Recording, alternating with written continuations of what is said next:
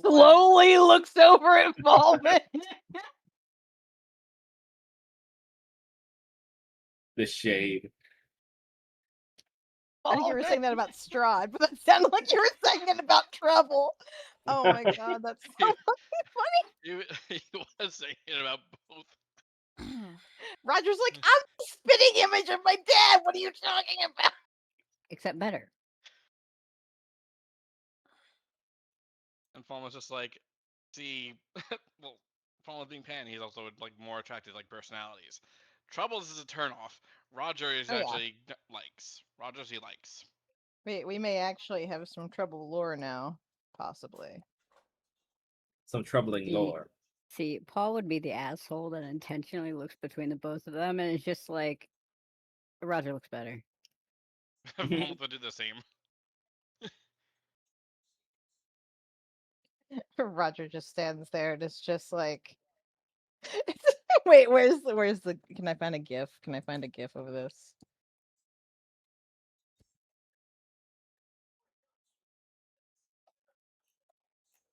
There it is.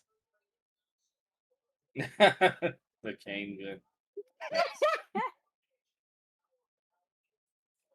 Oh, I see your name in the player list, Mel. Are you there?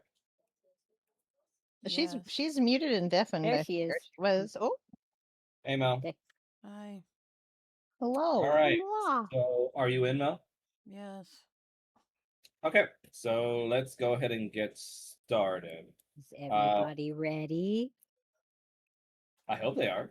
Okay, well, I'm gonna play. Yeah.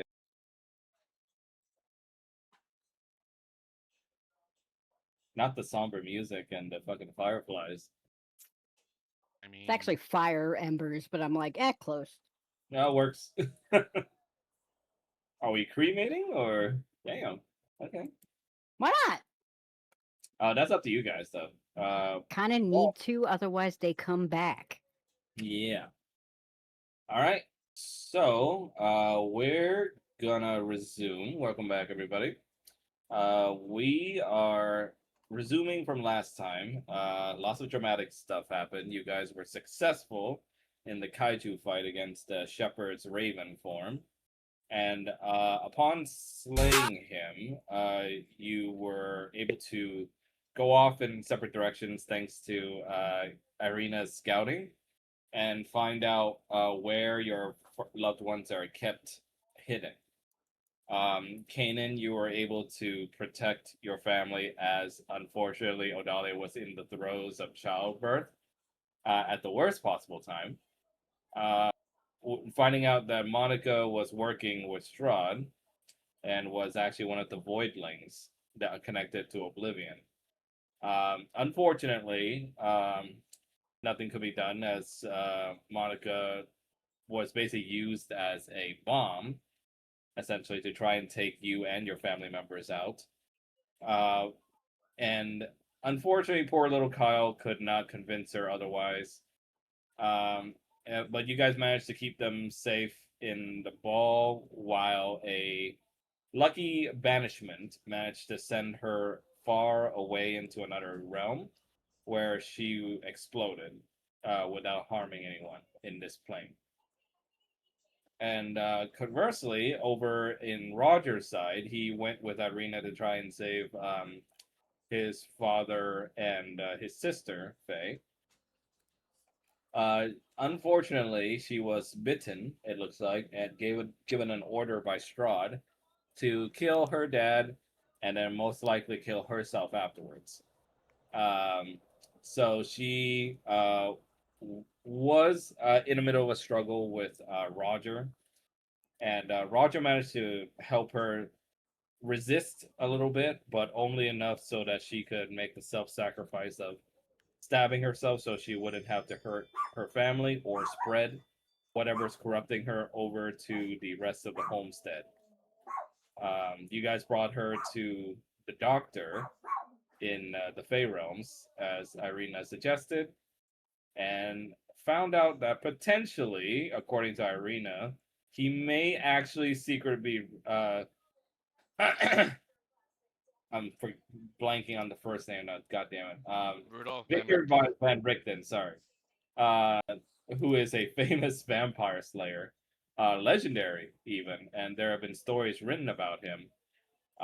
But he seems to deny all of that, and he was able to keep Roger's sister stable by putting a mechanical heart in her that's ran by magic, essentially.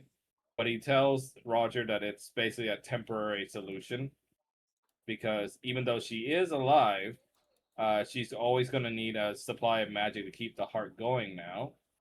And also, with Strahd's order still bound on her, she will still be trying to enact it out even if she wakes up. So after that, the Kanan was able to return to his family, happily holding his eggs, which he named himself. And you guys got a few visits from the people of the homestead to give you a status update on what's going on. Uh, with that, we're back here on the day of the funeral service to be held in the homestead for Rashana and any on all those that have fallen. And first, I want to ask them on the morning of the funeral.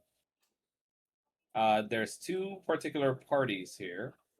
One that has Falmouth trying to help Roger with his issue with his sister, and the other is Kanan as you are preparing the draconic rites for the funeral.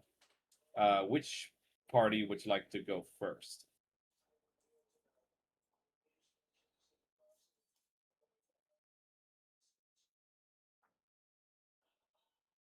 Just see Max being like, not everybody speak up at once. Makes no Yeah, difference to me. What are you saying? Makes no difference to me. Okay, we're gonna go ahead and go with Roger's group then first. So let me go Sounds ahead and good. change the map.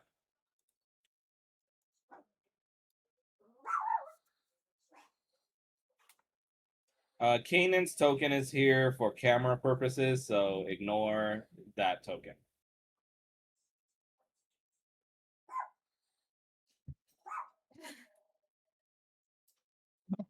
Is there a reason why Monica's here? Wait, Monica's there? What are you talking about? Yes. Monica's showing up next to Kanan. Where? Like That's literally. not Monica. Oh, yeah, she's on. Okay, her token was accidentally left on the ceiling floor, or like, I guess the attic, but she's not there anymore. She's like- just now she's you- gone. Are you seeing the proper floor? Yeah, no, Yeah. now she, like I said, now she's gone. She's gone now. Okay, that was She's just weird. climbing on the ceiling. Don't worry about it. Don't Okay. say that. So, we're brought to the scene of the Cunningham family's room, where, in a tragic way, it seems like your father has swapped places with your sister. Your sister now being bedridden, she's still in a coma, it seems, but her mechanical heart is still beating. And your father looks intensely with worry. You see Falmouth's sister retracts her hand as she says, I've done as much as I could. Unfortunately, I think at this point it's less about healing and more about whatever it is that's constricted her to that order.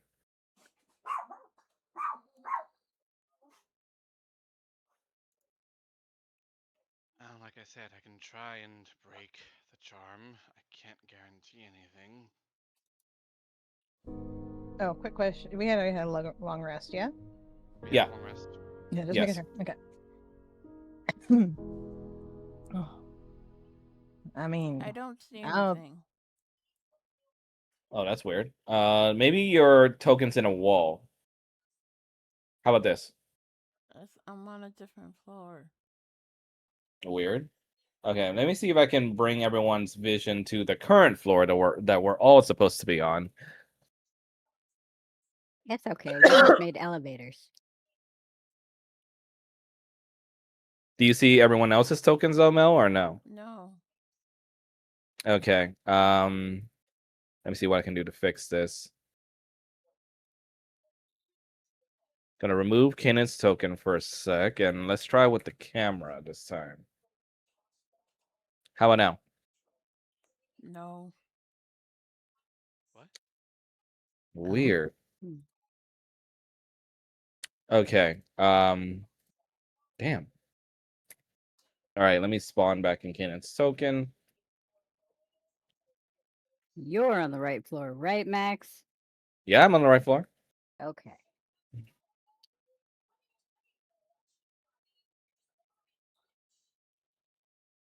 Just trying to see why Mel can't see anything. You turned off global lighting, right?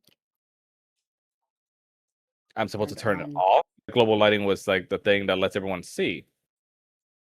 Off, on, whichever Oh, I makes see it everybody is. see. It's because token vision was off. How about now? I Now. only see the elf dude. The Elf elf dude. Oh, dude. Oh, she's in the attic for some I reason. keep saying I'm on a different floor. Yeah, I'm trying to see if I can fix that. Treachery kidnapped him. Yeah, that's weird that you're on there, considering Kanan token isn't on there. Is she in control of another token you're not noticing? No, she's only in control of Kanan balance form right now. Also, I just note that the only room that's highlighted is the one we're in. Everything else is black.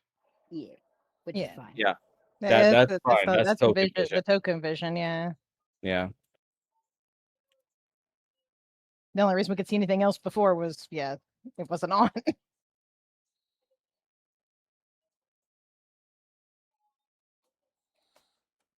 Okay. How about this? For a temporary solution, can somebody stream for Mel for the current scene? Don't worry about it. You sure? Yeah. Okay. It's about imagination. So continue, Blaze. Sorry.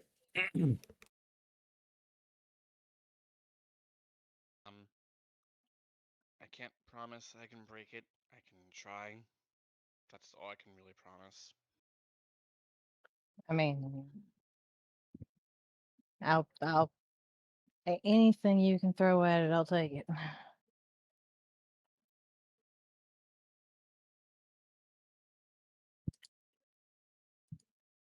So if I'm just going to place a hand on Faye's forehead, Mm-hmm. and he is going to cast. Listen to the chat. Action from evil and good at 5th level.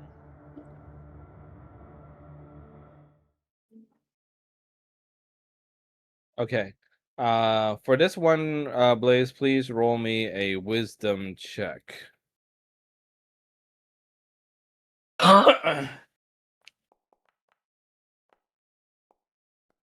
Okay, 18. 18. Nice. All right. Now let me roll my little evil roll here. You're evil. I don't but- like that.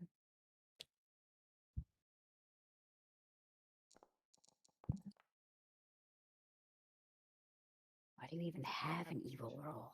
Unfortunately, though it's close to cracking through. You see the seal of the Strahd family appears over the crest where you would normally break through the charm, and it repels your hand back. Damn it.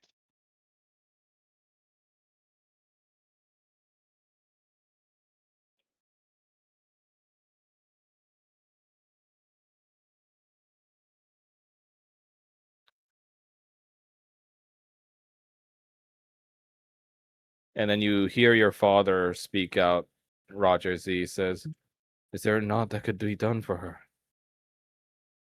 That's what we're trying to figure out, Paul.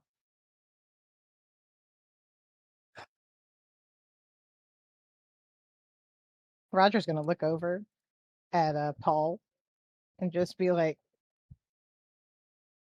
"I'm gonna guess you Don't think your dad could do anything? I mean, we could ask. Not really sure what he could do. It can't hurt. It can't hurt. It's true. He's gonna go ahead and lift up his wristband and call for the spader. Hello, son. Do you mind taking a few minutes? Sure. For what? Whose room are we in? What you say? Whose room are we in? We're in You're in Acceptance and Honors. the room for Faye and Honor, yeah. Can you meet us at Roger's dad's room? All right. After a bit, you see Lord Despater appear in his disguised form.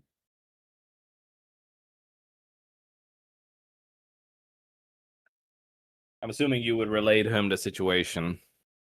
Yep. Mhm. And Roger, while all this is going on, by the way, Roger is just sort of like, you're pouring some extra magic into Faye just to, make sure the heart stays working.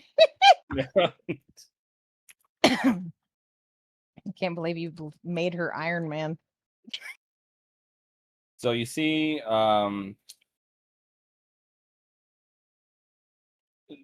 Lord Despater thinks deeply while he listens to your story. And eventually he just says, sorry to hear about that. That's Even, it. even more sorry to say that I can't really help, kiddo. Paul's gonna look at Roger. Didn't you say it was an iron heart? Yeah, That's not the that's issue. not the problem, though. The Iron Heart I can help keep going, but when it comes to the spell that girl's under, vampires are a completely different breed than what my jurisdiction falls over. His powers come from something that isn't just the hills. And unfortunately, this isn't something that I can make a contract out of in paper. Sorry, son. Great. You know Amazing. anything about it?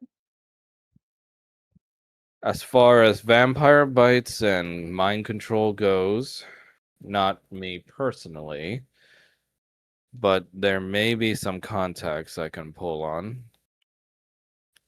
Yeah, anything will be appreciated. Sorry, I would help more, but it's not like I have a vampire expert in my pocket. No, you're all right.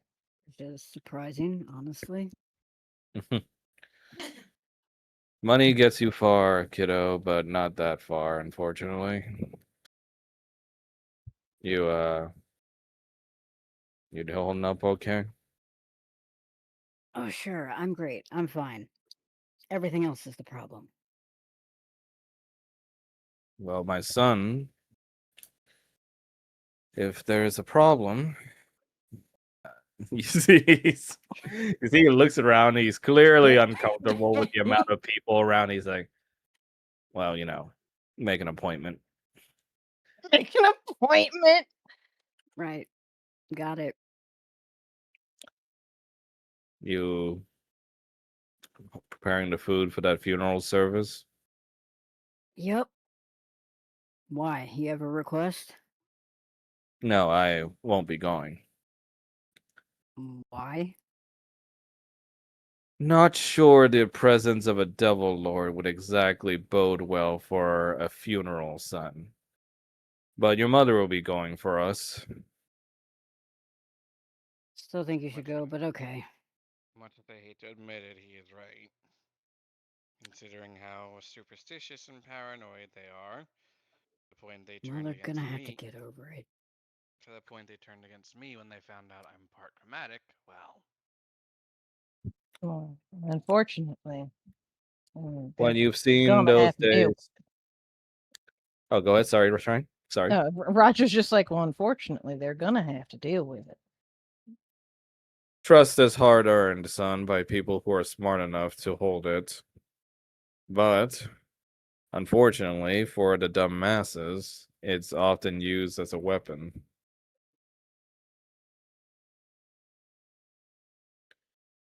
Have you considered what you're going to do with the troublemakers?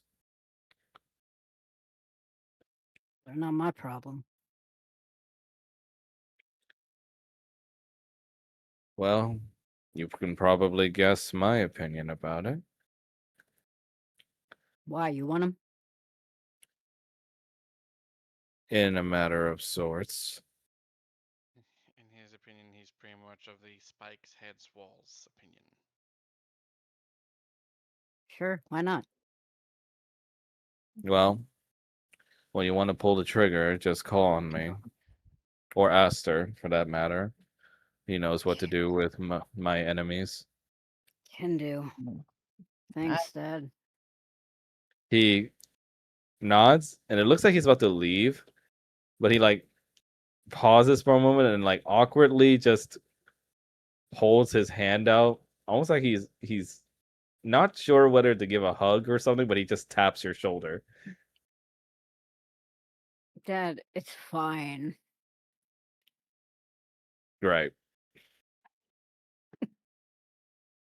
Just you know, Business. yeah. And you see he leaves the room. You see Sheva messes around with some of the bandages that is on her body, and she says, well, I'll be around too if you need me. Sorry I couldn't do more. It's all right. Roger's going to try greater restoration again on her. Go ahead. Okay, hang on a second. Move things around on my screen. I may have one more spell I can try, but it's the most I can do as far as my strongest level spells. The fuck was that? That Greater was the spell Restoration. effect. Why does it sound like a gunshot? Yeah, he's casting that at 9th level. You were casting it at 9th level. You put in as much effort as you could, so much that you feel yourself straining. But you see that it only brushes up against the edge, just like it happened to Falmouth, and you're pushed back.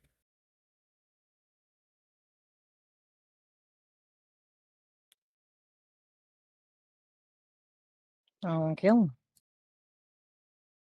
Honor just holding out his hand to you. Son, you should get some rest too. I don't need two of my children on their beds. Oh. Don't worry about me, Pa. I've had worse. That's what I'm worried about. Please, for me, take a breather.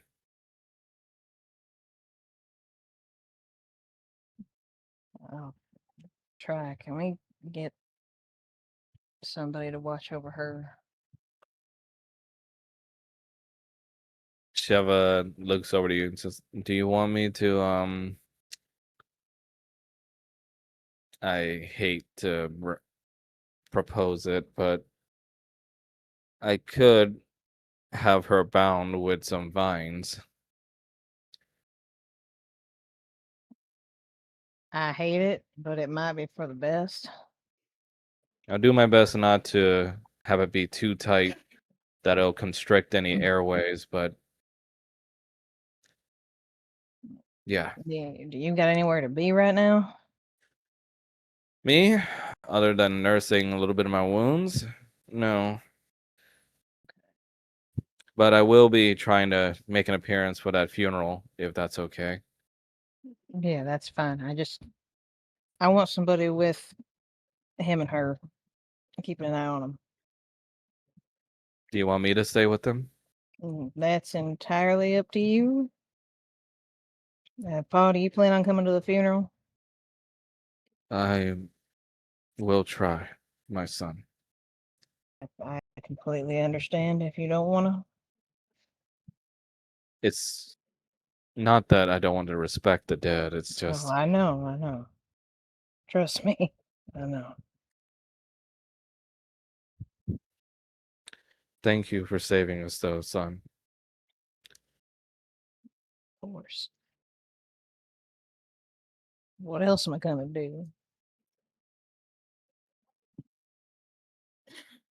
I'm so proud of you. You know that, right? I know. You He should tell her. smiles. I wish I could have said it to her when she was awake. Yeah, should say it to her now. And it'll make her willing. She'll wake up, and you can say it to her then too. He takes out his holy symbol and places a gentle kiss upon it as he puts it onto Faye's hand, and he closes her fingers on it as he whispers into the hand, "May Lord Despater watch." Sorry, I am on Whoa! God. Yep. It's been hanging around the family too much, damn. May Ilmater watch over you, my precious Faye.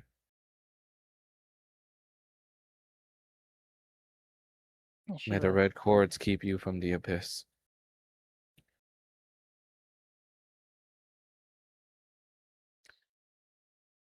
she loves you, by the way.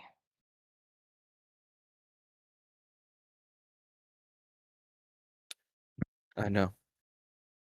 And I love her. And if she wakes up, when she wakes up, she is going to be so pissed at me. She smiles and says, "One thing at a time, Roger." Yeah, I know. I took her big dramatic, self-sacrifice away from her by trying to bring her back. I'm sure she's going to love that. Also, I Did you want to tell? make note that Roger is just sort of sitting her petting her hair, like very. This is you don't usually see Roger like this with Faye. You see, Honor says, "I still haven't told your mother."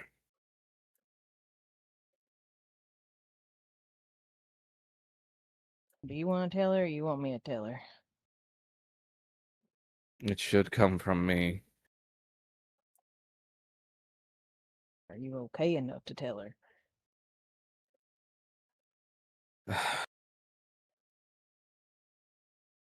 I will do my best. I can come with you if you need me to.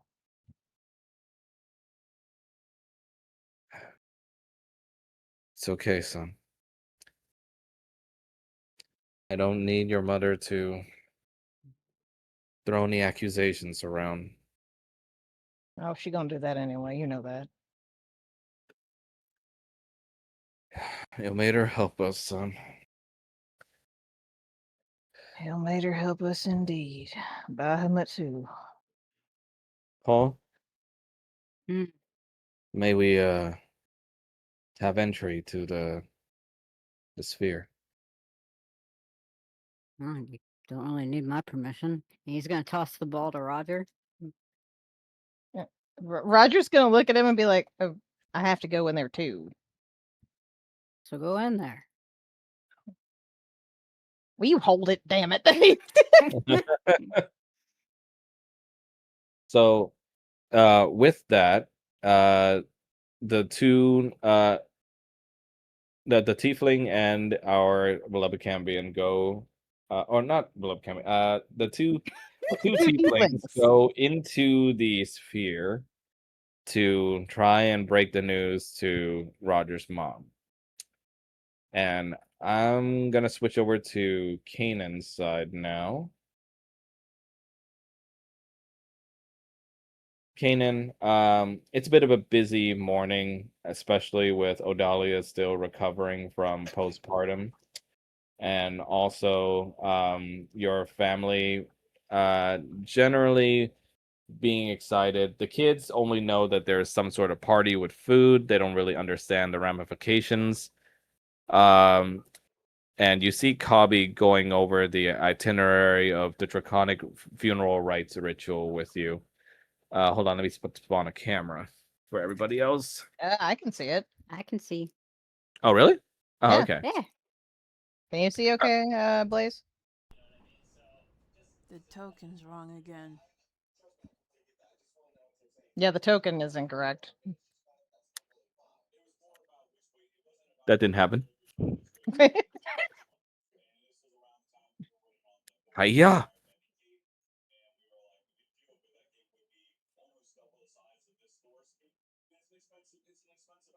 Kanan, you feel yourself kind of 1,000-yard stare while Cobby goes over the list with you. Okay, so I believe there will be the urn. We chose a lovely urn of chromatic color. You must decide the gems with the place upon it. And then afterwards there will be the cremation. I believe it's customary for the well, forgive me for my words used, but the master of said handmaiden to cremate them with their own flames. Sir, What? my prince, What? he tries to snap his fingers close to your neck because he can't get up to your face. What is it? Prince, What? sorry, what was that? What? He said what? Um, perhaps I can take over, my prince. You seem deep in thought. I'm fine. Oh, all right. Well, will you be okay with this guest list? I see you have lots of non-dragons on the here. Well, it's not customary for non-dragons to be a part of this. It's fine.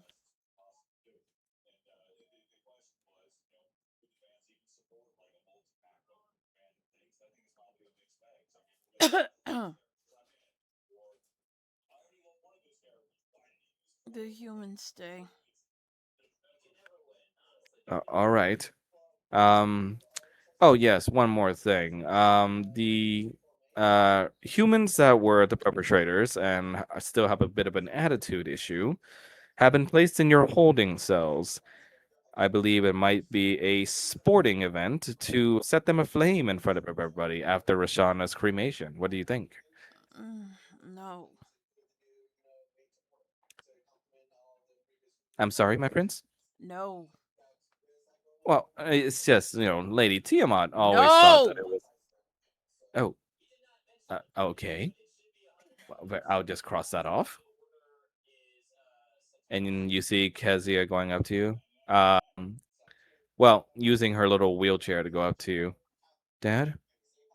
Hmm. She holds your hand because she senses your angry tone. Do you want to do our prayer together? Before we leave, sure. And he Oh. uses his other hand to wipe his brow. Okay, Papa. Dad? You see Kyle goes over with a piece of paper. It seems like he's been practicing doodling. And you see he's trying his very best. It's definitely no professional work, but he's drawn like almost like kind of very splotchy, sticky figure drawings of what looks to be the Barovia's Hope group, along with a picture of Rashana above them with wings, like an angel. What you think, Dad? Um, You think we can put it up? Oh yeah, you look like you could be the next Vincent Van Gogh. Ooh, Van who's Gogh. that, Dad? A very famous painter back in Baldur's Gate. Look at that, Kezia. I'm gonna be famous. Let's put this away for now and we'll save it for later. Okay, Dad. You see Aurora flying on top of Kyle's head as she nestles herself in his like curly hair. Father, will this take long? It'll take as long as it needs. Hmm. Very well. I suppose there's at least food from that chef I like there. Mm-hmm. Well, are you going to officiate the matters, Father? Because I think I should be sitting on your lap when you do that. It depends. Whenever my father Boreas would always make a war declaration, I always stood at the top of his horn. It's not a war declaration. It's not? No. No. Then why is everyone so serious? It's gonna grimace. Copy says that, oh, it's a different kind of celebration, little Aurora. Uh, kind of serious still, but not really declaring war, but respecting someone that's not here anymore. Oh, is this about that handmaiden, Father? Not just her. Hmm. You see, she frowns because she remembers um, she couldn't do anything either when Rashana fought to protect her. I will go, Father. Suit yourself.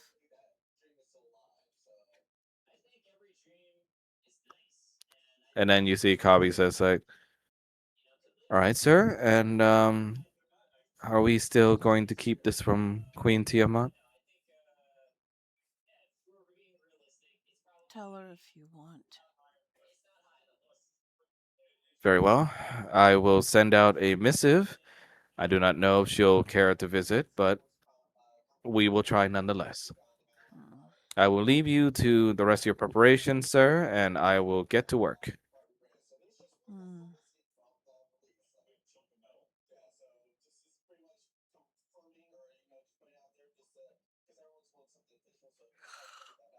You see Rolly, almost as if sensing your current state, kind of whimpers as he like nuzzles up against your feet. Not now. And he'll lean down and And pat him on the head.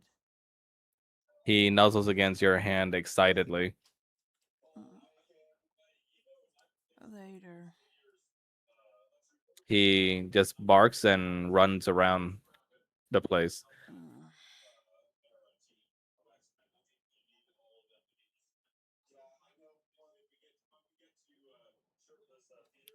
You see, sauntering into the kitchen slowly, you see like a very messy haired Odalia.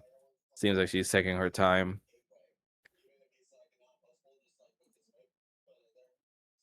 Hey, Hello. you see Calvin's like, hi, Mom. And he like very energetically goes and hugs her.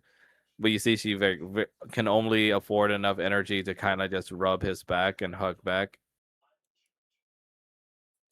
Mm. Say, hello, Kyle. And you see Kyle says, I'm going to go get dressed.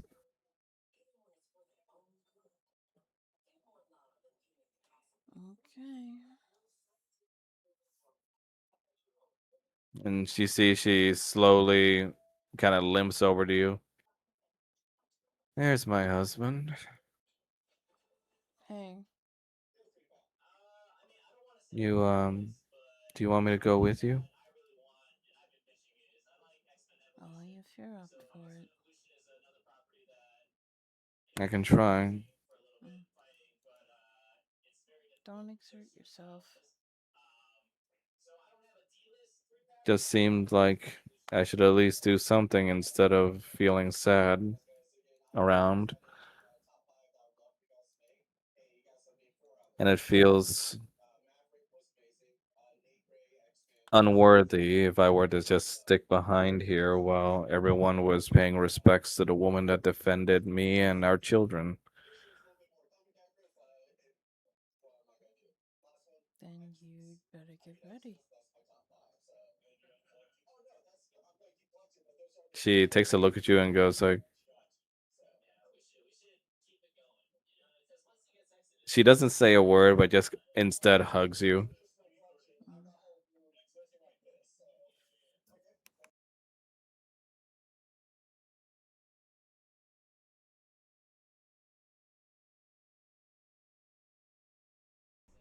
And you hear her just whisper the words in your ear, "It's not your fault."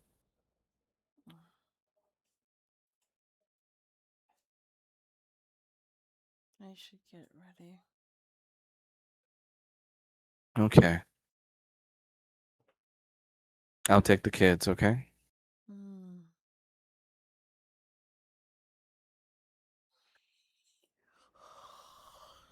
You see, Kezia looks over to you. Kanan just says, remember our prayer, Dad, okay? Yep.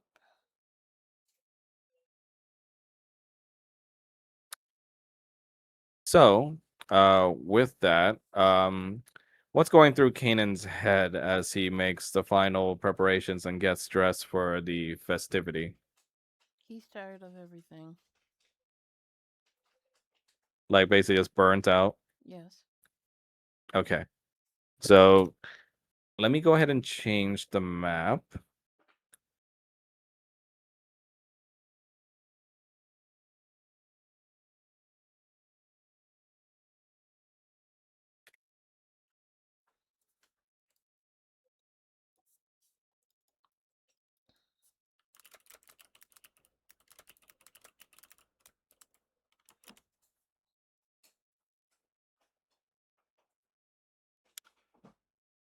Yeah, that's two With people. with Paul's help, uh, there's like a plethora of food here over here on the side tables, for everyone to enjoy, as was planned. Um, People come in here and there actually is a lot of chairs around, and everyone fills the seats as much as they could.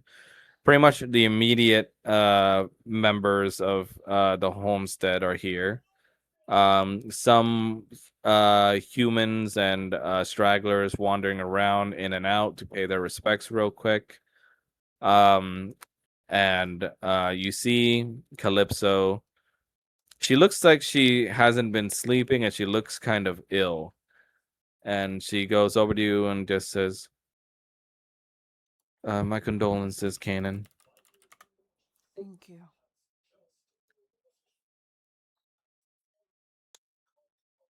And she goes over to Fulman and goes like, "As a house spirit, I feel doubly worse." Your fault. They had everyone fooled. She nods and touches your shoulder. And she goes over to Roger and Paul. The entire house that I would watch over would just be pieces if it weren't for you guys. Roger's gonna give her a hug. Thank you. The the lower morale around the place kind of affected me more than I thought it would as a house spirit. I'm sorry. No, I was gonna say I can tell you don't look like you're holding up too well. You probably should get some rest. No, it's okay. There's a lot of chaos after what happened, and a lot of arguing and doubt around the homestead. Uh, I'm afraid if I rest, I might not wake up. So, guess And gotta keep working. The bad vibes can't catch have you if you you do. Have you eaten anything? Oh yes, lots actually, way more rocks than I should.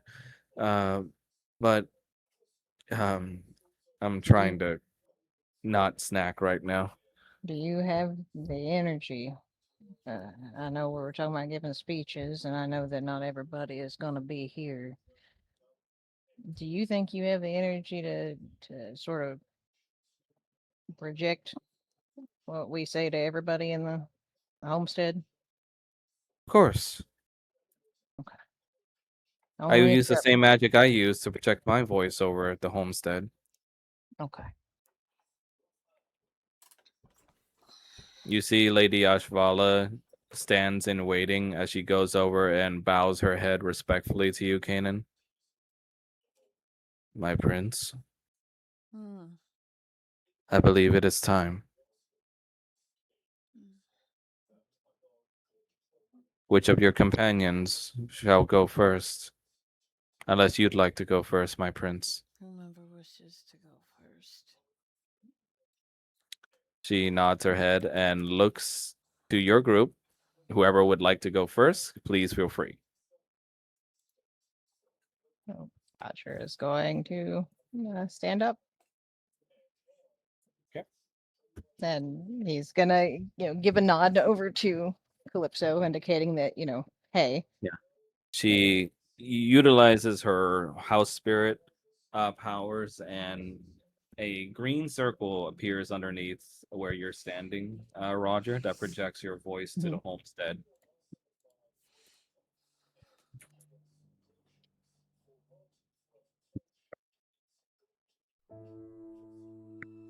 To anyone hearing this that is not currently present at the funeral, we're gathered today to give a eulogy. I wanted to make sure everybody could participate. When we became Barovia's hope, it was to try to escape Barovia. But things have a habit of changing, and the longer that we've been here and the more that we've seen, the more important it became to free this place and all the people living in it. We didn't set out to make this homestead, but we opened our arms to anyone who needed a place to go. Friends, our enemies, lost folk, folks affected by our actions. We made every effort to keep you safe, to train y'all, to give y'all a place where you don't have to fear for your lives, for the lives of your families, your children, where your kids ain't made into pies and you ain't always worrying about who's going to vanish in the dark next, where you don't go to festivals and wake up with fangs in your neck. We ain't been perfect. God's help us, we've been trying. Now, our families, they've been the line of fire too, more times than I can count. They took my father and my sister. They took Canaan's whole family, including his wife, and he lost a member of his household. And Roger's going to put a hand on the coffin, basically. His handmaiden, Rashana. My sister, Charity Faith Cunningham, fell on her sword to try to keep y'all safe. And she's between life and death right now. Our cleric, Kanan, the man keeping this place blessed, was shunned for being a dragon. His son Kyle, human boy he found half dead, frozen, starving, that was saved and brought into this family as one of his own, was hurt by people here as a result. Falmouth, our paladin, one of the best people I've known, y'all turned on him for being part chromatic too. We've got friends, good friends and good people who aren't doing okay. I'm sure y'all know Helena, a little charming Volpine cook for the Silken Veil. She's hurt. My dear friend Lauren was stabbed by one of the very people who we've been trying to protect. And you're still here. You're still safe. We didn't get rid of you. We didn't tell you to leave, and we didn't throw you out. And Even when you've turned against us, we've tried to help. Gods, we just want to help. I just want to help.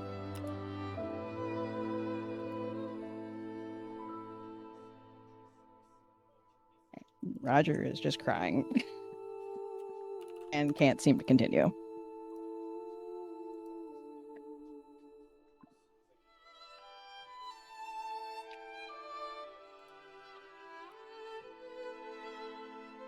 Almeth is going to stand and he's going to approach.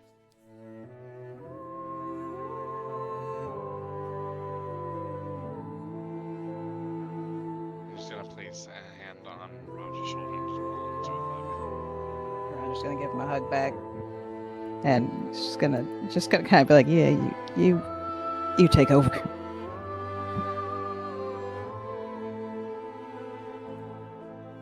And he's gonna stand where Roger was. And he's gonna turn and face them. Friends and loved ones, we are gathered here to celebrate the lives of those who have left us far too soon. Recent days have been filled with challenges, pain, and loss. But they have also been filled with camaraderie, understanding, and strength of the bonds. Many questions are done go by you as these events, and I understand many of you are likely afraid due to what has happened recently. Before we go at length into answering at least some of those questions, however, I would ask for a moment of silent reflection, that we might honor those who have gone before us. And he's just going to bow his head for a moment, resting a hand on the casket behind him.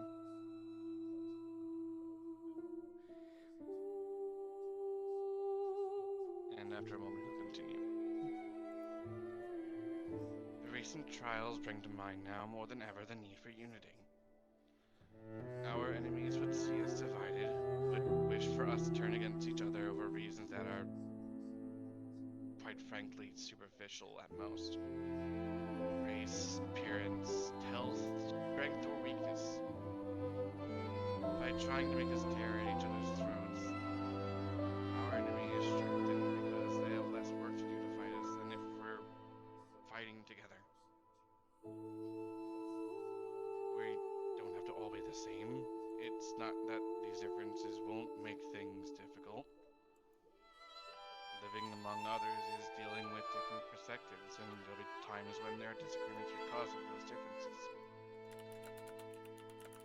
But we all have one thing in common. Our greatest threat to the health, safety, and survival of those we care about. Strahd and his remaining lieutenants. Many here in the homestead have survived the chaos of Belarus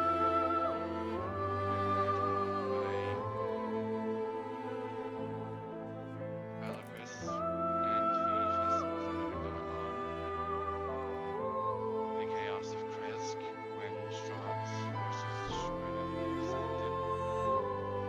And the recent betrayal by many of us that anyone trusted as a doctor or a nurse within our community. But as a person who wanted to turn our strength into weakness by sowing division among us with distrust and resentment.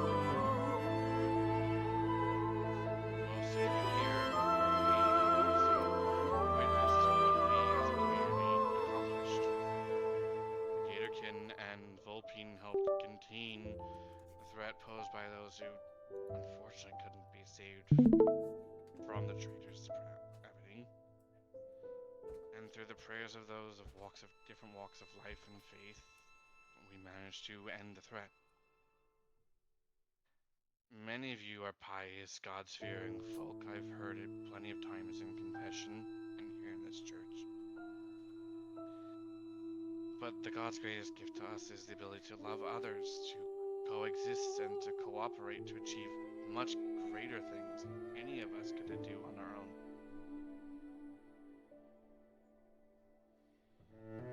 Many of those gods also work together even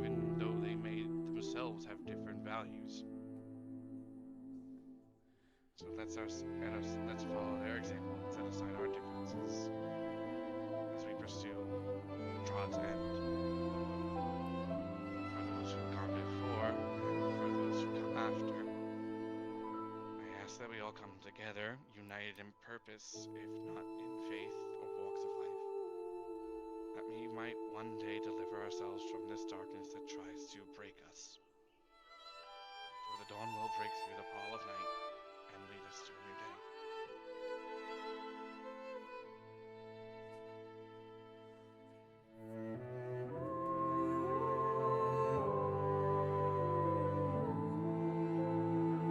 He's going to sit down, looking towards Strahd.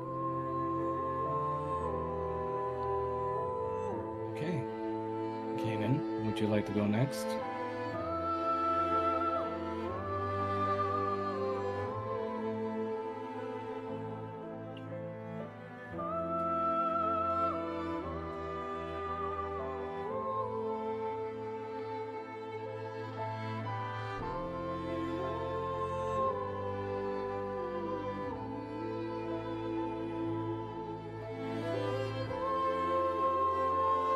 You there, Mom?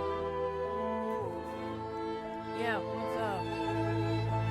Would you like to go next? Yeah, sure.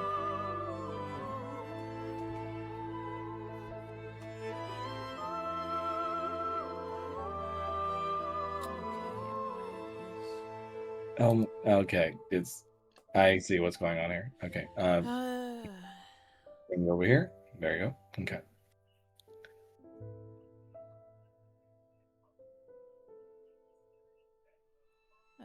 Kanan's gonna stare down at the coffin. And, wow, that's disgusting.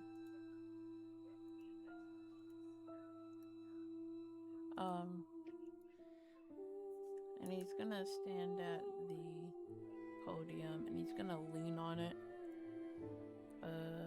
Very informal like.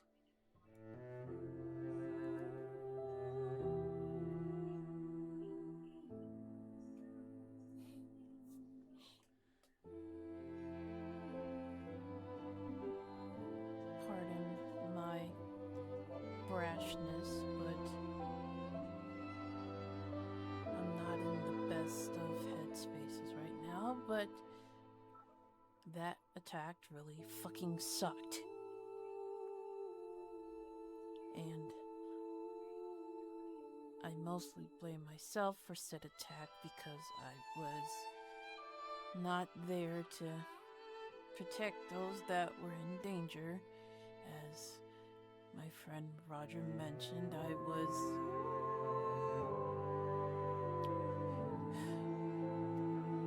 was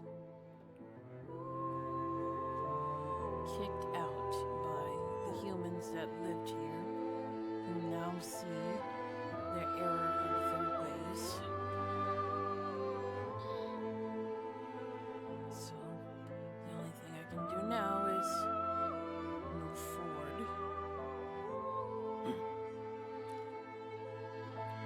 I didn't know Rashana for very long, but in my time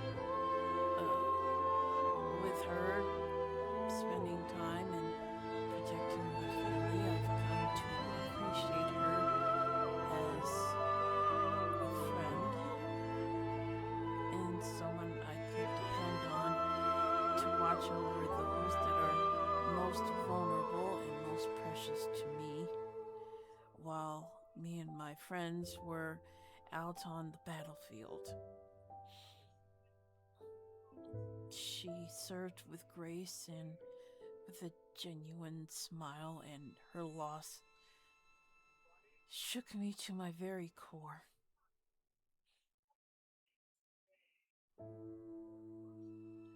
I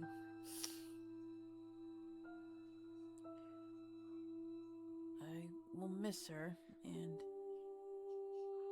her death has made a very, very vacant hole in mine and my family's life.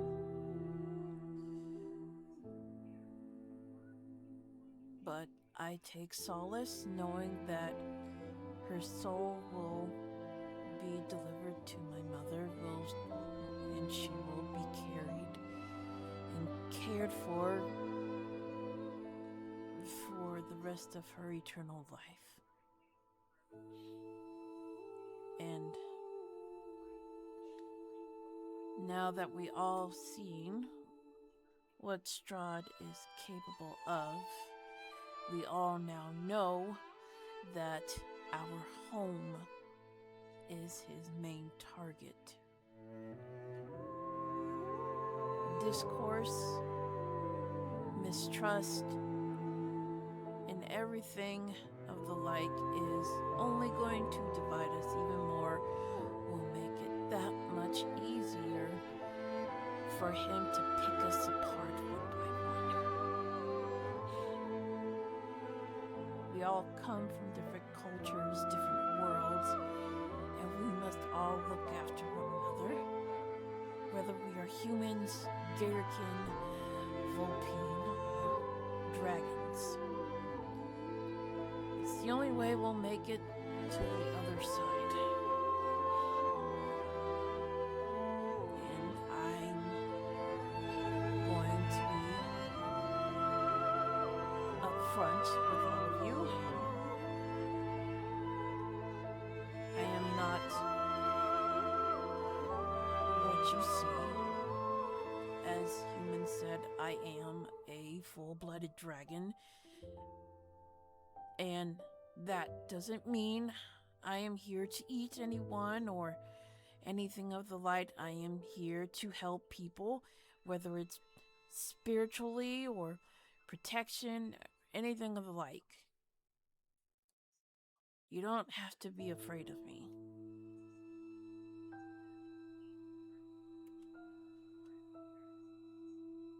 And he pauses.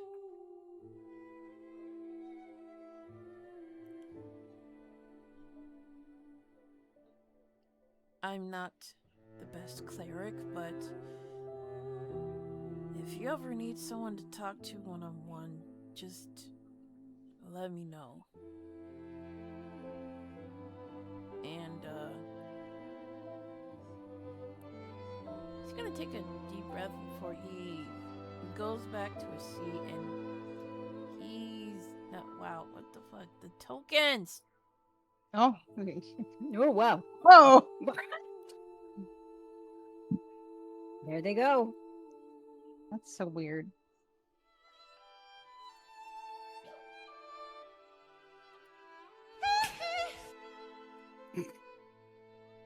Is that how he signed off on his speech?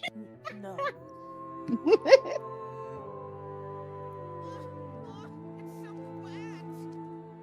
You guys see after Kanan takes his seat,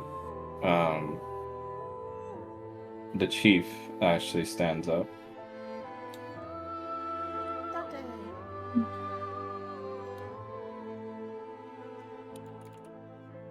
Daddy, chill. He pays his respects to the coffin before he turns around. I am Chief Valier, leader of what is remaining of the Gatorkin clan. I did not know Rashanov very deeply, but any member of this homestead, whether they be Gatorkin, dragon, or even human or orc, any of those that fall under our banner, are family just as the Gatorkin are to me. And any loss within a family or army is one to be deeply felt. I speak as an old soldier, one that has taken the lives of many on the field, hopefully equaling the amounts that I've saved.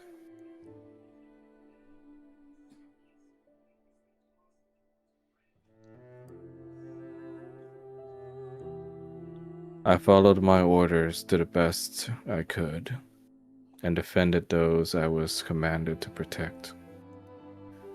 Until eventually it became my duty to watch over what is remaining of my people. Many sacrifices were made to that end to keep them safe.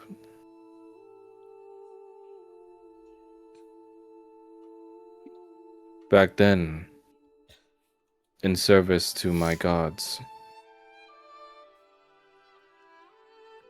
I did great many things to seal my people off from the outside world. They felt the outside world unworthy of our clan, of those that most devoutly worshipped them.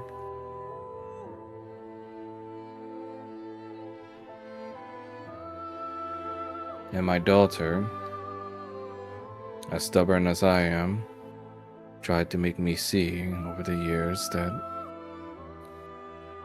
a slow death was no better than a quick one.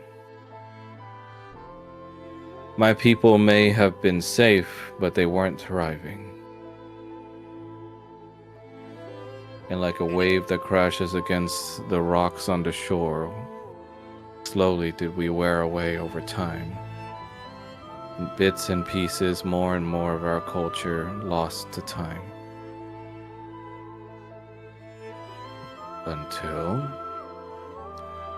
a very peculiar group of outsiders came to us one day. They had no reason to help us, no reward promised. We even tried to kill them. But they instead handed us their assistance. Though my people, as old-fashioned as they are, did not see them for the saviors that they were still there for us in the end.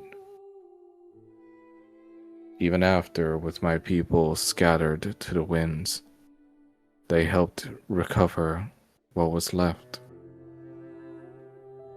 And here we are now.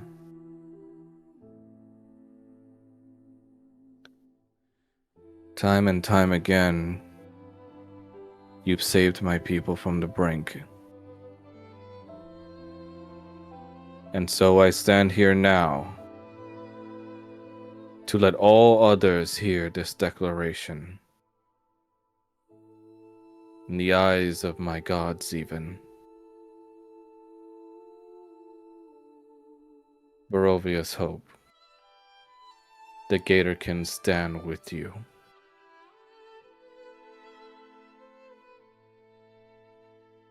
Through thick and thin.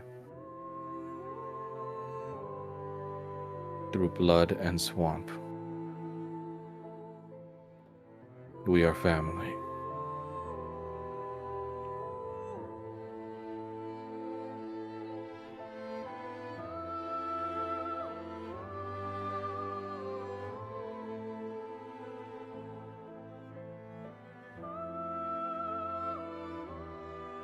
You see the Vulpine leader stand up, his myriad tails following behind him.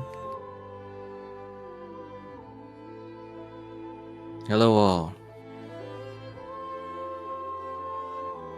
Same as Chief Valier, my people were locked away for a time. Though instead of doing it out of the safety of our culture or even our people, this was due to a deal that I once felt fit to go forward with. You see, in regards to being a tactician and the mind and leadership of my people, I've helped many adventurers over time in this cursed land take the fight against the devil Strahd. However, we have had no such luck in the recent decades, in each cycle.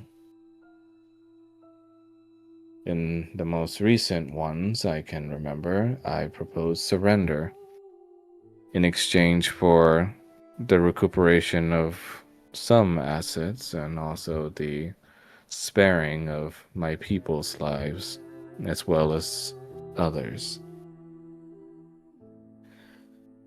In exchange, I was to be held hostage.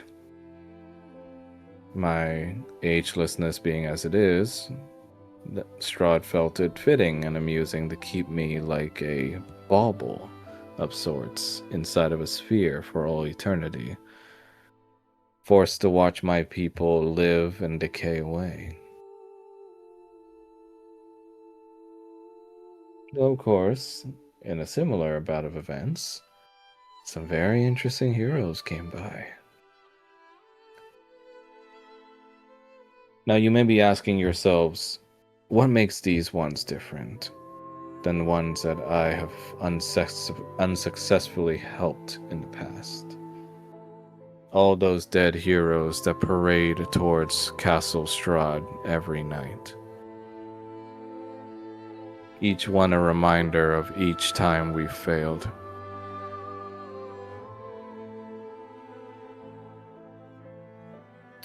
Best way I can put it, like a chink in a painting you once thought to be perfect. That's what they were. Wow, Mel.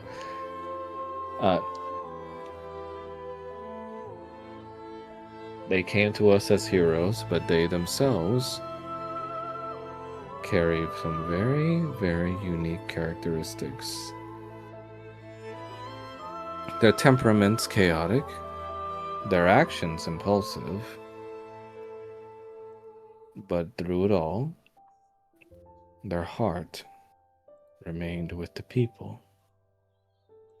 So much more so than past heroes, even. And so, despite all odds and calculations and planning, I took a chance.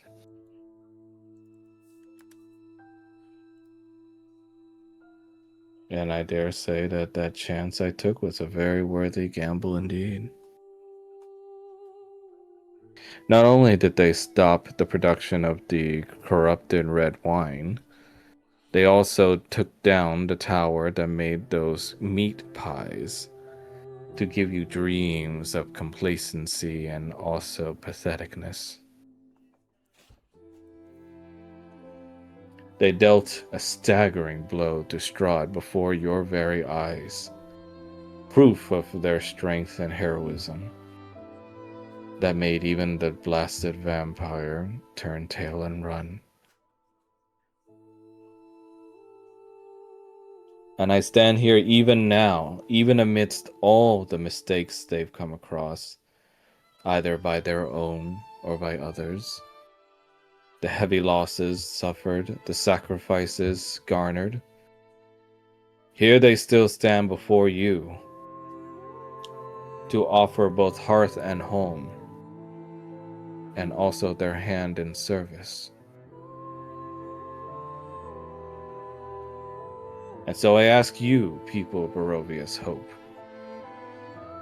will you continue to simmer about in hatred, doubt, racism, in unrelenting despair,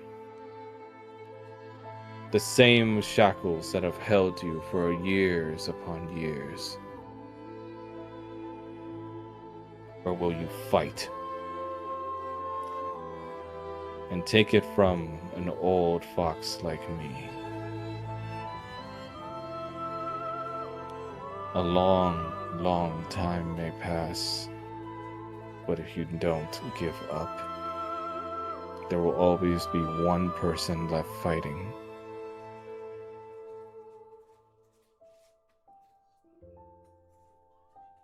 The Vulpine people, as always, stand with you, Barovia's Hope. May the loss of Roshana be remembered always in our hearts. And may the memory of her pierce through that heart of that blasted vampire when we stake it through him.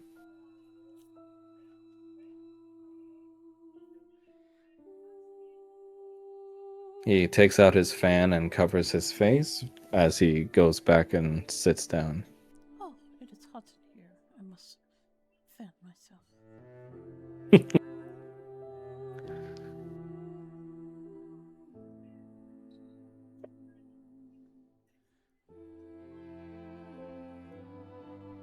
Hey, Oh no.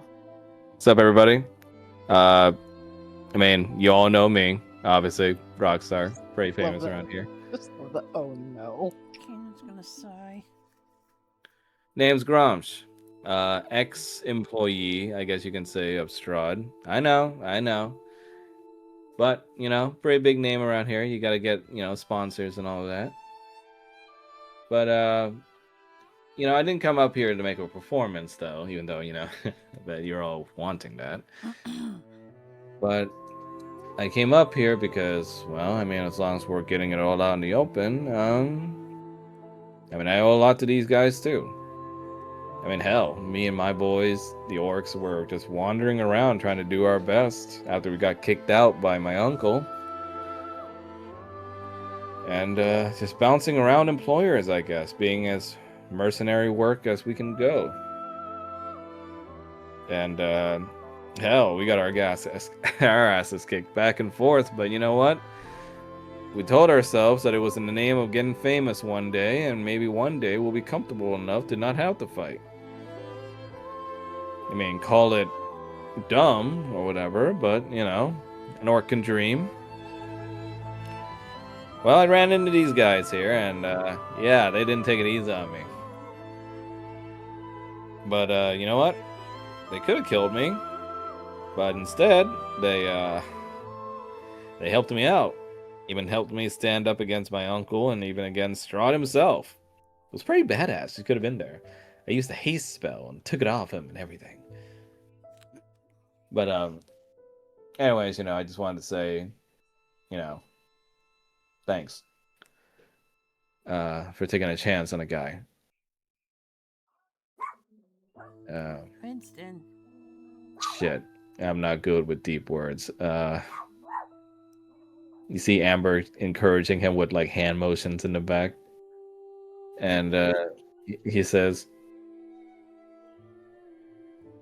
I only spoke to Roshana here and there a couple of times. I mean, she was one of those smart chicks, you know. Plays chess, reads books, you know, that kind of stuff. Man. But she seemed like a really cool person. Real hot, too. Kanan's gonna And, but you know what? Any eye they poke out, we're gonna take one back. 2 even, if we need to. And we're gonna kick some ass. And you know what? We're gonna get out of here. And we're gonna put the name Gromsh out there for the entire open world to see.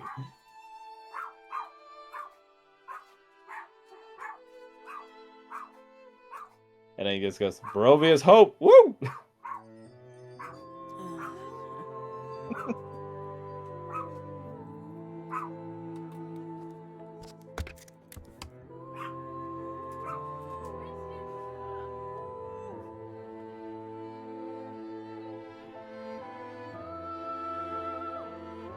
You see Setna walk up, but of course, you know, her kobold bodyguards are very keen on, like, watching her angles.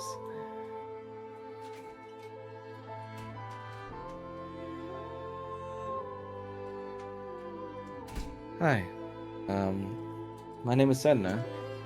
But, you know, a lot of you know that, but for those of you listening,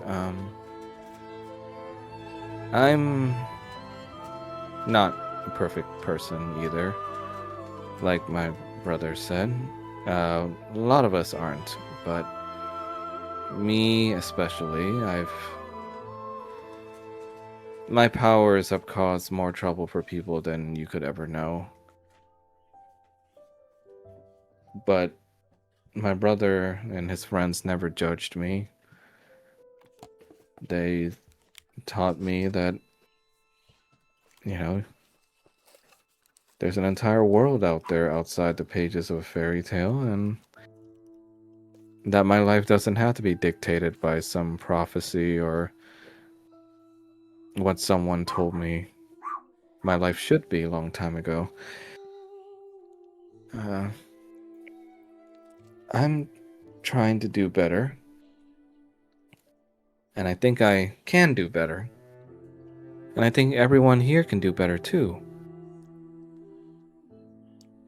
It certainly wasn't nice casting my brother out like that.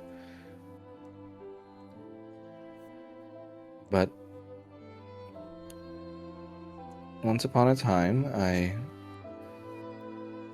read a story that, even when evil takes hold of the land, as long as belief stays in one's heart,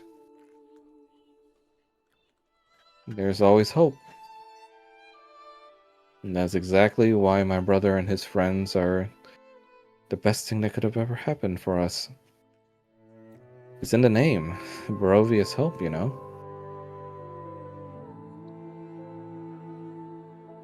They certainly were for me. Instead of a faceless, unknown prince from afar come to sweep me out my feet, instead I got lifelong friends who told me that not only am I loved, but that I deserve more than just a tower and its books. I have a family. A brother, mother, and both of them love me.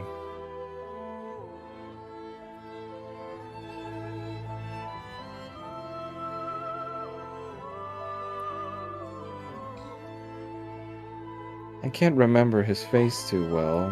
It was when I was very young, but somebody told me when I was going through a very rough patch as a child that as long as I hold that faith and that hope in my heart, that one day it would pay off.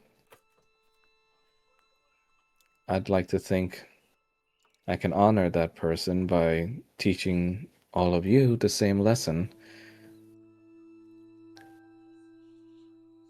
And things are tough and answers are never easy as they are in the stories, but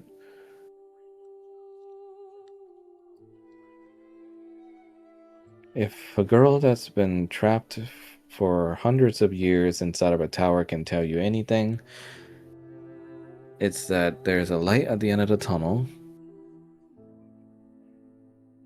even if someone has to stab you in order to let you see it. Well, of course, don't get stabbed, but you know what I mean.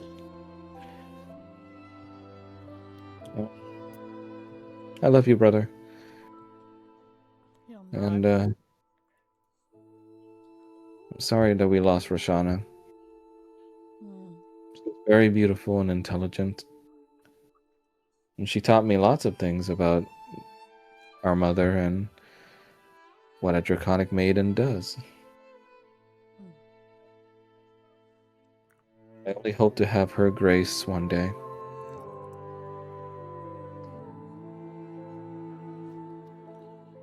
And though I no longer have my powers, I'll do whatever I can to help out around here.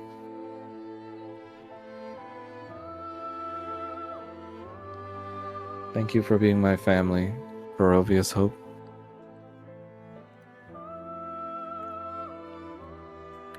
She smiles as she walks over to you, Kanan, and gives you a hug. He'll hug her back. And she does the same to Falmouth and also to Roger and Paul.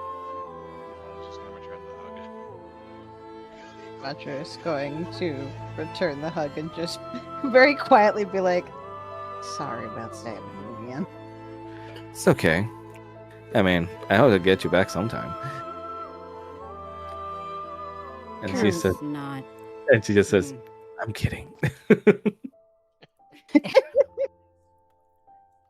And then you see the kobold as they're walking by, like looking at you like, or is she? Just doing the water tribe, like fucking. Yeah. Like the watch yourself fingers.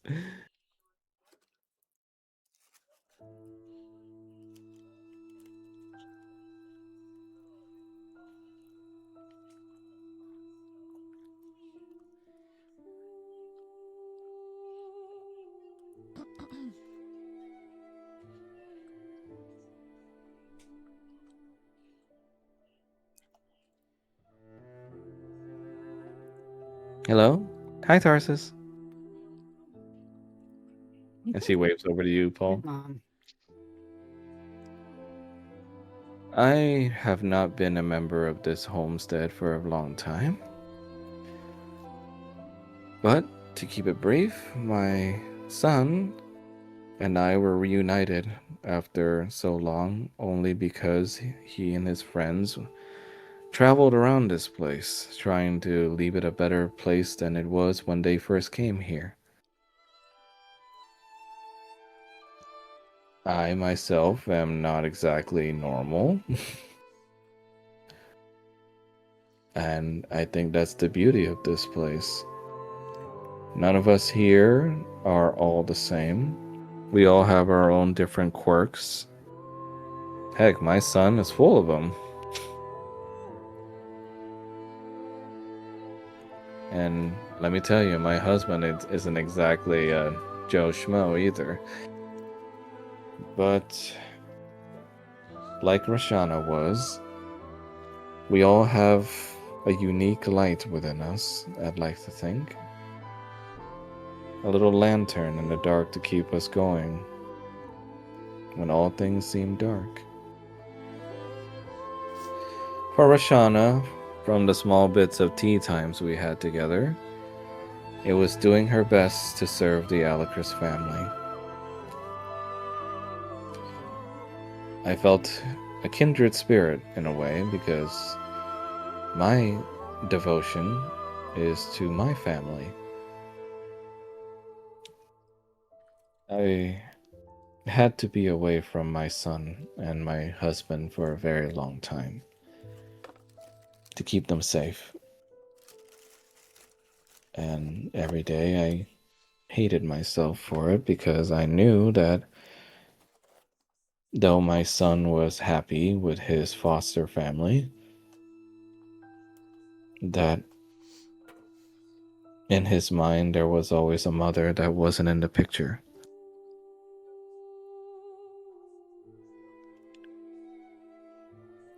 I lost so many years that I could have spent with him. But I'm spending them with him now. Him and my husband. And no one, not even a fluffy vampire stuffy inside his castle, is going to keep us away from that.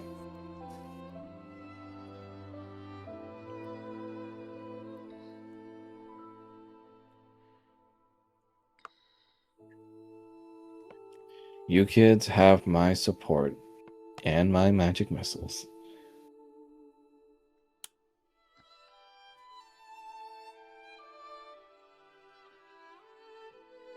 And the next time that I come up here to make a speech, it better be for my son's wedding. Oh, we'll talk about that.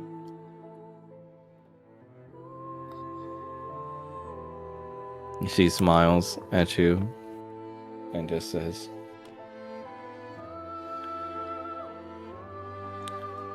"We're all different here, but we all need to get along.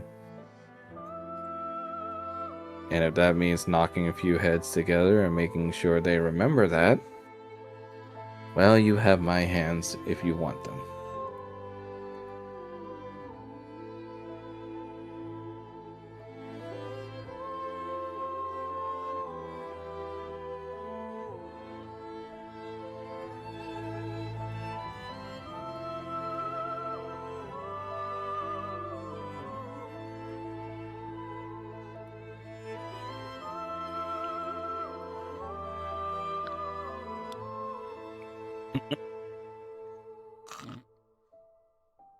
Hello, denizens of Barovia's Hope. I am Beatrice Dunstan, once formerly the Guard Knight Captain of Vallaki. I'm not sure what I am now, but I know that my purpose forever remains with the safety of the people of this land, same as it always been for my father and his before him. I know it seems cocky, even presumptuous, to stand up here as if I speak for humankind, of which there are many on this homestead, many of which I see did not attend here this evening. And I say that not to blame them, but in order to address that there is a pall of ignorance, of doubt and fear within the hearts of Barovians.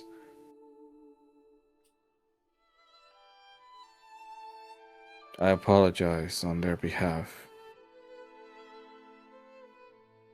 She looks at your party.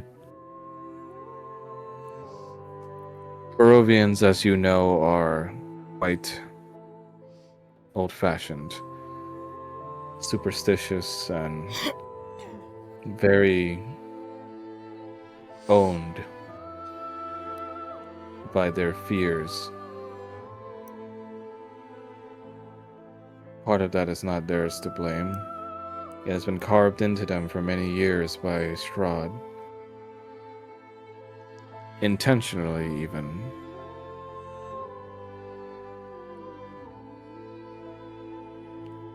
I am guilty in this, as I served the Baron. Though he was benevolent to the people of Valaki, we were both consigned to a plan that treated the people as if they were cattle, used to feed Strahd's vampires over the years in a hazy state of hallucinatory drugs. For that I will never repent enough.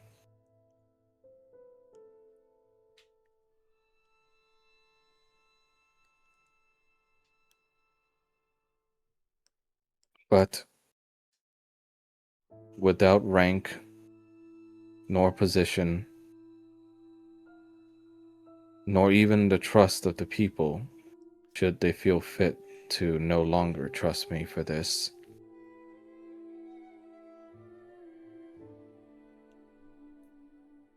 know that I am forever grateful to you, Barovia's Hope.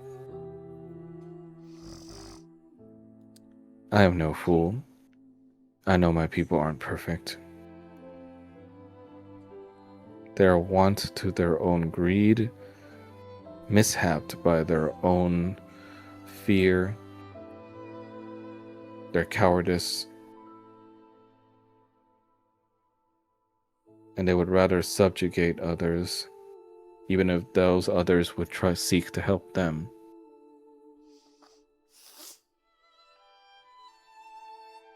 But you have shown them immense patience.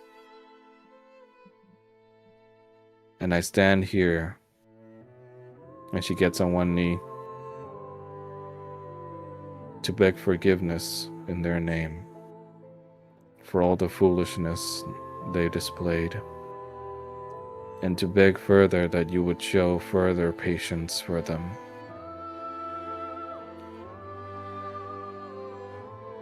These people have known only despair and sadness for years on end. They must be guided back to the light.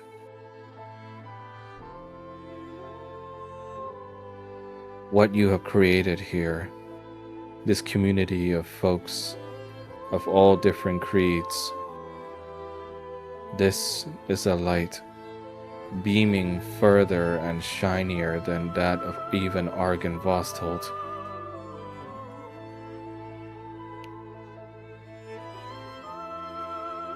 Though you have no knighthood to give, I wish for you to know that I swear myself in service to you.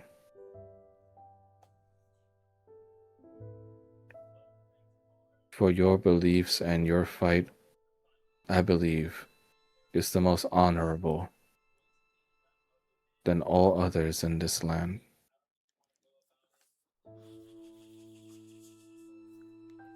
And I would ask my fellow Barovians to please follow in this example.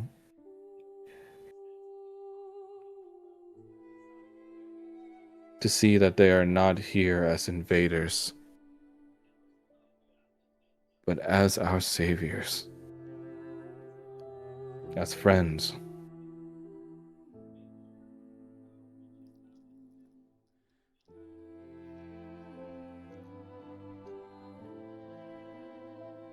You see, she bows her head low to you all.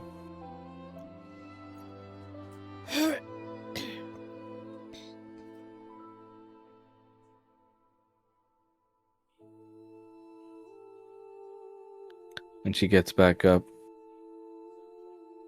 and returns to her seat.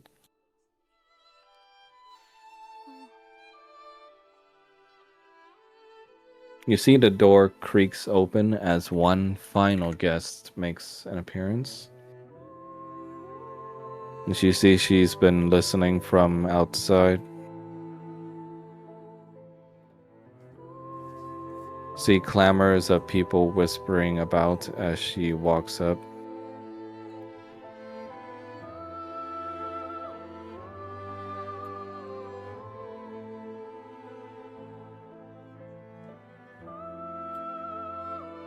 She takes a deep breath, pays her respects to Roshana,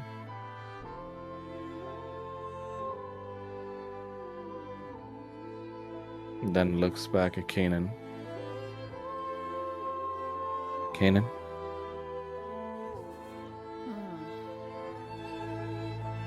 I've lost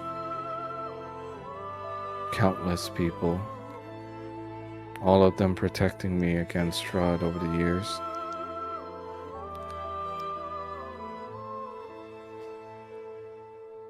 I know the pain is immense. And I'm sorry that you lost her.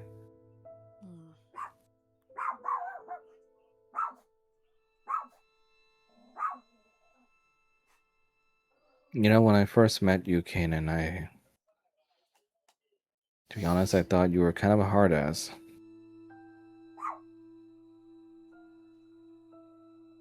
I was generally shocked that a cleric, a Bahamut even, would have such a stance.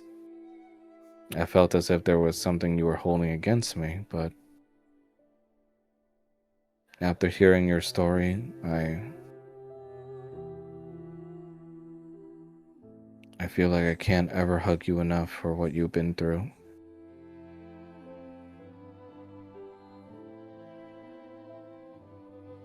And even still, you took the time to teach me how to meditate, how to tap into my spirituality, how to have patience.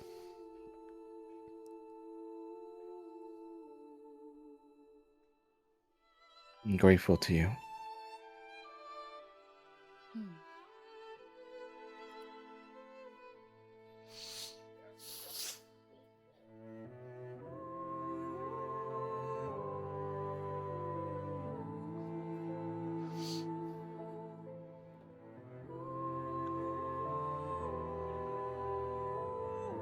You see, she turns around and puts something on the coffin. And you see that it's a very particular bouquet of flowers that matches Roshana's colors.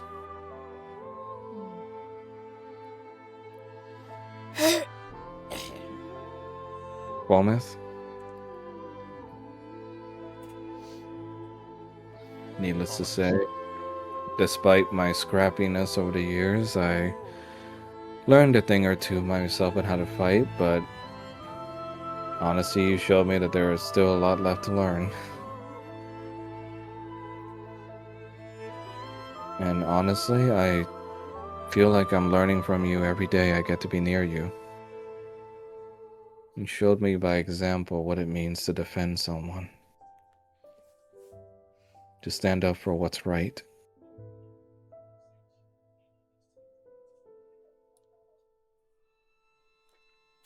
Thank you.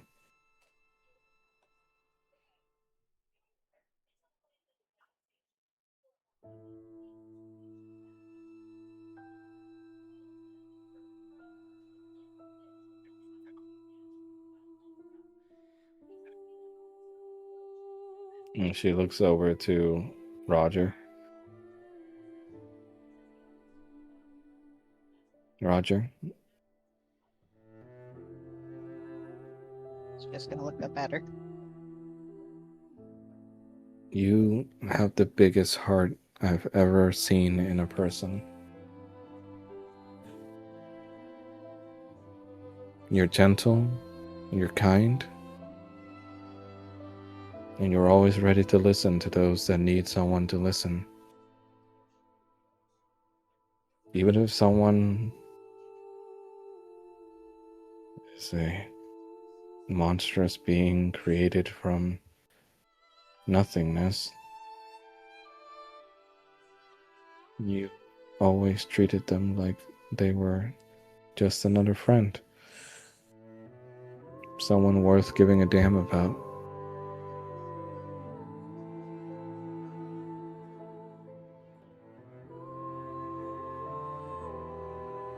I hope you know that you mean as much to the people that you've saved as we are to you.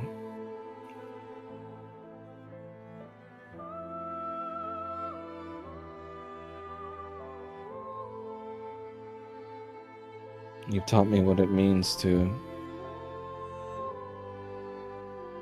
always listen to the other side and to reach out a hand to those that need it. Thank you, Roger.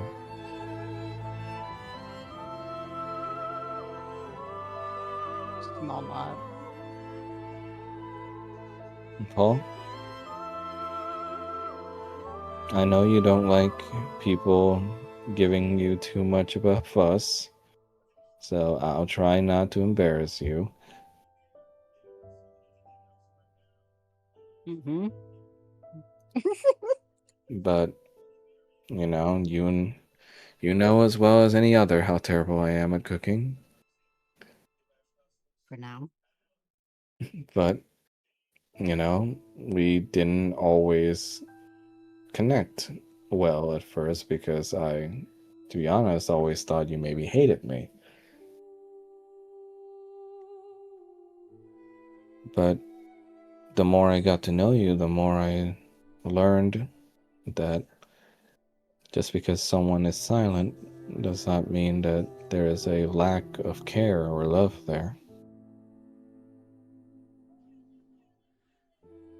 And honestly, amidst all the panic and the rage and the loss,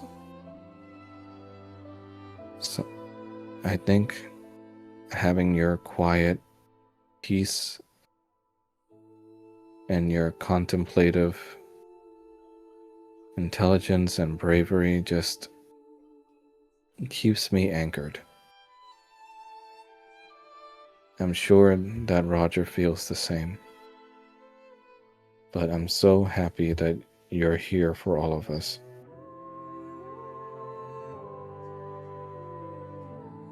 Even more so than improving the food, I honestly think you've made everyone's lives better just by existing.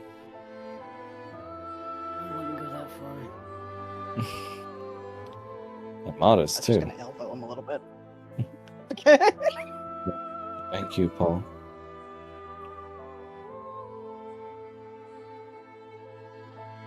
And I say this for everyone in Barovia's hope to hear, because more so than just heroes, I've gotten to know them as personal friends. They're not some vaunted heroes put on a pedestal away from the people. They're just like us, flawed, but doing their best.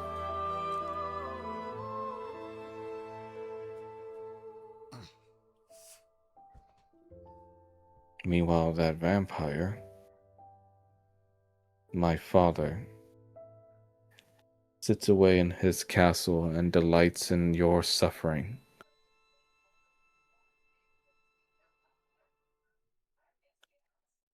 Any and all that he's inflicted onto you, to me, to my friends over the years, all part of some sick game to prove some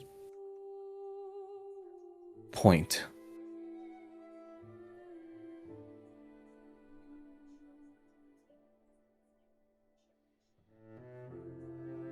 Well, I'm sick of it. And I know that my people are sick of it too. So instead of turning on each other, we need to look at that stinking, ugly castle that blocks the moon.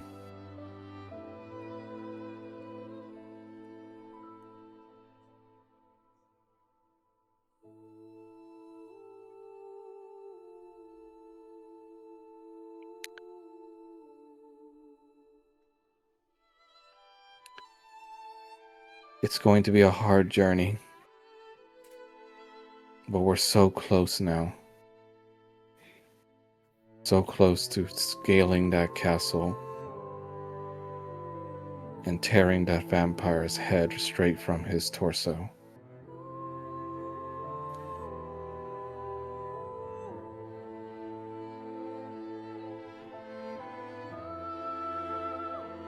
Do not falter now.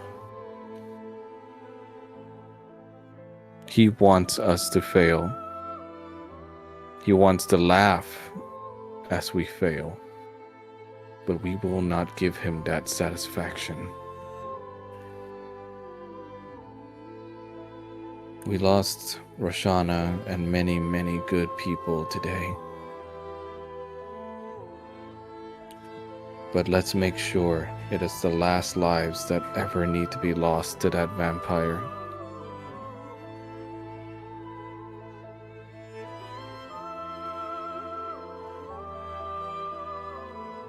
I am proud to be Barovia's hope. And if you are too, if you want to fight for your life, for happier lives for everyone that comes after us, then come show it. Be brave and admit that mistakes were made, but that we can be better.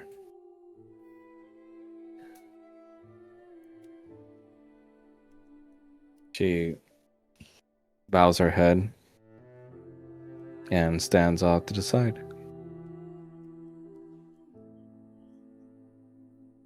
After a while of waiting, it seemed like most people had gotten their speeches out. You see Lady Ashwala stand forward. My prince. She looks meaningfully towards the coffin. It's time.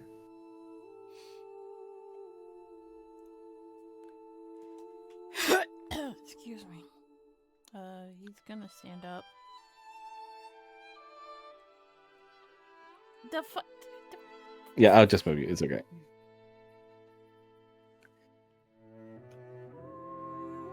Jesus.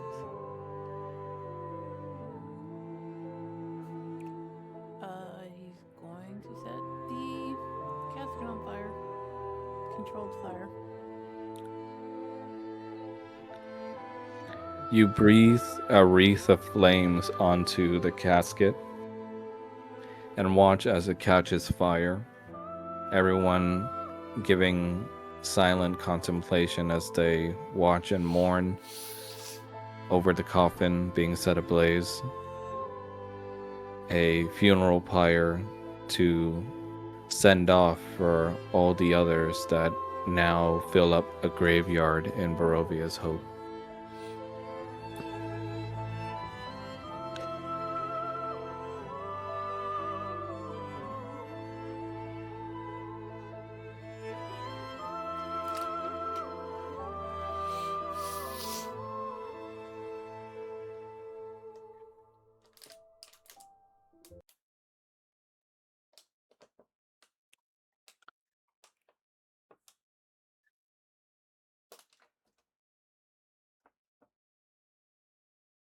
As the service comes to an end, you all come outside and are witness to what seems to be a plethora of humans. Many of them you remember faces from the riot that happened. Oh boy.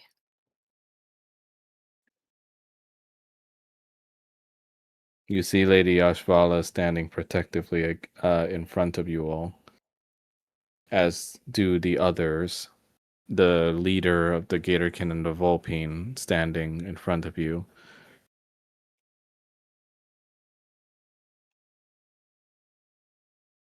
But Kanan, you see that instead of bearing arms to fight, the humans come empty-handed.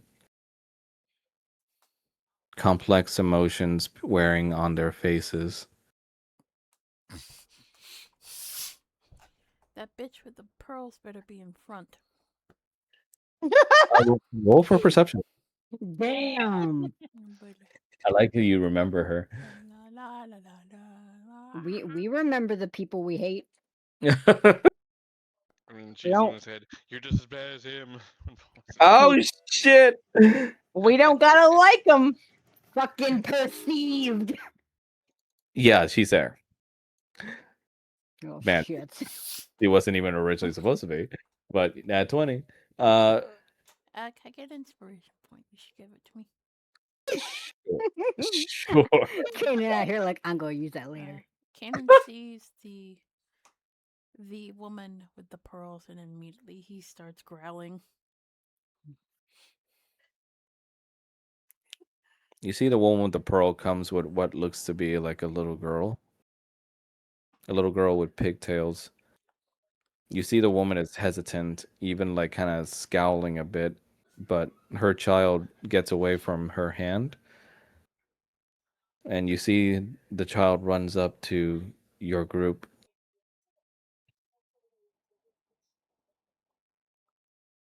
You see she holds what looks to be like a little plushie toy in her hand.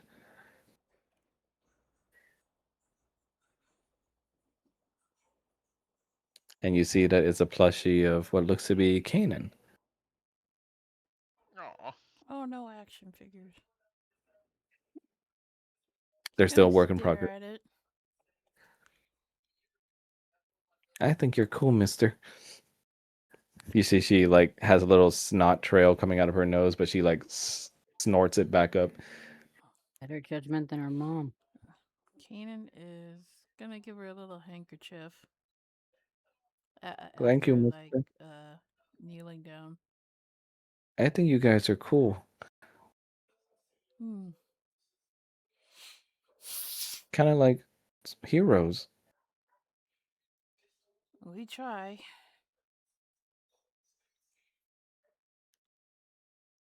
You see, after a bit, after the child makes their first move, the woman speaks out, the one clutching the pearls. We heard the voices from your service. You only decided now to join us? The girl's words, they hit us deep, just as yours did. All of yours.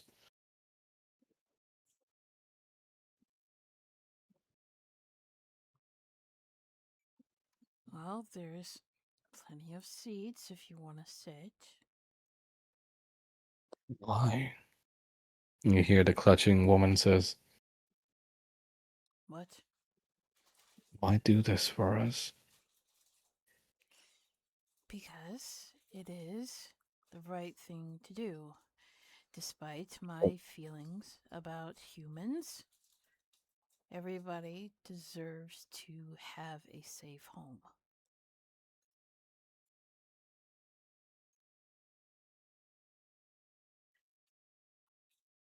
This manor, these grounds, this is my lair.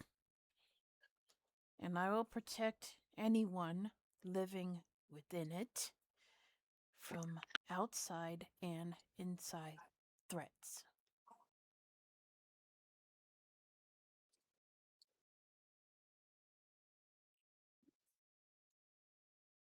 Stern law. And what god do you serve? The north wind.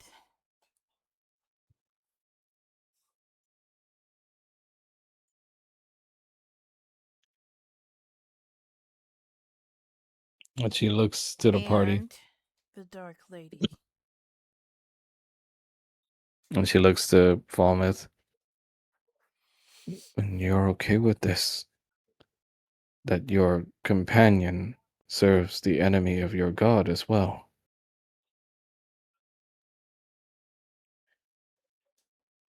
In the end, Bahamut and Tiamat are siblings. But all of you, even you, the devil's kin, and you, the tiefling, you, the paladin and cleric, if you come from such dark places, why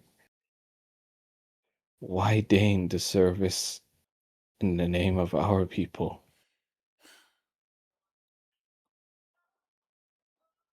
Kenneth's gonna sigh he's gonna say like, what's more important? Someone that is born from evil but deciding to do good, or someone that was good in the first place?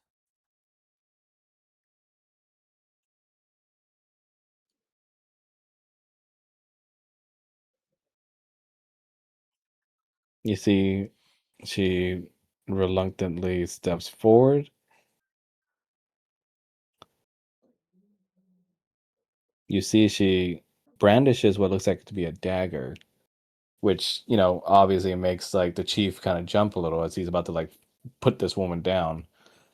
Gonna crunch her head. You got big hammy hands. But instead, she steps forward and drops the dagger in front of you. Just gonna stare at the dagger. And I need you all to roll persuasion checks. Since you all did very good speeches, give yourselves a plus 15. What are we doing? Give Persuasion. yourself a persuasion check on a plus 15. Roger's out here like, I did the worst We speech. What the check. fuck are you talking about? Paul did the worst speech. He didn't speak, No, but you making food. but I hit a nat 20. Did you just nat 20 even though you... All right, I'm going to count that as the food. It was the food. Food was peak. Food was good. We're You doing this with see... advantage, you said, or just No, just No, plus plus just 15. 15. plus 15? Okay. So, on a plus 15, and it's combining all your scores together, let's put that against the despair score from Barovia's Hope right now. And with Have a you leading in despair number score? by 7, you have beaten the despair score.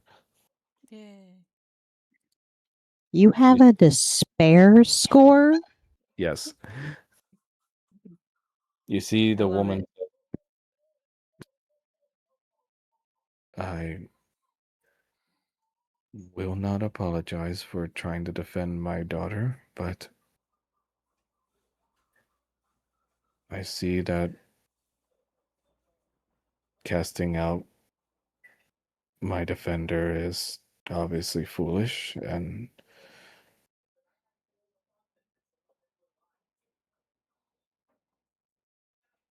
I'm sorry.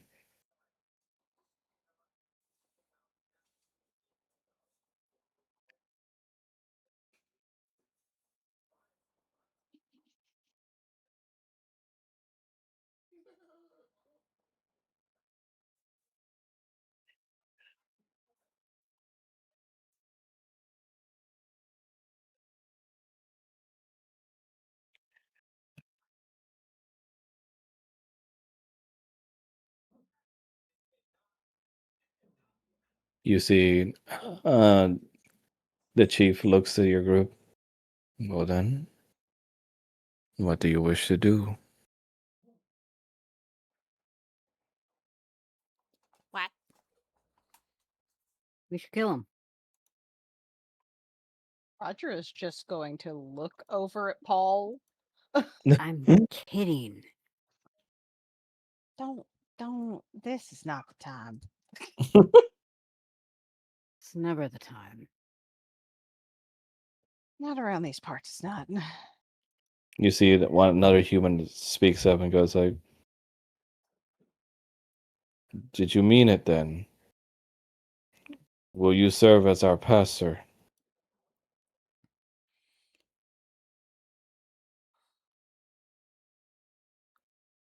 Yes.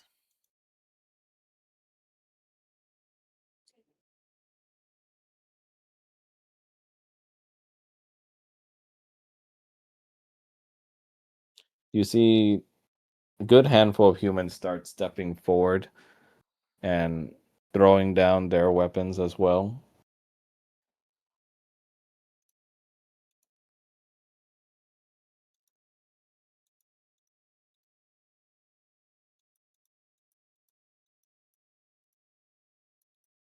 And then you hear the little girl say like, "Can we eat now, Mom?"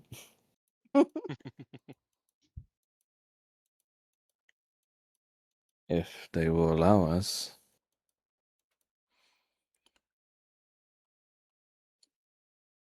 That Pretty sure. all depends on Paul. Well, I didn't exactly make it for the dead people, so yes.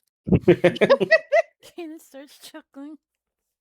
You see they funnel inside, like slowly getting to know the foreign races and other members of Barovia's Hope.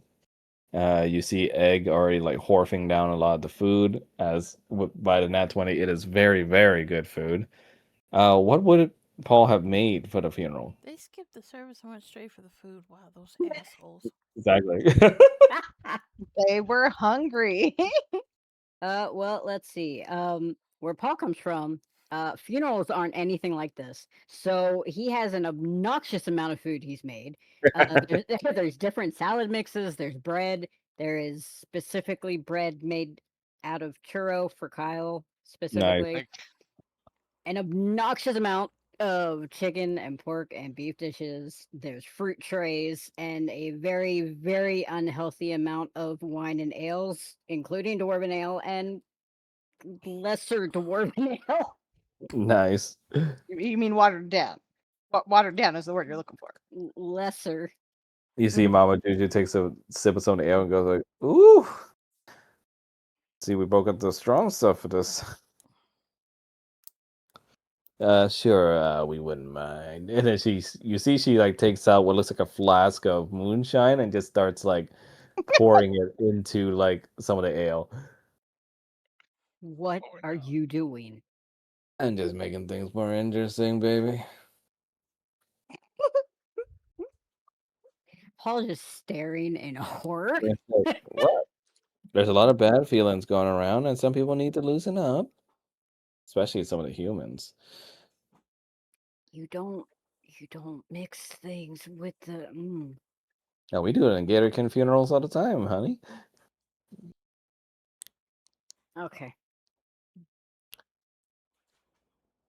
And she just says, like, "Here, let me teach you how to make it taste extra interesting." And you see she takes out Good. spices. I've got plenty to go through. And you see Vomit, you're approached by Arnaud and says like, "That was a lovely service, hon. Thank you. You got me okay?"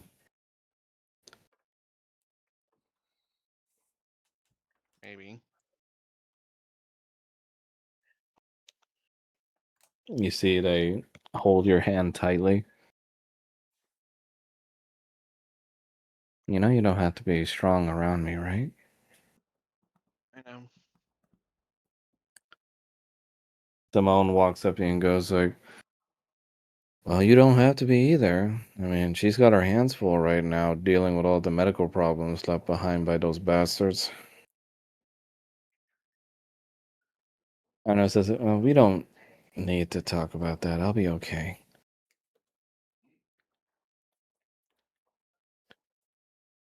Simone's like, no, this needs to be addressed. I mean, after that crap of a fake doctor's gone, I mean, a lot of hard work's been left behind for Arnaud to do.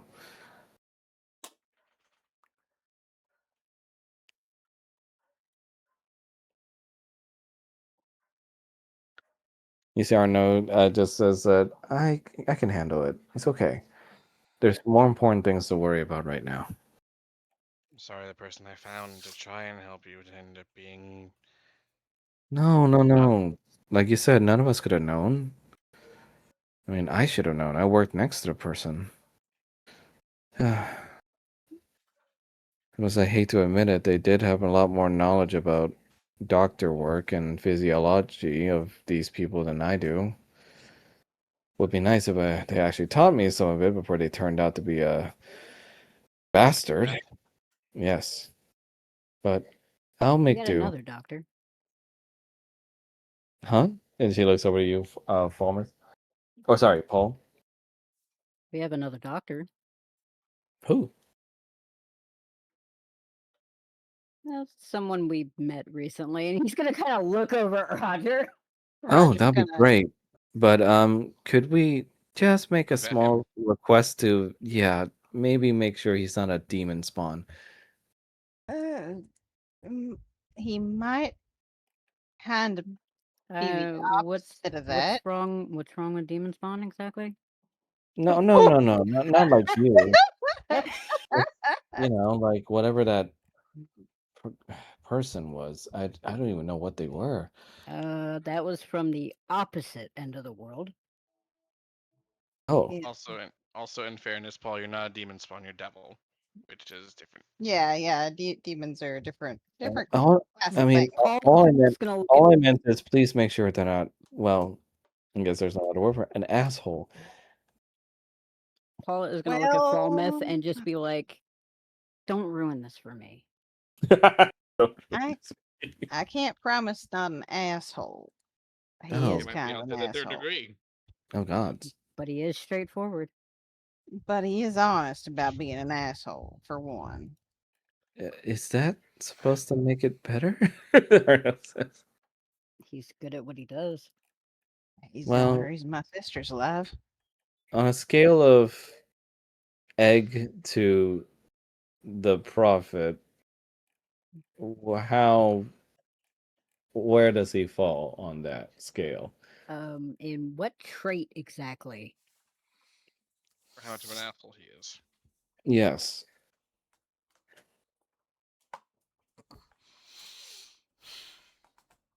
I'm not liking the silence. I'm trying to figure Give out. us a second to think. Wait, but I'm trying to you figure know out what? how to At get this it. Wait. point, so long as they're not evil, I'll take it. Hey, Irina! Okay, but She here's the see Irina question. has a plate of food as I what? Okay, but here's How the much of question. an asshole is the doctor? Megaton one, but I mean, if he's who I think it is, yeah. See, Okay, Irina likes him. Okay, compare him to who we just end up having to fight. Not as bad. He'd probably think it's too much work to do any of that. Look, if he's like who I think it is, he is a good person. I mean, at least the book said so. I mean, Irina thinks he's a very famous vampire hunter. he's Who? okay. She walks towards you with her plate of food. It's like, you heard of Victor Van Richten, right? All those adventure books. You mean Rudolph? Yeah, but just hear me out, okay? Just I don't know what happened to the guy. Maybe he got old or something, but I think he would be a great help. I just don't know why he's being so difficult. Okay, here's the question. Is he willing to come here? Or is he being an obstinate ass and wants to stay where he I mean, is? Well, he's not really willing to do anything, but we can harass him until he does. that really is our MO most of the time, isn't it? It works. It works. Well, I mean, I'm down. I gotta say that, like, Roger and Paul say it works in unison. It's probably the first time you saw Roger crack a smile during all this. Meanwhile, Kanan, you see Lady Ashvala walking up to you from behind. My prince, Hmm. as you both watch the fire together. I knew her, you know. Really? We were handmaidens at one time or another. Hmm. I had the luck of showing my capabilities enough to a general that I served under before I killed him.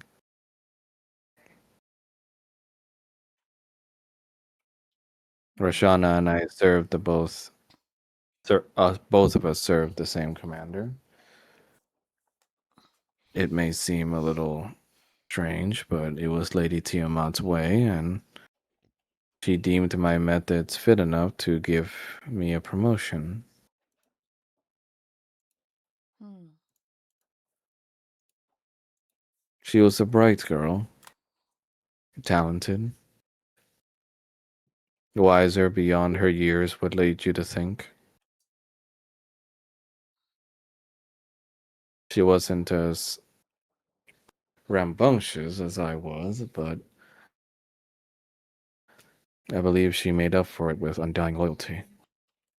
She was pretty smart about hiding how actually smart she was. When you're a handmaiden in the courts of chaos, it is often wise to not show your cards entirely to others. Hmm. That's a good policy. Perhaps that is why Queen Tiamat felt it fit to match you with her. Hmm. Maybe she saw a fitting queen for you. Ken's gonna change the subject. Do you miss your children? I do. Would you like to see them again? I would not lie to you, my prince. Of course I would. Hmm. But I am also bound by duty. My children know that. I'm not. He just smirks. I am thankful if you are meaning to do what you did with Rashana, my lord, but if I were to scamper away back to my family after Lady Tiamat gave me an order, it would seem dishonorable. That doesn't mean they can't visit you. And he's going to take out his message stone. You would allow such a thing? So long as they don't kill anybody. Or steal They are anything. they are behaved. Ken is going to call his mummy.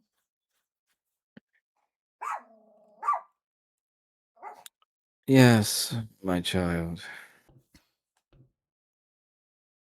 How are you? Oh my god. Well enough, I suppose.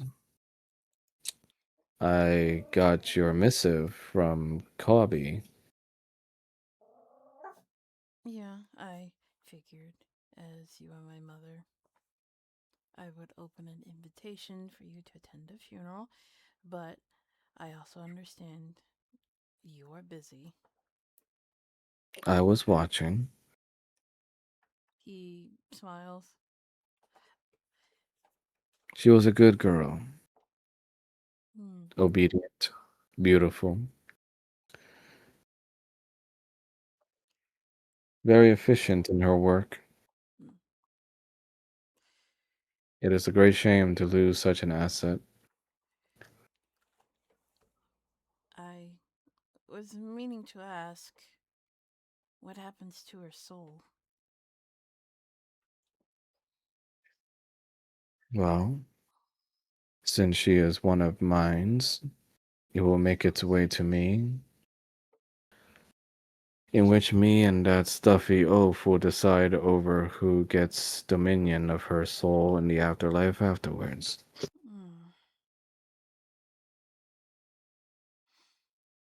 I never did like talking to him. Kanan is going to uh smile. Uh Listen, the way I left, I didn't mean to upset you, but You mean after you embarrassed me in front of all my court, using my brother's visage against me? for the record, I didn't know he was going to show, but you did work trying to brainwash me. You were being obstinate about being with me. It's not that I don't want to be around you, Mother. It's just that my home was in grave danger, and I had to go back. It's okay, Winston. It's just fireworks. I don't know Such why people are devotion, flying fireworks, but it's just fireworks.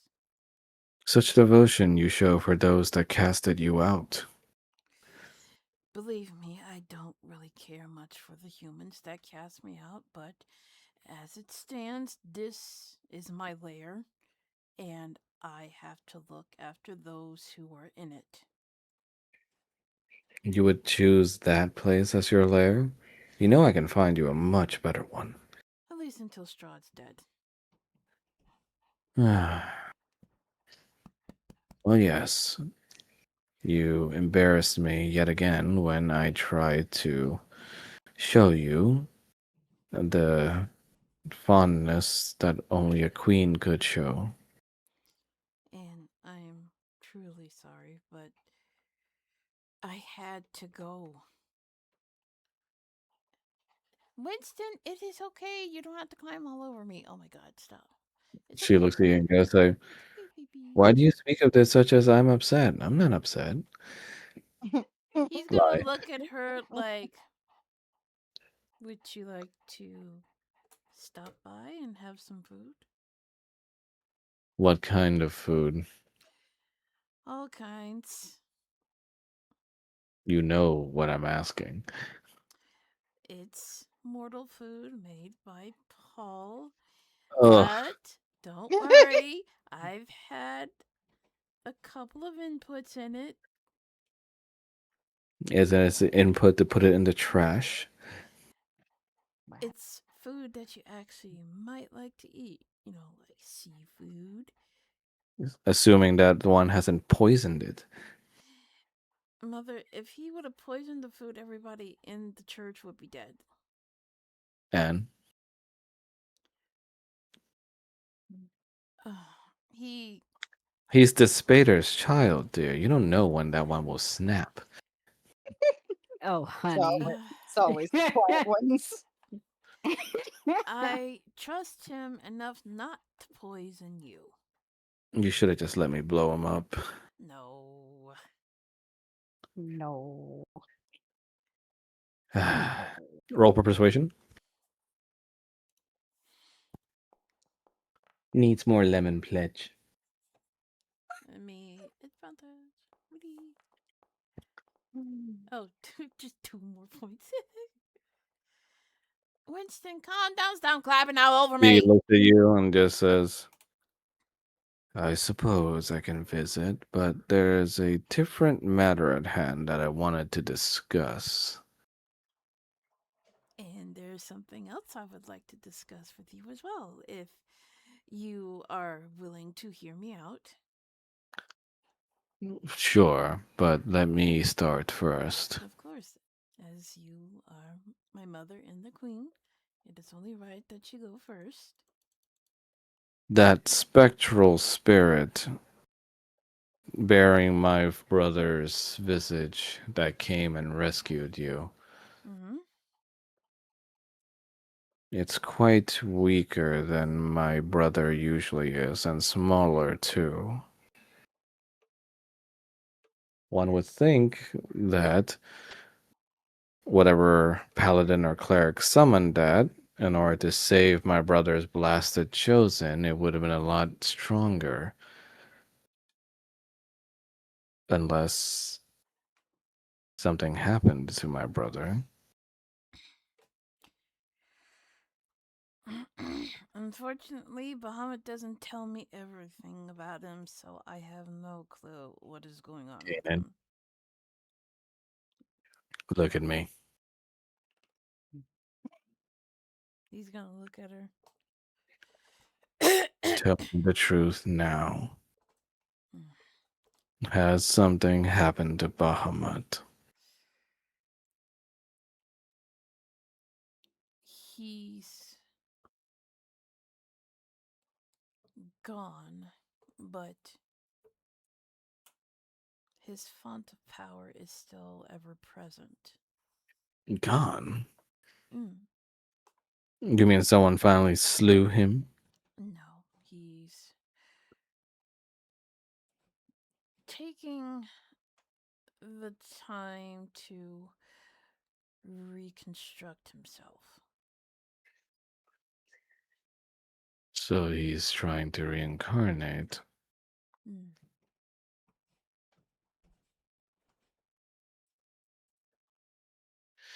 That is perfect. Mother, please don't do anything rash. No, Kanan. Now that my opposite has gone into stasis, it is our time now. Time for what? For the forces of chaos to rise, my son. You realize I do not support this, right? Why not? You know I serve his ideals. You serve a corpse right now, my son. I serve his ideals. He's not going to be gone forever. And if you truly served him, you wouldn't have told me what you just told me.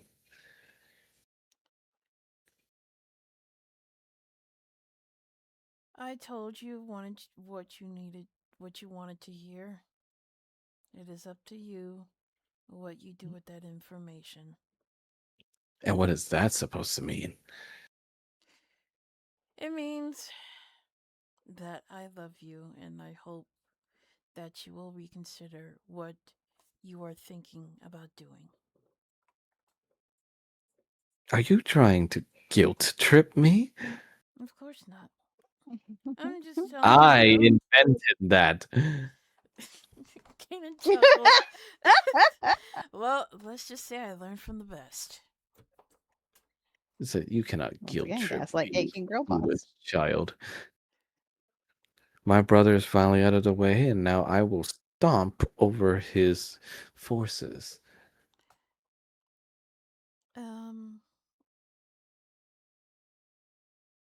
Mother, What? as your son, I would greatly oppose you going all out.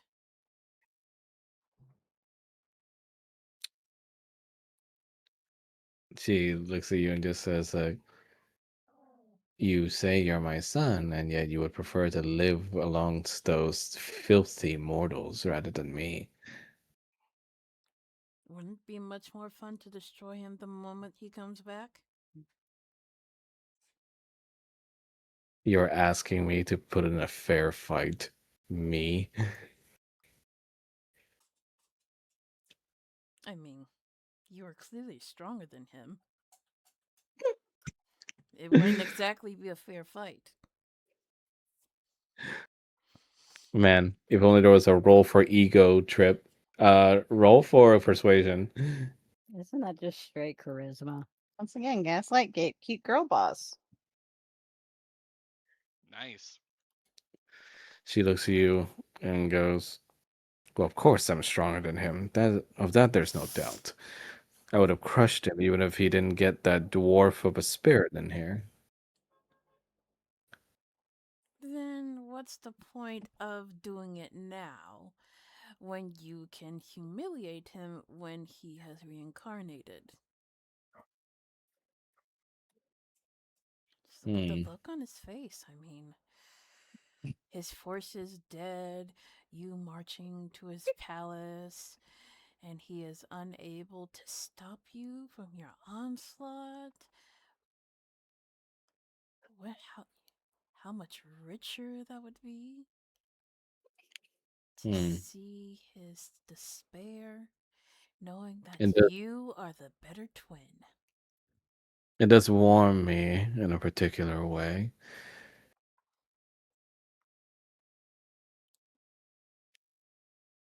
But how will I know when he is about to come back? That I am unsure. I'll tell you the answer. You're going to tell me. And the minute he comes back, I want you to present him to me, vulnerable enough for me to make my killing blow.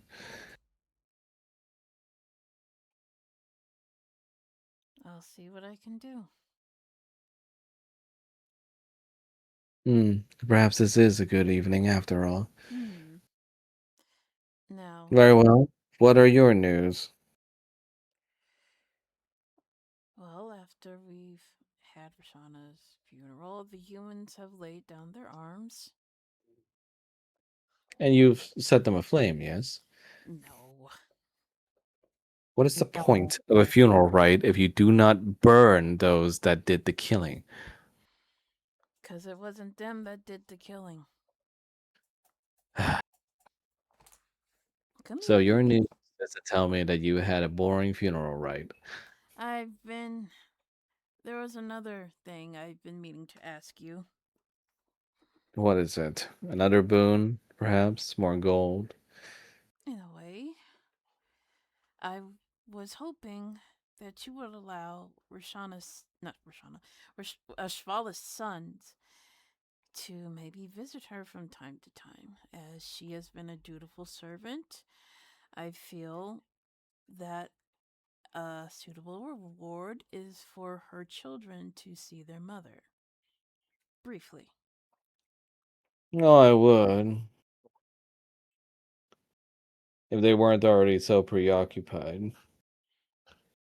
Surely they could spare a few moments to see their mother. Assuming they know she's alive. Mother? What? It's not like they were ever going to see her again, so I just told them that she was dead.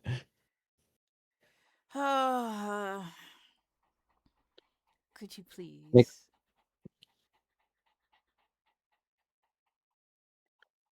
only if I don't have to talk to that swamp woman. You don't have to talk to her if you don't want to. But she did lay eggs. What?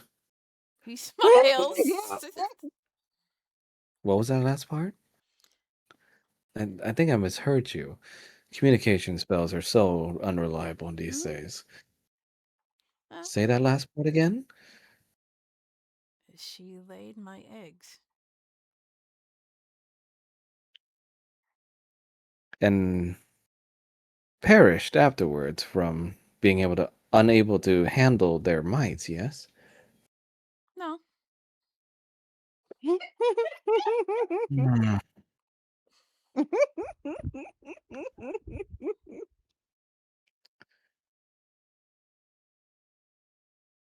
All right, Winston, you gotta calm down, dude, because you can't climb all over me. I am not A a jungle gym. drawn out silence is had between you and Tiamat.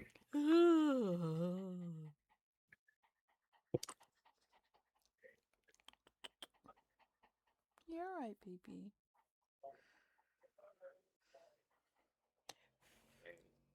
see.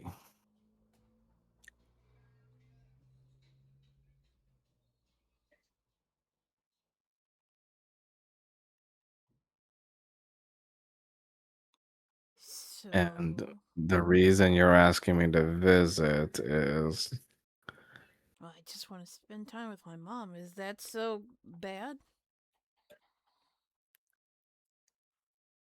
I mean, you don't have to.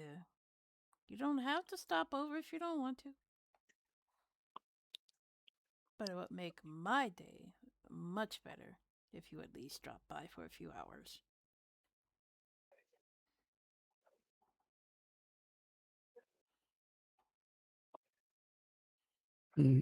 how many? As many as you want to stay. No. How many of the you see she's stopping herself from saying mutant, but she just says Oh, he eggs. he puts up two fingers. Okay.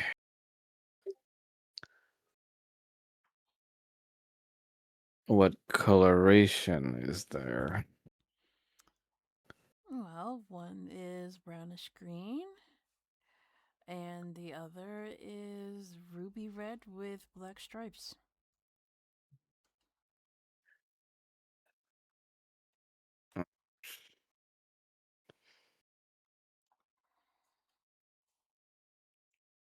I will You don't have to do anything, but consider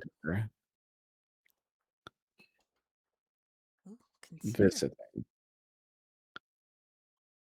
Where are the eggs being kept? In my bedroom, close to my side of the bed where I can keep them warm. Okay. Good to know. All right, Winston, you gotta get off my lap. Roger in the distance. That seems like a bad idea to tell her. Well, I suppose that is interesting news. So, about Lady Ashfala's sons? Hmm? Oh, yes, I suppose she can write letters to them. Mother. I'll bring them with me when I visit. He smiles. I will have some fresh blood wine prepared for you. Could you stop? Oh my god! Very well, my child.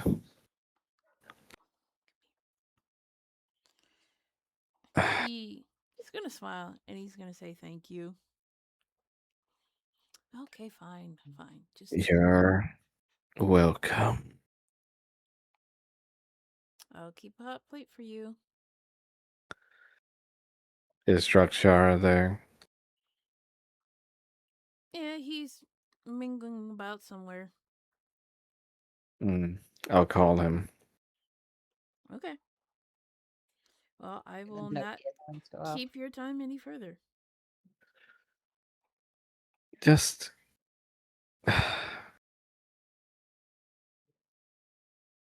Are they at least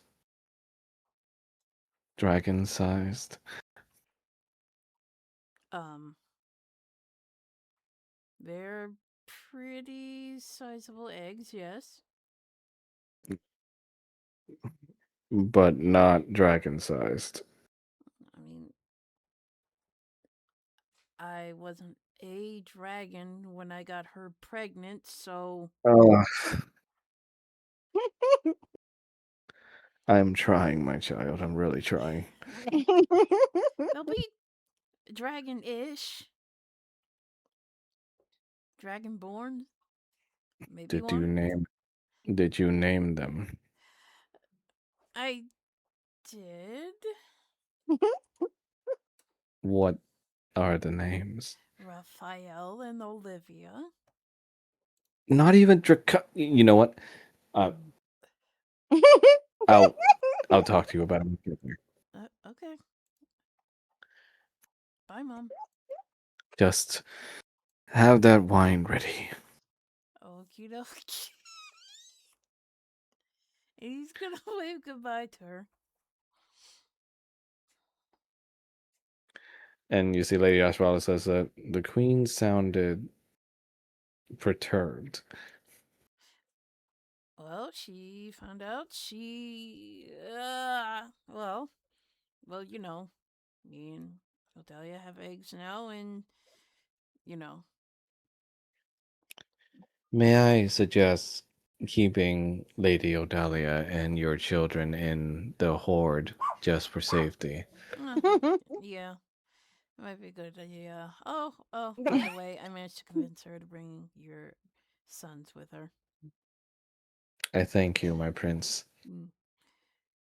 So, No, when she and they're here, take take a few hours off to spend time with them. And that's an order.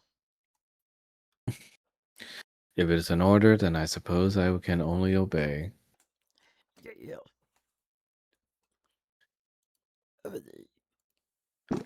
You see Drakshara walk by in the entrance, and you can hear Tiamat screaming from his message stuff.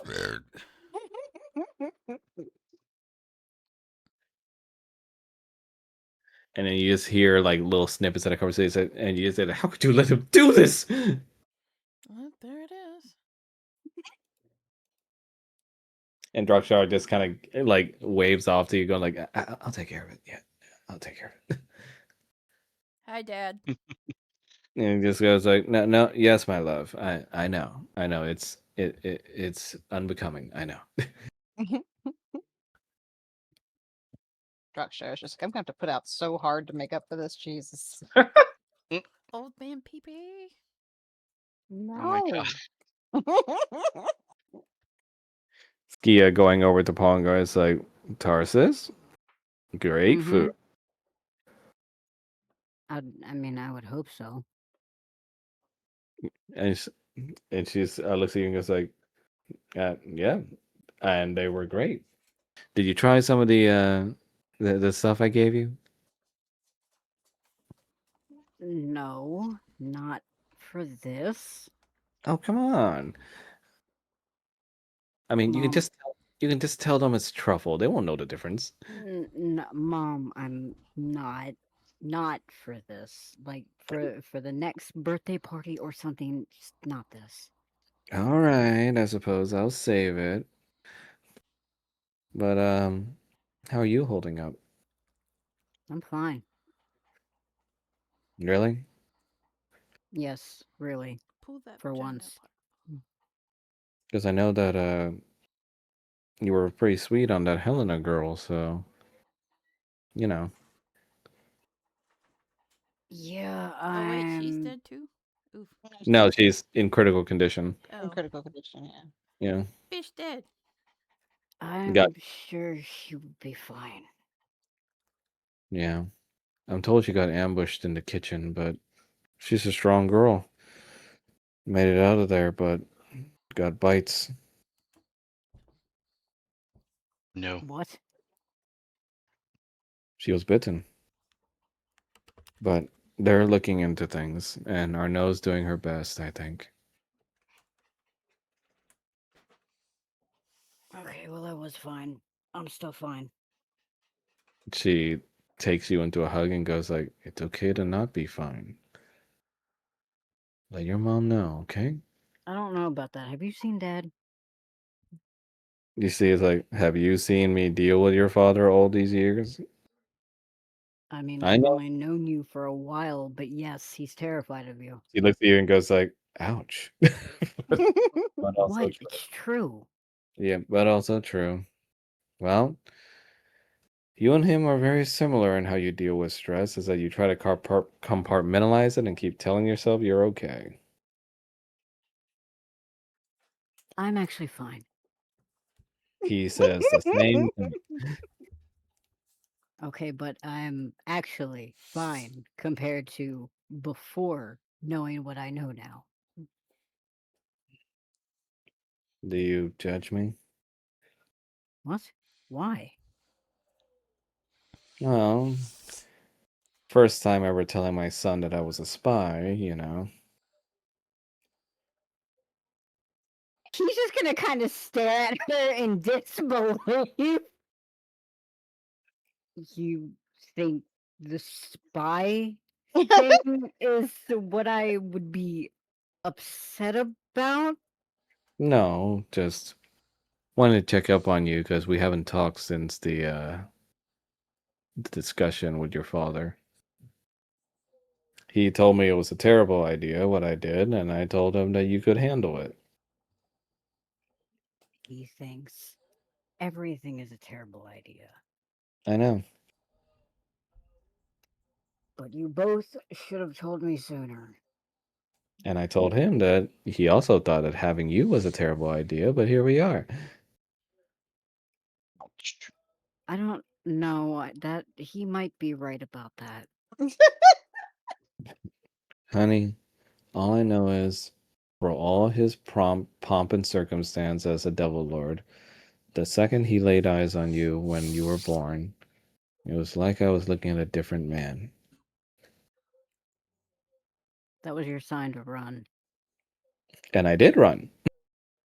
Well, to save you, but yeah. You think the spy thing was the problem? Well, I mean, I know how you can get about not knowing these things, and the way I met your father, I mean, it was fun, but probably pretty awkward for you. Mom, I don't think you. Mm, I'm not going to say it here. We are standing in the middle of people. Oh, you want me to cast the dome, or No. you can be honest with your mother? Later. She says like, hmm, putting things off, just like your father too. Okay, Mom, this is for the sake of a lot of people not having a heart attack over what you are.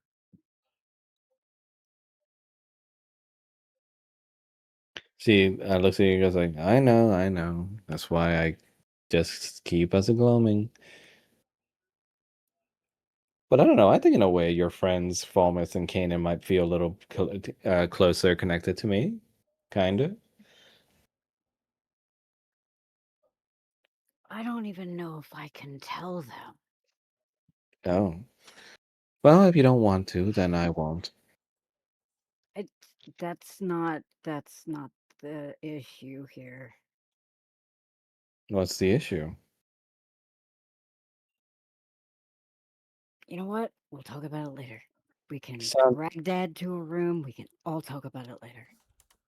son, people are right now getting drunk off of moonshine laced ale and getting over their petty problems by playing bar games right now. She points over the ground. She was like playing beer pong. What's the matter with that?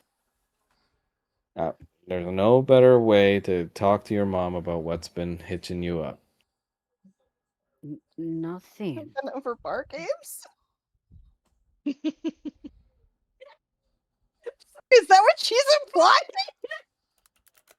She looks at you and just says, fine. Keep your secrets. Mom, I don't. I'm not Dad. Yeah, no, no, it's okay. You're so different from him. You really are. You know, just not wanting to tell me things and putting things off. Yeah, no, it's for my own good though, right? Paula's gonna look around for Roger. He's sort of just staring into the void. He's got like about like a half a plate of food in his lap, like just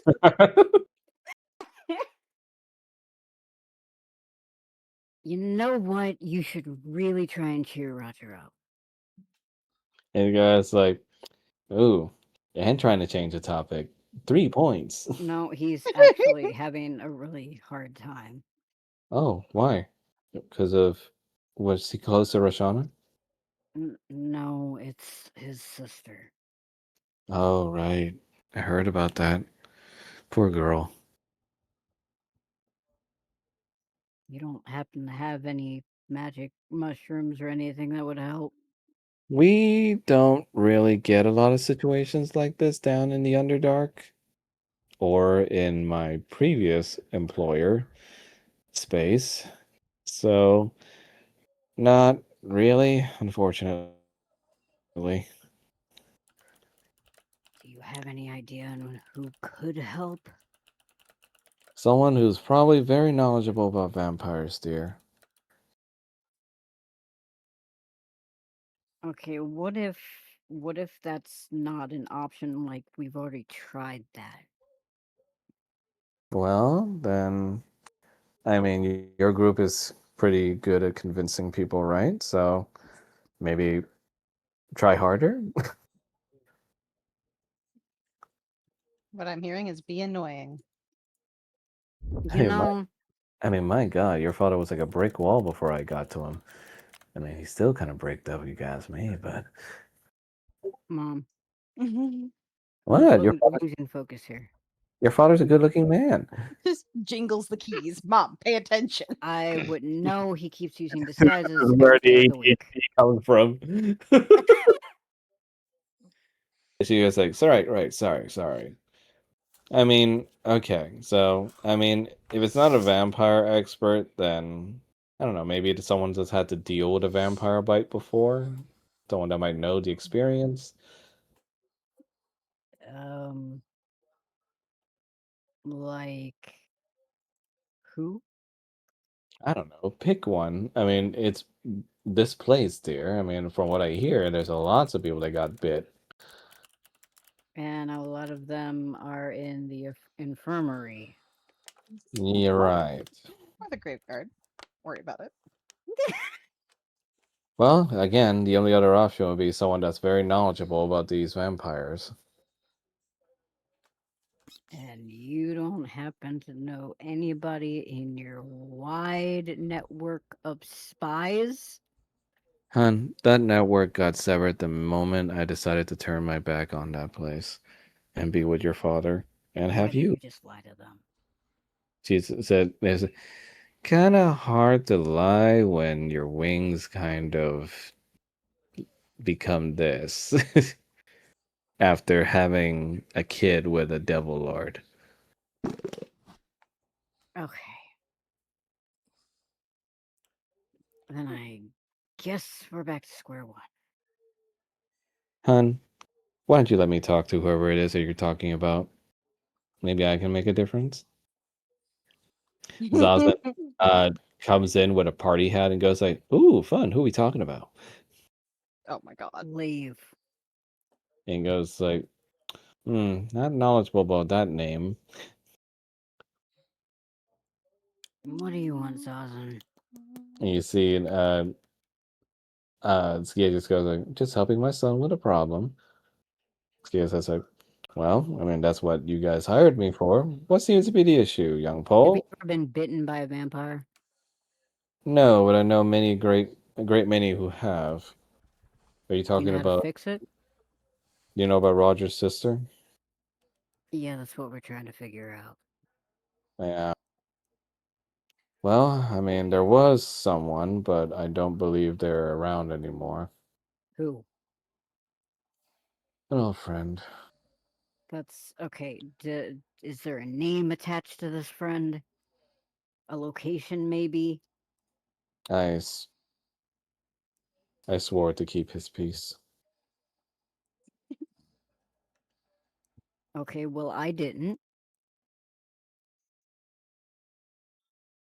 I mean, do you have any needs yourself?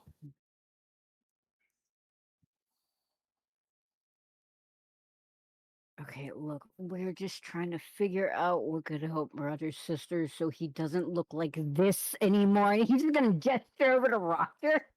I know, but I'm asking, do you have any leads right now? No. The I can only only lead I had was right here. And he's just going to gesture to Skia. Skia says, I don't know. What about that other thing we talked about, son? What?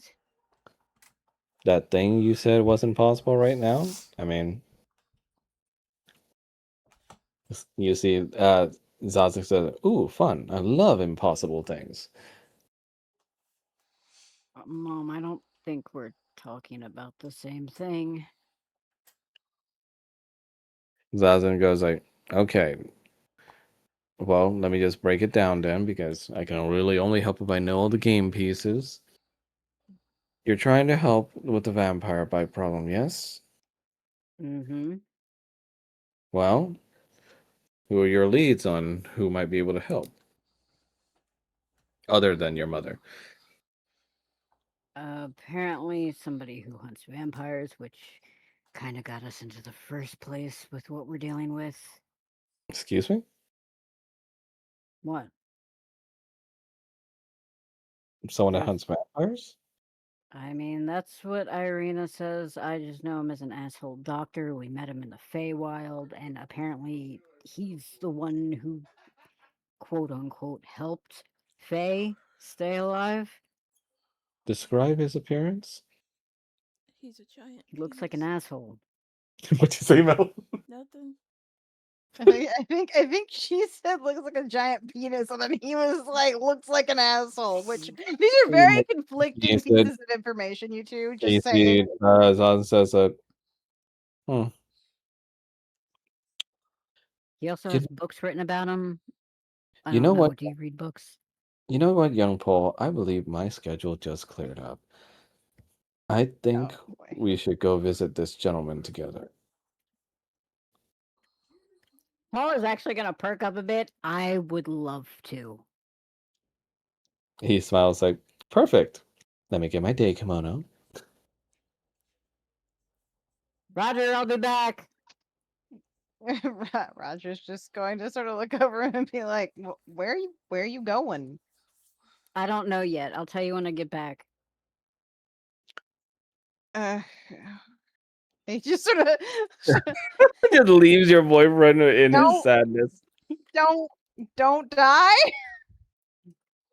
I don't think I can, but I'll try not to. Don't bank on that.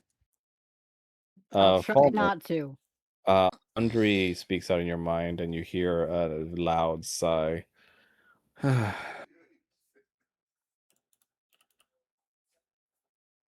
Yes.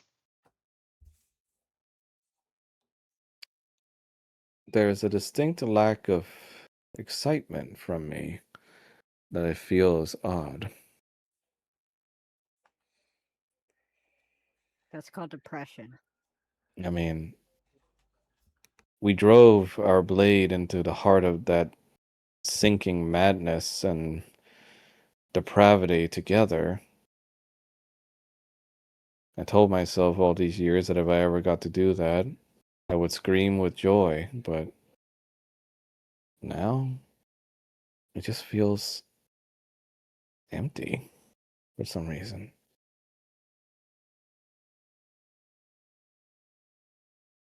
Something wrong with me? No. Nothing wrong with you. Maybe I'm not wired the same way paladins are, because I don't know, this seems like something that I should feel relief over, but after seeing Well, the damage he did and what almost happened, and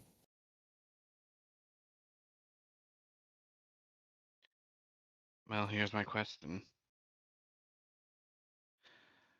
When you were pursuing him, when you were wanting to end him, was it revenge that was motivating you? Or was it a desire to avenge the wrong that was done to others? Because there is a difference between revenge and vengeance. I think when the damage was still raw, I told myself it was revenge.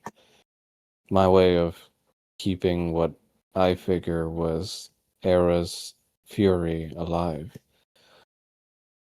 But After meeting you all, it just seems pitying in a way. I pity him.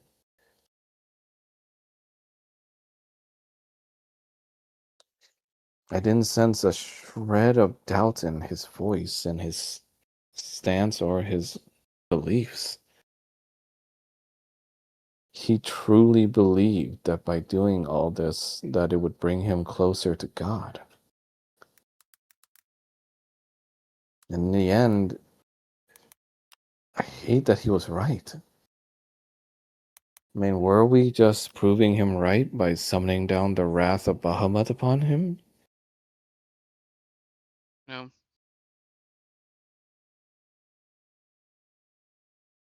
we didn't Maybe I'm. prove them right. Oh, go ahead, sorry.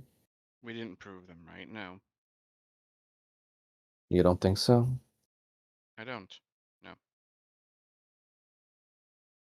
Penny for your thoughts, my friend.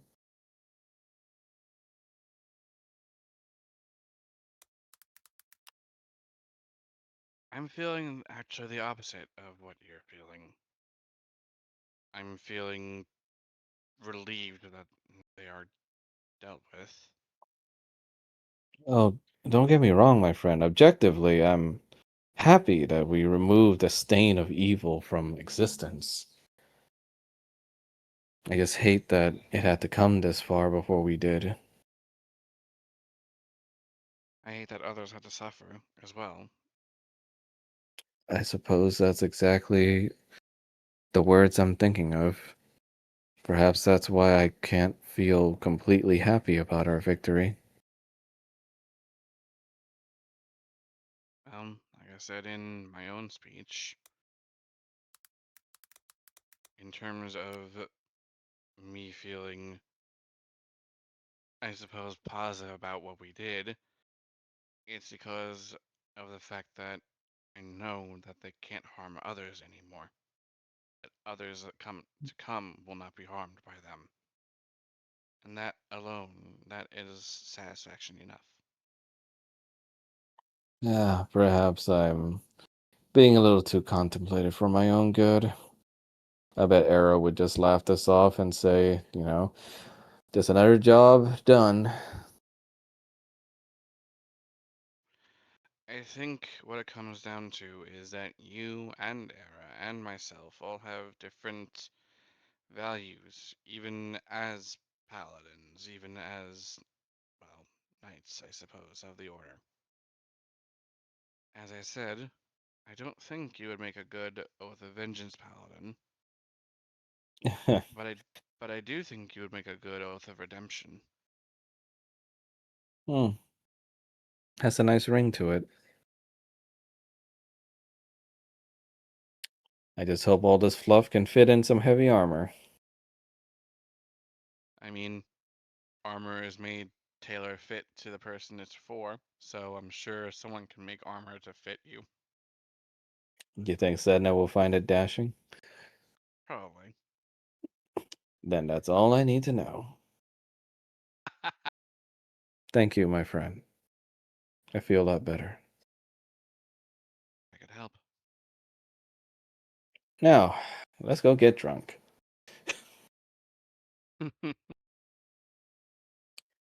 And finally, as you are busy relieving things from the evening, Kanan, you see Calypso, of course, approaches you.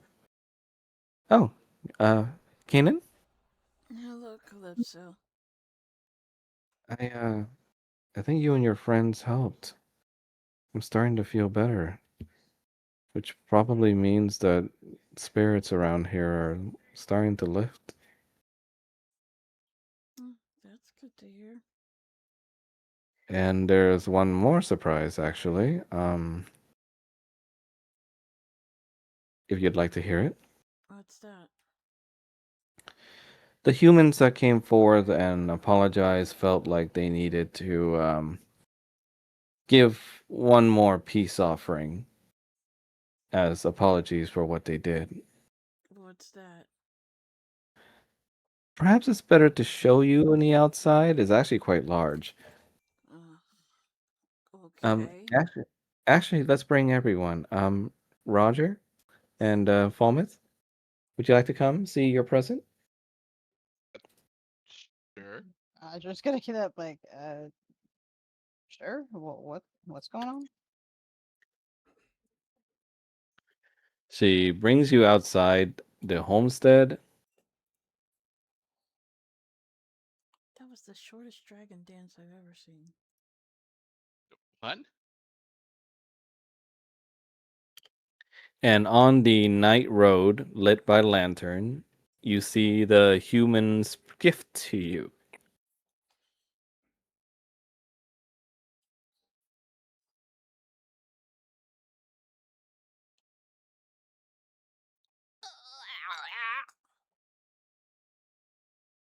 Alice moving castle.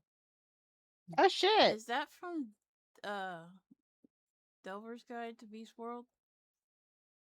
Maybe. Ha ha ha ha. I am I can't believe we have an RV. Oh my You god. see what looks to be the biggest wagon you've ever seen in your life, drawn by several rams, and it looks like a house on wheels, even. And you see what looks like to be a ballista stationed on top of the vehicle. And at the main tip of the wagon, you see what looks like to be one of those ship figureheads. But this one looks like a dragon. a giant Uh, penis. look, looks like this. Giant penis. No. No.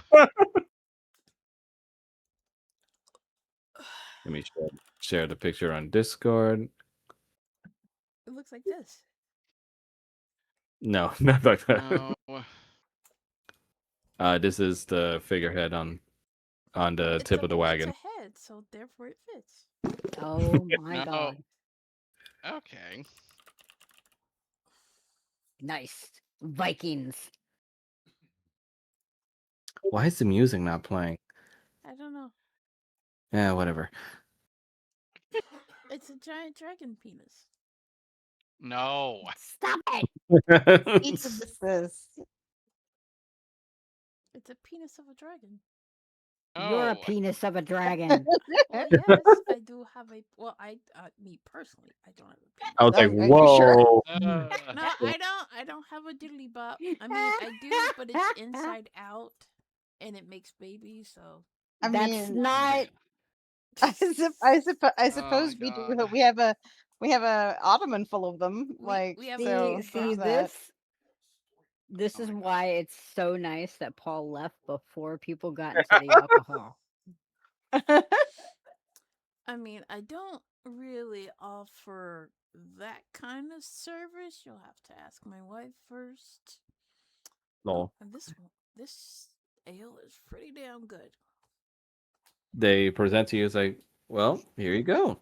Apparently they had it built quite a while ago, to be some sort of defense vehicle, but they felt it fit to gift to you, and they added the dragon figurehead as a, I suppose, apology tribute.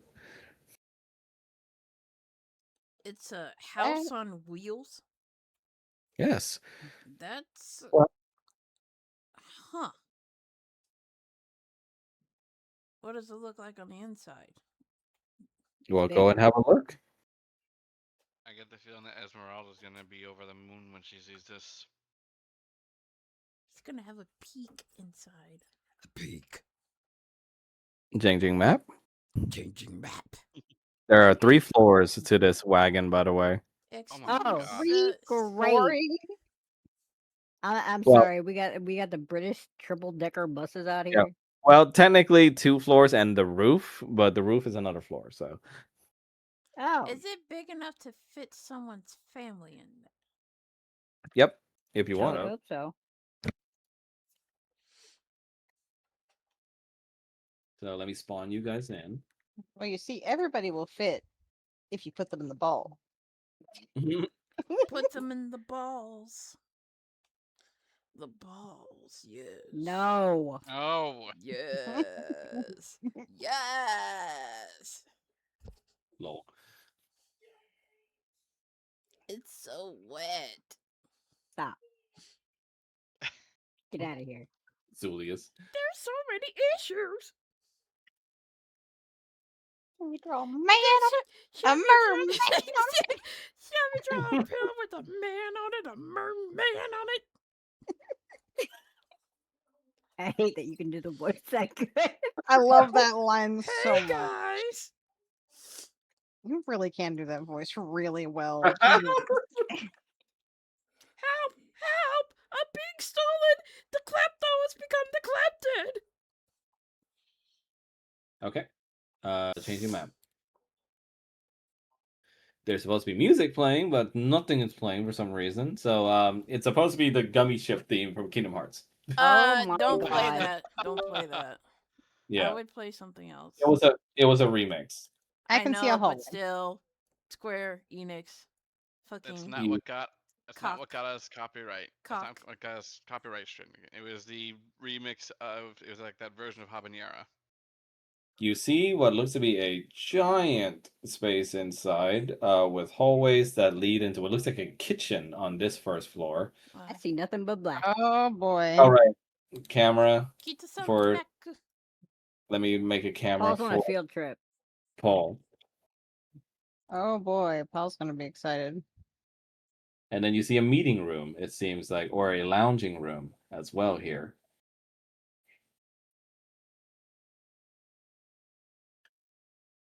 And opposite of the lounging room, you see a door that leads to the cockpit, as it were. Or just The cockpit. We have a cockpit to our. Cock. I can't. Uh, I cannot. You know, One? Roger, There we go. you could possibly use this like a mobile, Brothel. yeah. I'm. let's I not say we mean- didn't. I mean, it'd be a novelty for sure, but I think it's got more practical uses right now. I don't think you'll be all that comfortable anyway for that. you I'm see gonna hang on to that idea though, because that could be interesting. Not for Why? this.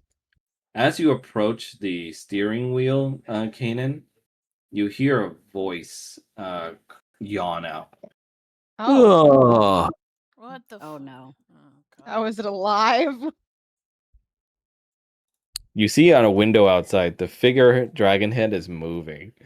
Oh god. Oh no. Is this fucking? Wind Waker, This is yes. Fucking No, Wind King of Waker. Red Oh, Lion. I thought he was gonna say like Divinity, but yeah, this works too. Well, Divinity too, actually. Yeah. Hello. Ah, I see I am blessed with new pilots. Guess so. What is your name, new pilot? Kanan. Too lame. Eh, We will give you something better. Pardon me. How about Kirk? Yes, Captain Kirk has a nice ring to it. Oh my god. That is a human name, and no, Ah, you are not human? no. He turns his head around to try and peek through the window and you see his big face, and he sees like, ah, that you are. You share my beautiful draconic visage. Sure. Good on you, Kirk. Good on you. My name is not Kirk. My name is Kanan. We'll work on it. Uh, So, who do I also have the honors moving about inside my bowels? First of all, ew. Second, my friends, Roger, Paul, and Falmouth. Oh, Well, Paul's not here oh, yet. remember Yeah, Paul we'll- Oh, was right. off. Oh, okay. So Roger and Falmouth then. And so it's like, ah, well, I suppose Roger can work, like Captain Jolly Roger. We're- But Falmouth, we'll have to make that a little shorter. How about Captain Femmy? uh, Phone just feels like an immediate like disturbance. It's like no, Like um, Captain Infamy. no. You guys can hear the voice booming out, but you don't know where it's coming from. Like, my name is Kanan, and I would prefer to be referred to as Kanan. Roger's just like, Kanan? It's a talking ship. Oh gods. Oh, You almost get okay. jump scared as you see the dragon face turn to you at the window. Hello. Hello. Magnificent. One short of stature, but full of art on the bodice, and the other tall as a mast of a mighty ship. Good, good. Together we shall stride into the winds and make legends of ourselves. Um. Okay. What the? Strange, though. My body seems a little different than I remember. You're on wheels. Then you remember? Yes, I was once part of a mighty vessel carrying hundreds and thousands of warriors. Oh, so you were what, a boat? Yes. Well, I prefer vessel or ship. Okay, well, you're now a vessel that runs on wheels. Wheels. Huh. Yep. How peculiar. And cattle are tied to my neck like accessories. Yep. And he just says like, magnificent how the world has changed. Did you belong to Eluskins or something? He looks at you and just goes like, if that is what they were called in those years, yes. Or what the humans call Vikings? Yes. Okay, that explains the boisterous attitude. I think we found someone hammier than Era. I He think looks him at and you. Arrow get along. Sarah just goes like, I like this one. Of course you would. And they see the ship goes like, what? I have a perfect way of speaking. This is how normal people speak at the normal volume. No. And he goes, Roger. oh, go Roger's gonna gesture and just be like, so this is Falmouth. hello, warrior. Fami. No. And I'm Roger. Jolly Roger. So be it. Can We we please stick with Falmouth? I do. And he looks at you that we will work on it. But What does that mean? welcome to my illustrious body, warriors. Though my form may have changed, my purpose remains the same. Did To we catch sail your with, name? and he looks at you and just goes like, my name belongs to those that would pilot me, and therefore I am yours to christen. You may also smash a wine bottle onto me if you like. What? Don't worry, it won't hurt. That would be a waste of good wine. And it just goes like, come on, just a little smack. That would be a waste of good wine. Just a little. No, I'm not going to waste wine. What about Sigurd? And he goes like, so, warriors, what shall it be? We'll work on that. I'm Falmouth. finished with naming names for the next few days. And I he think just rolls his Falmouth had a eyes. suggestion. Sigurd? Sigurd. Yes. Yes. Sounds like cigarette. He said, oh, is a cigarette instead? No. You just start Like, snickering. Sigurd is a strong and powerful name. One that will mightily quake the legs of women everywhere. Yes. Oh, God. Excuse me. What? I Are shall you? be known as Sigurd. I beg your pardon. Are you implying that you're going to make a lady swoon? I mean, am I not beautiful? I mean, yes, you I are, mean, you but got no equipment, so that's I mean, the women that I sailors, warriors home to often cried and got on their knees at the sight of me. Lords. well, I mean, Paul is gonna hate this guy. Roger kind of shrugs, And he's like, just like, And it says like, uh, and he says, "Yeah, yes. I mean, sure, it might have been because I didn't bring home their husbands, but whatever." Now I'm just really mm. Nevertheless, I see I am strapped to the nines along with all the environmental needs that one would need. And also a weapon on top on my butt. Fascinating.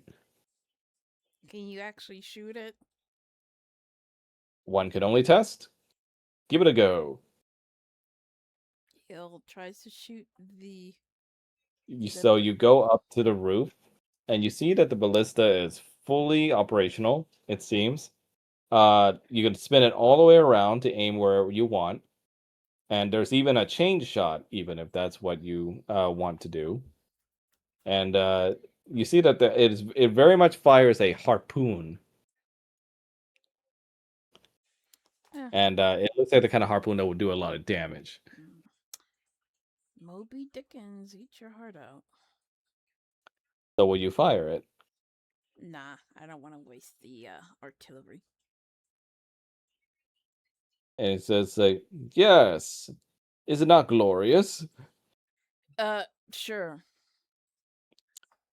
I also have a second floor with which to explore. Move about in my body upwards. Do you have to say it like that? Yes. Scurry around in my bowels. Stop. You had somebody into that once. No.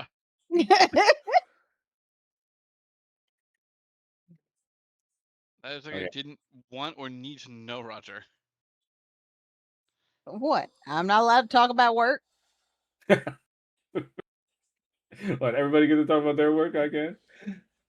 I can't say. I'm spawning you in. Calm down. I can't say. See, this is what you did to me when I was DMing, you butt. The tables have turned. God, all right. I'm tired.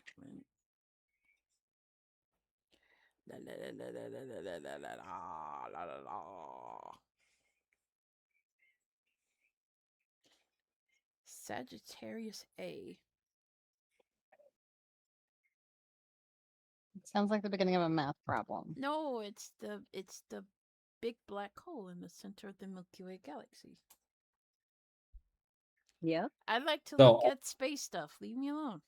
Same. So on this floor, you see what looks like to be lodgings rooms, complete with a bathing room, along with an outhouse if someone needs it, along with a what looks to be several different rooms.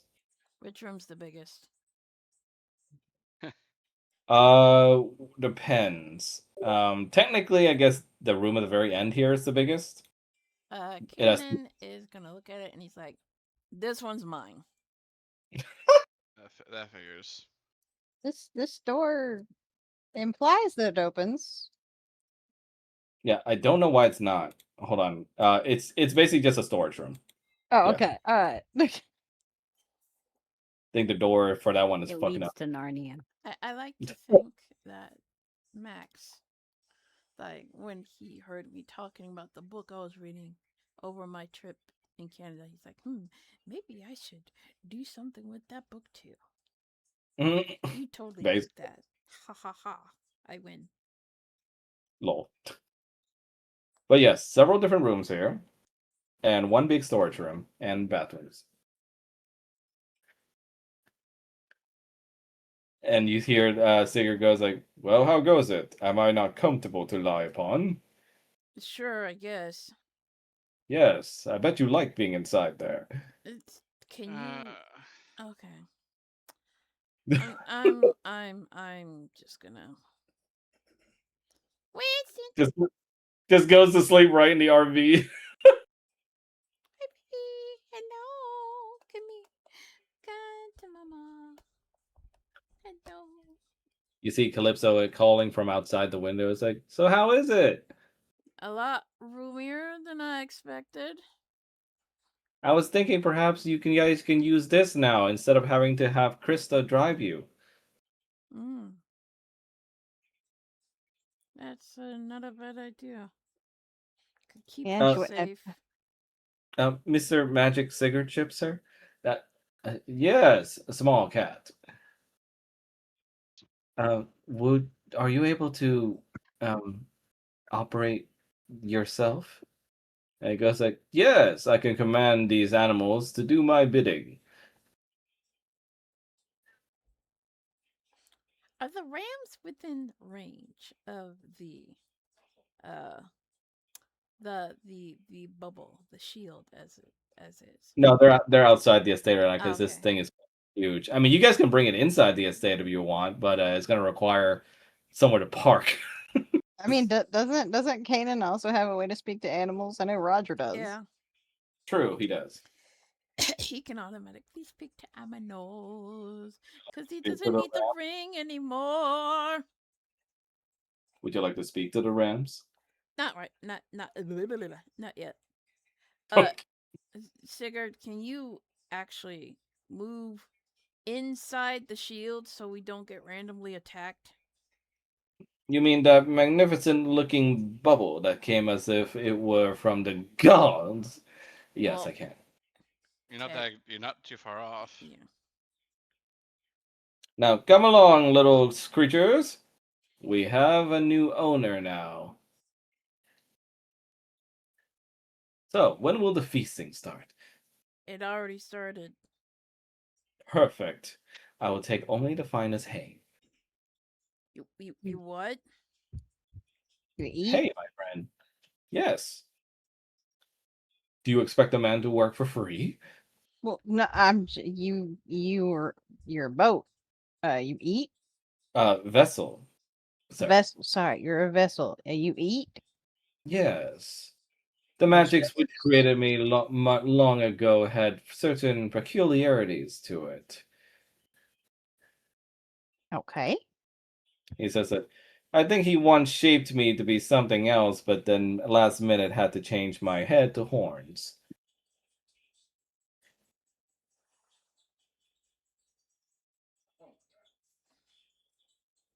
He looks at you and goes like, "I was to be a gift from a sailor to his wife, you see. She loved horses, but then they separated, so he changed it back to being a dragon." So so technically you're a horse. Not anymore, my friend. I am the magnificent dragon named Sigurd that you see before You you are now. absolutely not a dragon. And he just starts laughing. And he goes like, "Oh, well, you're the one scurrying around inside me. I mean, Oh my god. Okay. So, could you please move inside the bubble? man Starting says to think that your he maker might have had some proclivities. says that I already am inside the bubble, and you Okay. notice that he's actually moved, and you haven't felt any kind of like uncomfortable shaking or bumping. That Huh. is. I don't know if I like that. Oh. And he says like, "So, mighty friends, how did I do?" Other than, misnaming us on purpose, not too shabby. It says, "I only wish for you to have the best names your appearance, as beautiful as they are, could offer." I like the name that my parents gave me. And Alicia just goes like, "And Kirk is a wonderful name." It. I mean, I can't complain. Jolly Roger, I've been called that before. I Ooh. refuse to be named such a puny human's name. And he just goes like, "All right, what would you prefer?" Kanan? Kanan. No, Kanan. not no. Hmm. Kanan. Or just Kanan. say the letter K and then Nan. Kanan. See? So hard on my wooden mouth. Maybe you should close it. I And he mean, what about Kane? That and sounds he a goes, bit What? and he goes like, "Yes, Kane. I'm pretty sure there's a book somewhere Okay. about a character named Cain killing his brother. I'm sure you're able to possess such a name, aren't you, Kane? No.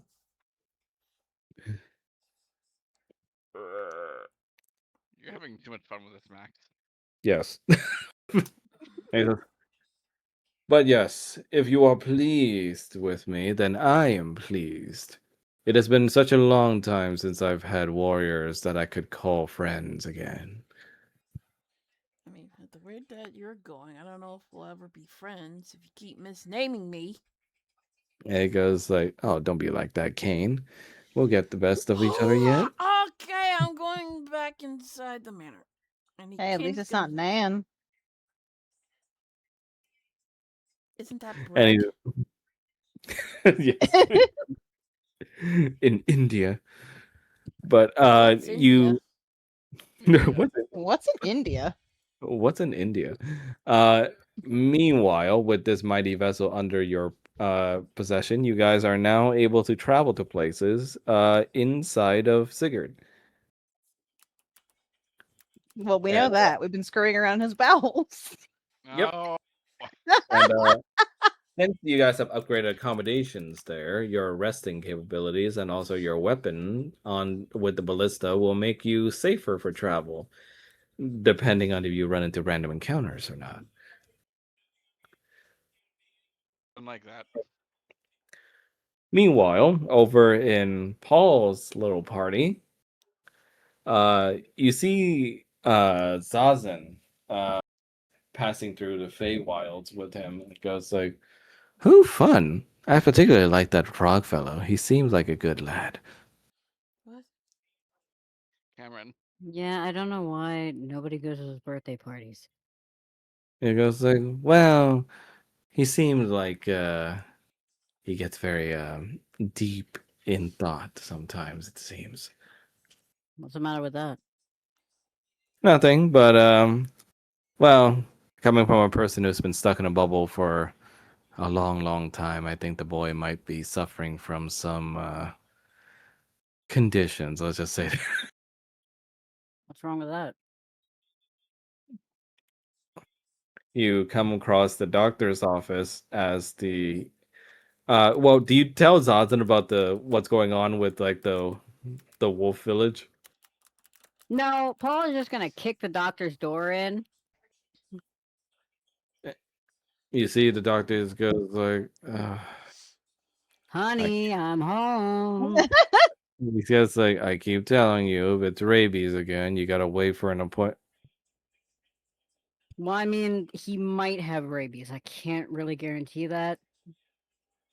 He says like, oh, it's you. Look, you can just leave the way you came if it's unless it's an actual issue. I already saved one of your friends' sisters. I don't need to do another. Oh no, I absolutely have an issue, and he's gonna grab Zazen, just shove him in front of him. This is the issue. You see, uh, the doctor's face goes dead. Oh, so you do know each other.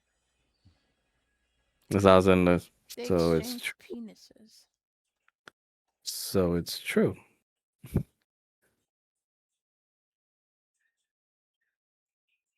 You see the doctor's pause, and Zazen just waves. Hello, old friend.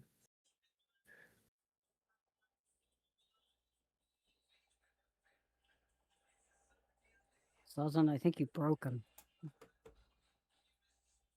I don't know who this is, but I don't really know anything about foxes, so on your way. Oh, I don't know. That kind of sounds like you're lying. My friend. How you been? Don't know who your friend is, but I've been fine. Just busy. And apparently now I need to fix my door. kick the door down.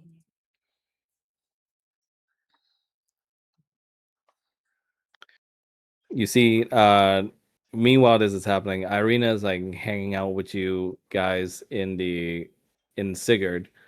After having told her of everything, she just says, "Wow, real real nice wagon. I can't even call this a regular wagon anymore. What is this? A moving A house? mobile home. I There you am go." patenting that name. Kanan invented mobile homes. I need to put this in the session text chat, but the energy I'm getting off of Zazen and this doctor is this. Yeah, basically. Him, I don't know him. You see Kanan and Roger and Falmouth. You see Irina carries like a little book with her that looks like Adventures of Richten, Volume 4. She's such a fangirl. And you see she looks incredibly like at a loss.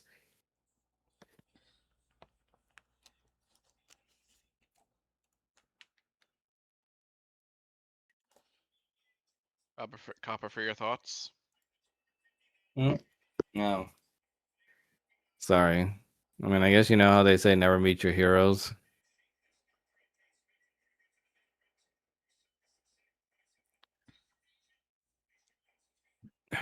I don't know. I mean, am I crazy here? Is this just lies? All these stories written about him? Some bard just messing around? Not necessarily. Look, you guys, well, Falmouth and Kanan, you didn't meet him, but he's nothing like in this thing. Sure, but we've also seen how the nature of these land people. Look at the Burgomaster of Valaki, Orson. Pretty much forced into basically being Strahd's lieutenant in order to basically safeguard his people from an even worse fate. So what, you think he's forcing himself to give up? I don't know. I'm wondering if maybe something happened in the past that broke him. And he's Maybe. basically trying to distance himself from that past. I don't know. It can't be that bad. And it cuts back to Paul, and you are currently witnessing the doctor throwing scalpels at Zazen, and Zazen catching each one in his fang. It's like, Can't nope, believe their nope, exes. that looks a little sharp. Careful now. Out now.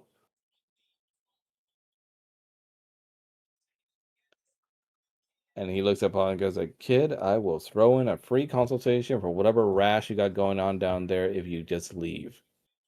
Well, actually, I would like to hear about an iron heart. So about the one I gave to your friend's sister? Mm-hmm. Yeah, well, had it lying around from my old days. And what old days were that?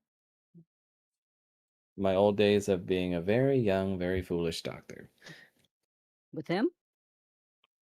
Zazen goes like, "Well, he's technically not lying. He started out as a doctor." And you see, the doctor just says that again. Don't know what he's talking about. Stop being delusional. Get out. And even if I didn't know what you're talking about, the answer is no. What's that? Zazen says, like, "But I didn't even say anything yet." And the doctor just says, like, "Well, here's an answer. No, because I know what you're going to ask." And the answer is no.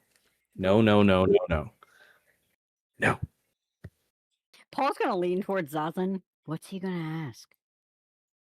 Well, I was going to ask him to join the fight like he did in the past.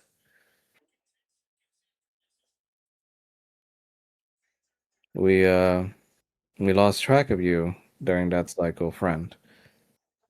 We thought you died.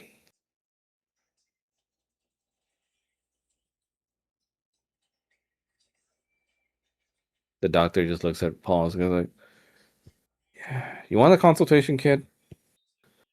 Don't You've get already involved. given it. Don't get involved with whatever the hell this guy is trying to get you involved with. It's nothing but trouble. Well, I already knew that. I'm actually kind of pissed at him, but unfortunately, he knows something about you that you're not telling us, and I kind of need it because otherwise, my husband is going to be depressed for the rest of his life. Join the club. Builds character. It really doesn't. Well, turned out well for me. Look at me, owner of my own business. Happy as a clam.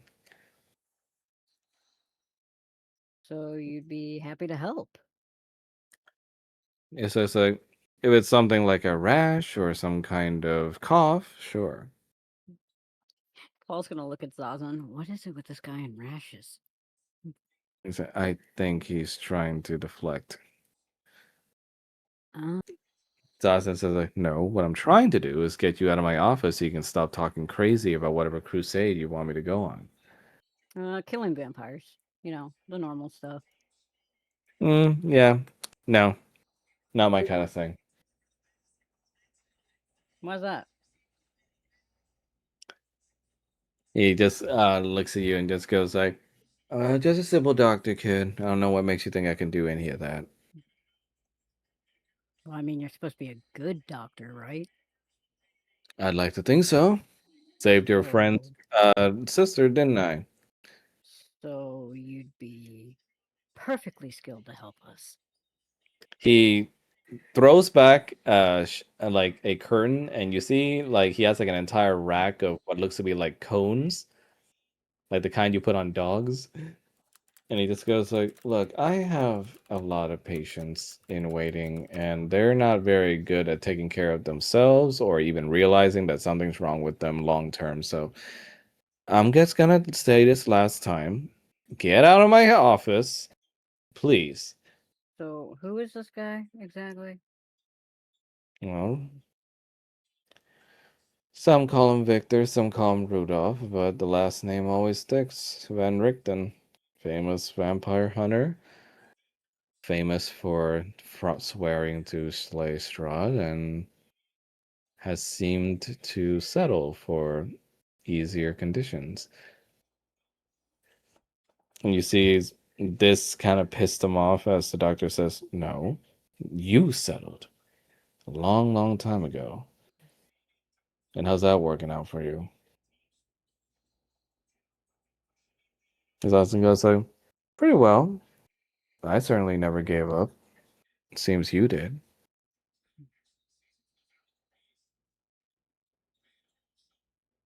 Look, let's say I am who you say I am, right? Then let's do the math here, kid. If I am who I say he said I am, then with my help, hundreds of times before, all those past little heroes failed still. So what the hell do you even need me for? We could really use your help. I'm hoping this is leading somewhere fruitful. Yep, getting your help. For what? Uh, well, we have a lot of people that got bit by vampires at our place, and there's a really big vampire that's trying to kill us, and happened to have bit my sister-in-law. Well, my condolences, dumb kid. I suggest some very nice flowers and also a very heartfelt speech at their gravesite. Because once it gets bit, and especially it's by the big one, there's only one solution left. Mm-hmm. Considering your appearance, though, and the smell on you, I don't think it'll be too much of a problem to take care of them in the afterlife. Well, that's not really going to be much of an option here, so we need your help. Zazen just says, "We do, my friend. Many people are afflicted. They're wounded.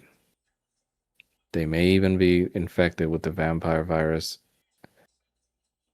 And I know most of all, some of them may have orders from Strahd to do something horrible." You're probably the only person left in these lands that might know more about it. If not for me, if not for our cause, at least do it for the people that need help.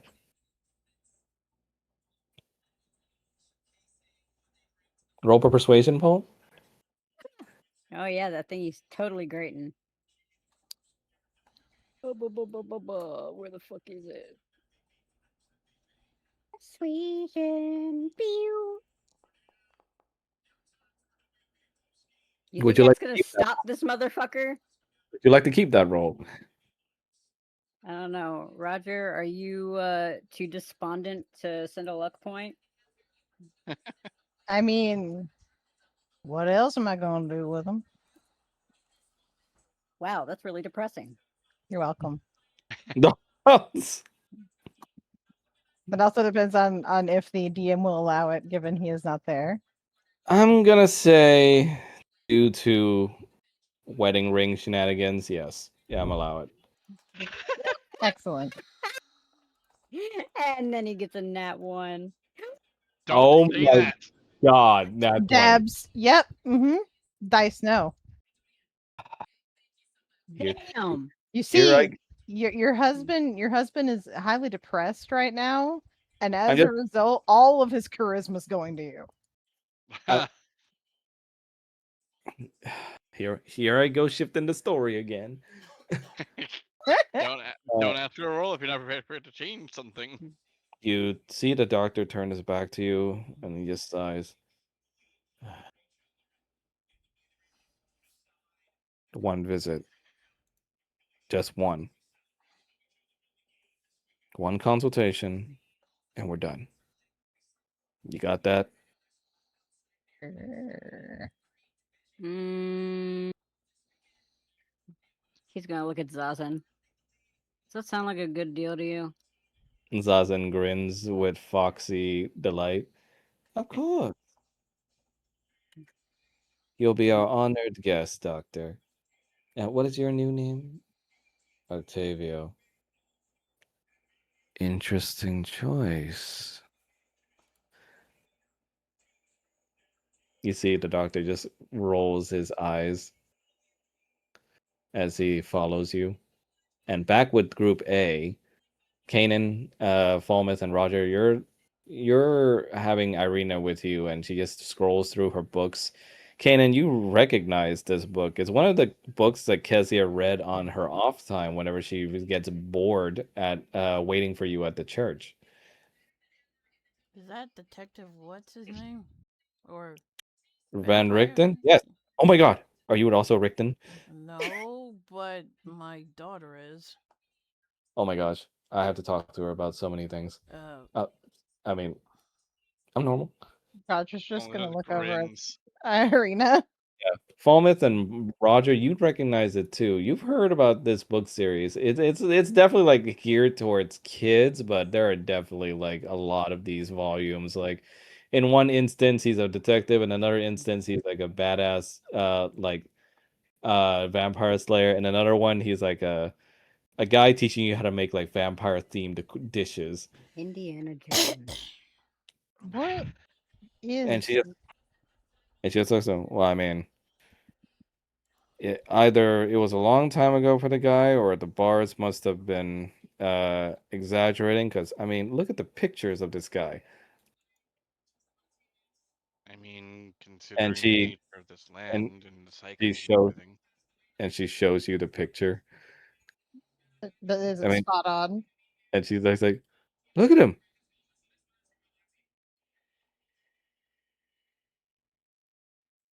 But is it Like spot on? like she sprawls out the book and shows you this picture. I have it in Discord chat. Oh my god. It's like, how do we go from this to cranky doctor? Again, with everything that's been going on in this place, all the shit that people have been dealing with, it's enough to break a lot of people. I mean, look what happened with the Gatorkin and the Vulpine. They were united against Strahd at one point, and then it ended when Zazen agreed to surrender. Okay, And but then the same thing happened with the Order of the Silver Dragon. They Okay, but weren't the backed chief, up by the foxes, and they were destroyed. Fomet, the chief looks like he never ages, and so does Zazen. Look at this guy. I mean, he became a crickety bastard. And then True. you guys just hear behind her. Yeah, I hope somebody speaks that kindly to you when you get old, kid. Well, And we're when not she though. Shit. when she lowers like the picture in the book, it's like perfectly in frame with where his face is, except he's this crotchety bastard now. Let me see if I can share what he looks like now. I think I already shared it before, but just for reference to what he looks like now.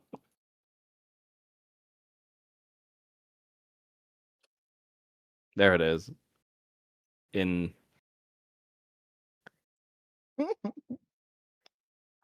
We finally got him to agree to help us. and Paul and Zazen are behind him. And Zazen puts his hands on the doctor's shoulders and goes like, "Just one consultation," and like Octavia just slaps away his hand right away. Of the whole manor. And it says, "Nice vehicle." Talking head figure. It was a gift from the people here, apparently. Does it Mm. have a kitchen? Yeah. Yes, that's Good. These the patients or what? He like hovers over like Falmouth, Roger, and Kanan. I'm perfectly fine. I, if you're here to check people out, it's probably gonna be people inside. He looks at Falmouth and goes like, "You're wearing that heavy armor a lot. I'll loosen the strap on the right side of it, or else it's gonna start bruising."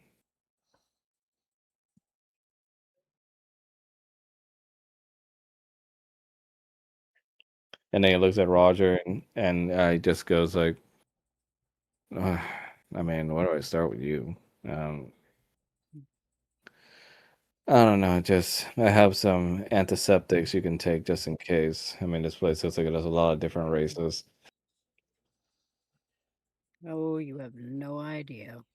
And then he looks at Kanan and goes like, mm, "Here, Kanan's just distracted, like right now, because he's getting pretty antsy. you're getting Uh, you got hit in the cheek by what looks like to be a small vial that he threw you." What the? What is? Paul is gonna go over to Irina and just kind of wave his hand in front of her face. Did, You okay? Huh? Yeah. That's fine. Just mm, What's this? And he's gonna take the book. did this man just offer Roger prep? yes. He looks at you, Kanan, and just looks at Vial and just goes like, "Two words: scale rot." Excuse me.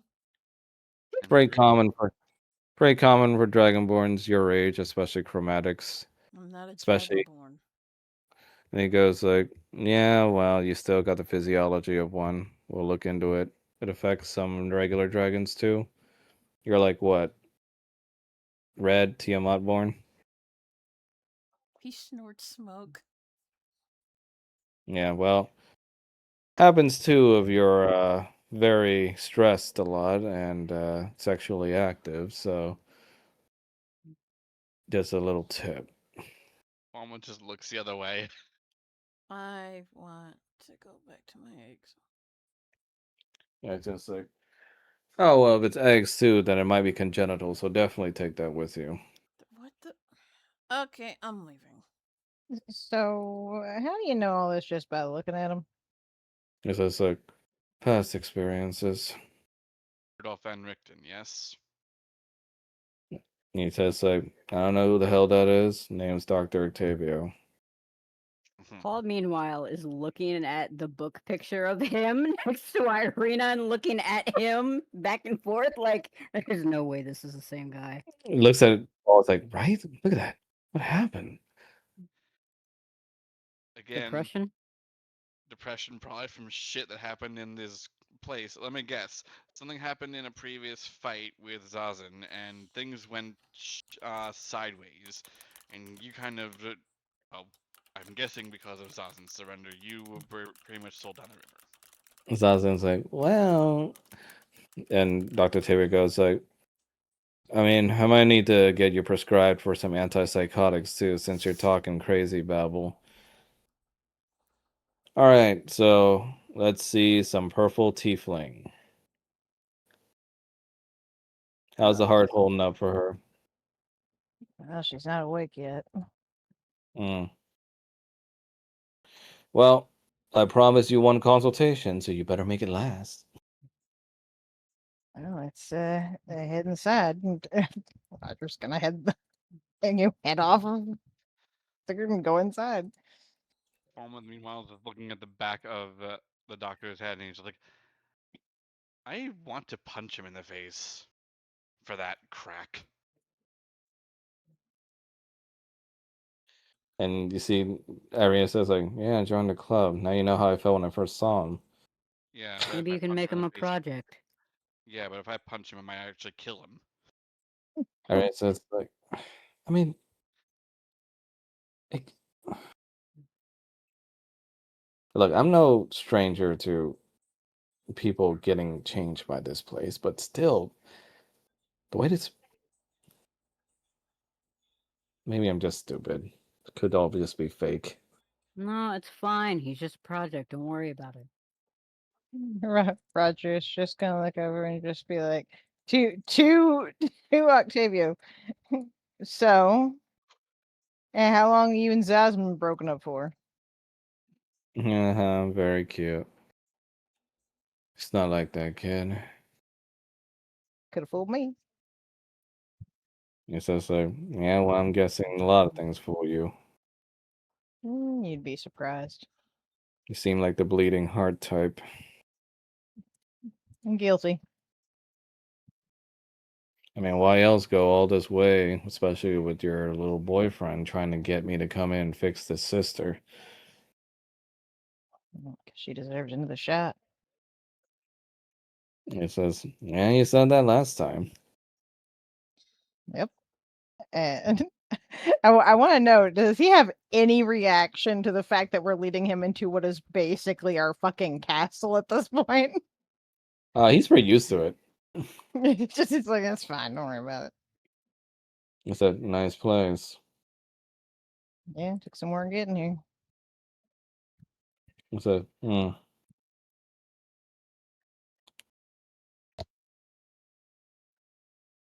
you're really into this whole hero business, aren't you? I'm not. I'm into the keeping people alive business. Yeah, I know that feel.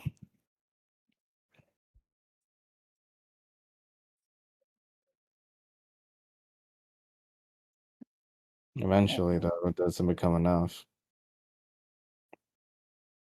It's been enough so far. Well, mostly.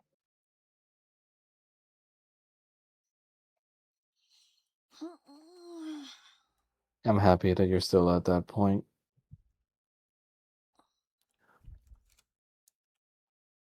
Roger is going to look over at him, and it's just going to be like, if you remember Zazen, that means you remember too. Don't know what you're talking about, kid. Sure. And he's just gonna take him up into the residential quarters. As you head there, Roger and Kanan, you're kind of like around the same area in the residential area as Kanan. You're trying to head home, and Kanan, you accidentally run into your mother. Oh, oh. Oh. Like you almost face plant yourself onto her chest, and she says like, "Well, rude." Oh. Sorry. Oh. Hi, Mom. You asked me to visit, and you're not even around. I'm sorry. Something came up, and yeah. Uh, welcome. I already have some wine and some food prepared for you. I just need to go and get it. Very well. Now, show me these eggs. Oh, you want to see the eggs first? Okay. Yes. And then she run passes you, Roger, and the doctor, and she just pauses. And she turns over towards the direction of you, Roger, and just goes, "You, What?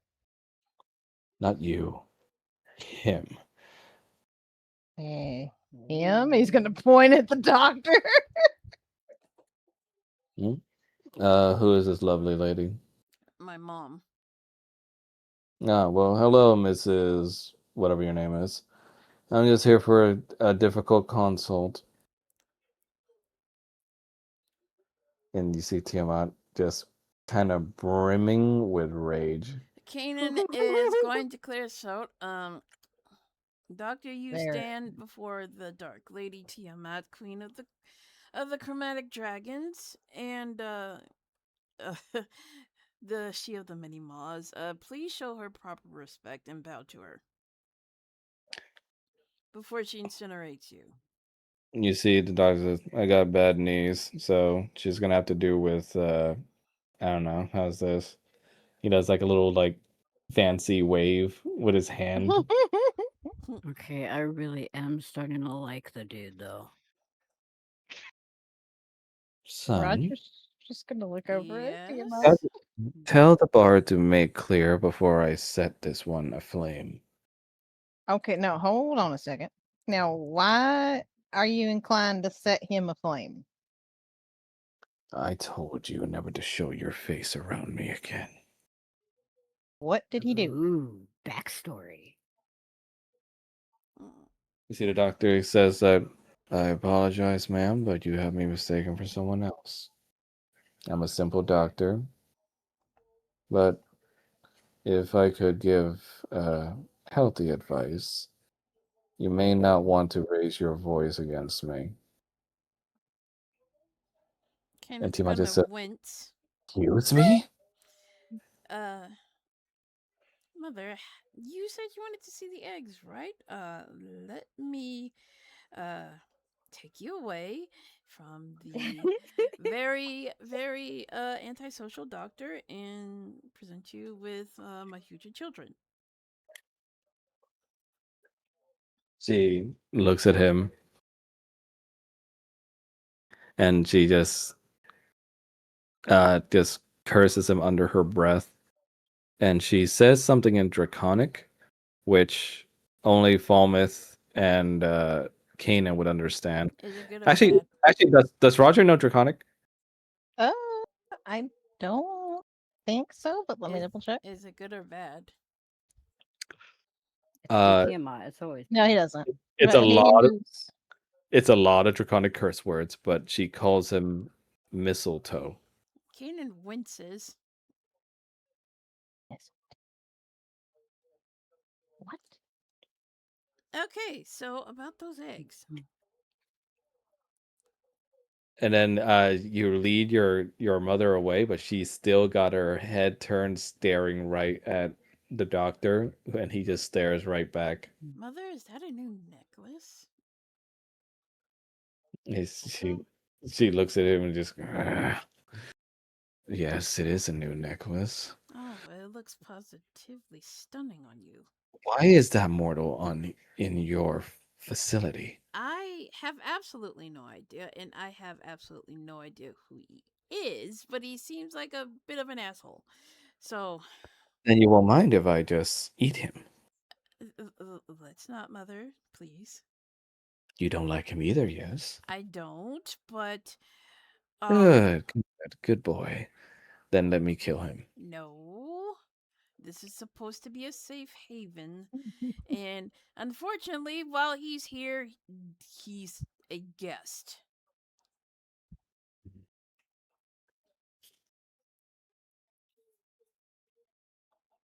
If you knew what he did to us.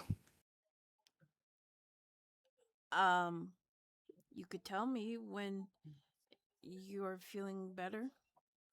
In the distance, you see Irina. She's silently wording to you, and holding up one of her books, and it says Detective Rickton Volume 6, and it says The Chromatic Enclave on it. Kanan is like putting two pieces together, and he's like, "Oh,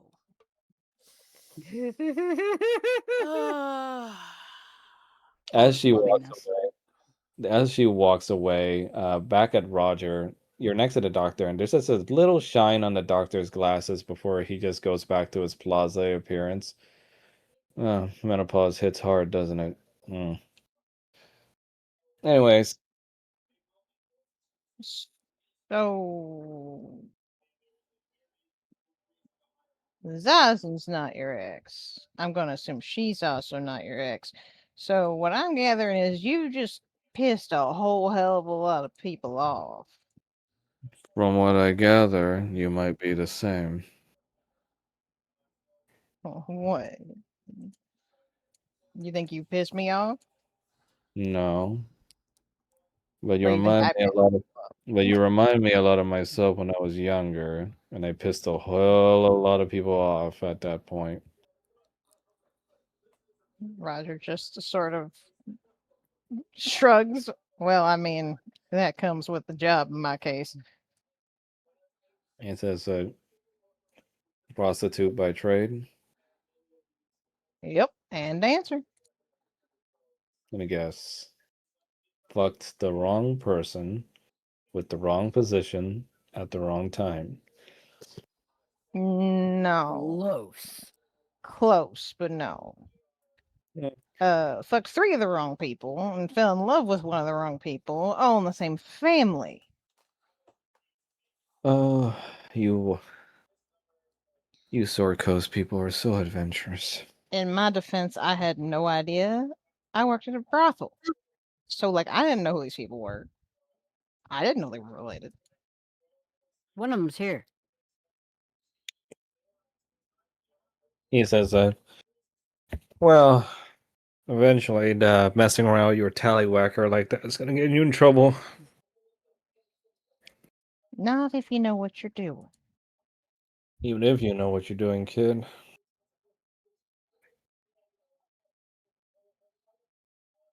And you see he goes in to see Faye. Meanwhile, Kenny, you take your mother to see the eggs. Kanan is. And she's like, complaining to you the whole time about the doctor. So what's with you and the doctor? I hatched a scheme a very long time ago. And he thwarted it. Don't say thwarted. And He interfered. sorry, he interfered. Got it. And he says like it was during the advent of vampire dragons. That's Disgusting, yeah. disgusting little creatures, but they felt they could prove useful. They were to be my batteries, siphoning blood onto an engine for a machine of war.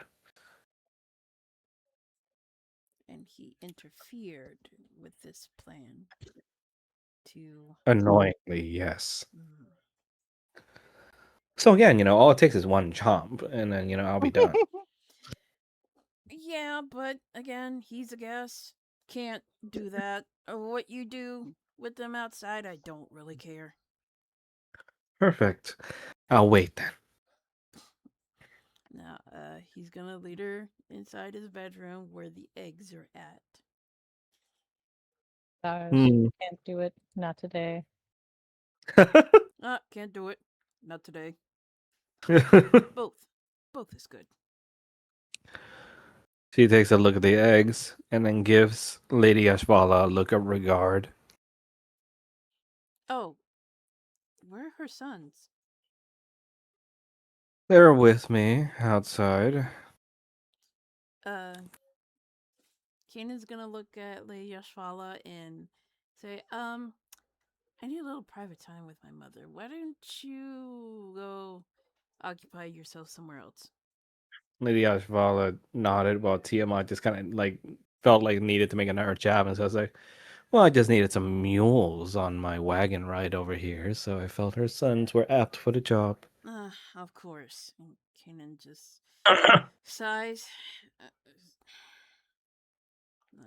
Well, here they are. And she was like, "Oh, do not sigh like that, like a petulant child. When your servants fail you, they must know the cost." I get that, but mm, Well, I fulfilled my end of the promise, did I not? you did. I probably should have specified how you were going to bring them, but you did. A mistake that the Spader will never make again, I bet. Mm-hmm. So what do you think? She takes a look at the eggs. You can see her, like, her face scrunch up a little bit, but she says, "Hmm,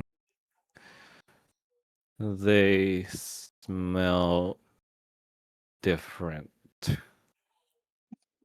Different. Not different bad, right? Different good. Different.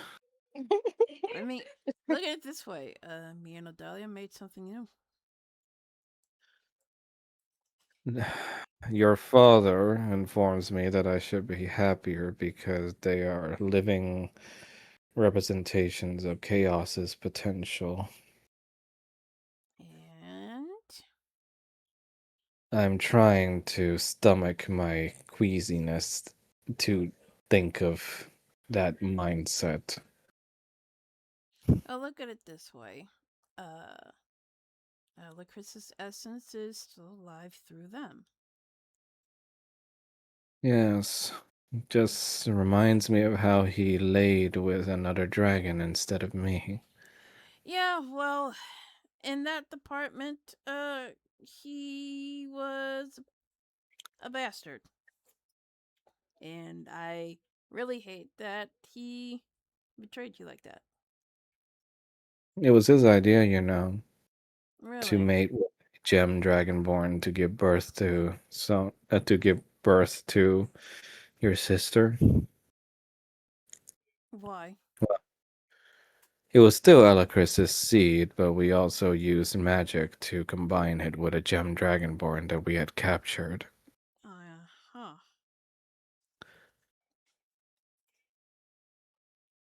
So, You see, she kind of puts her hands over the eggs, but very, very tense because you don't know how much pressure she's putting on them. yeah, Kanan's a bit worried. Do you approve?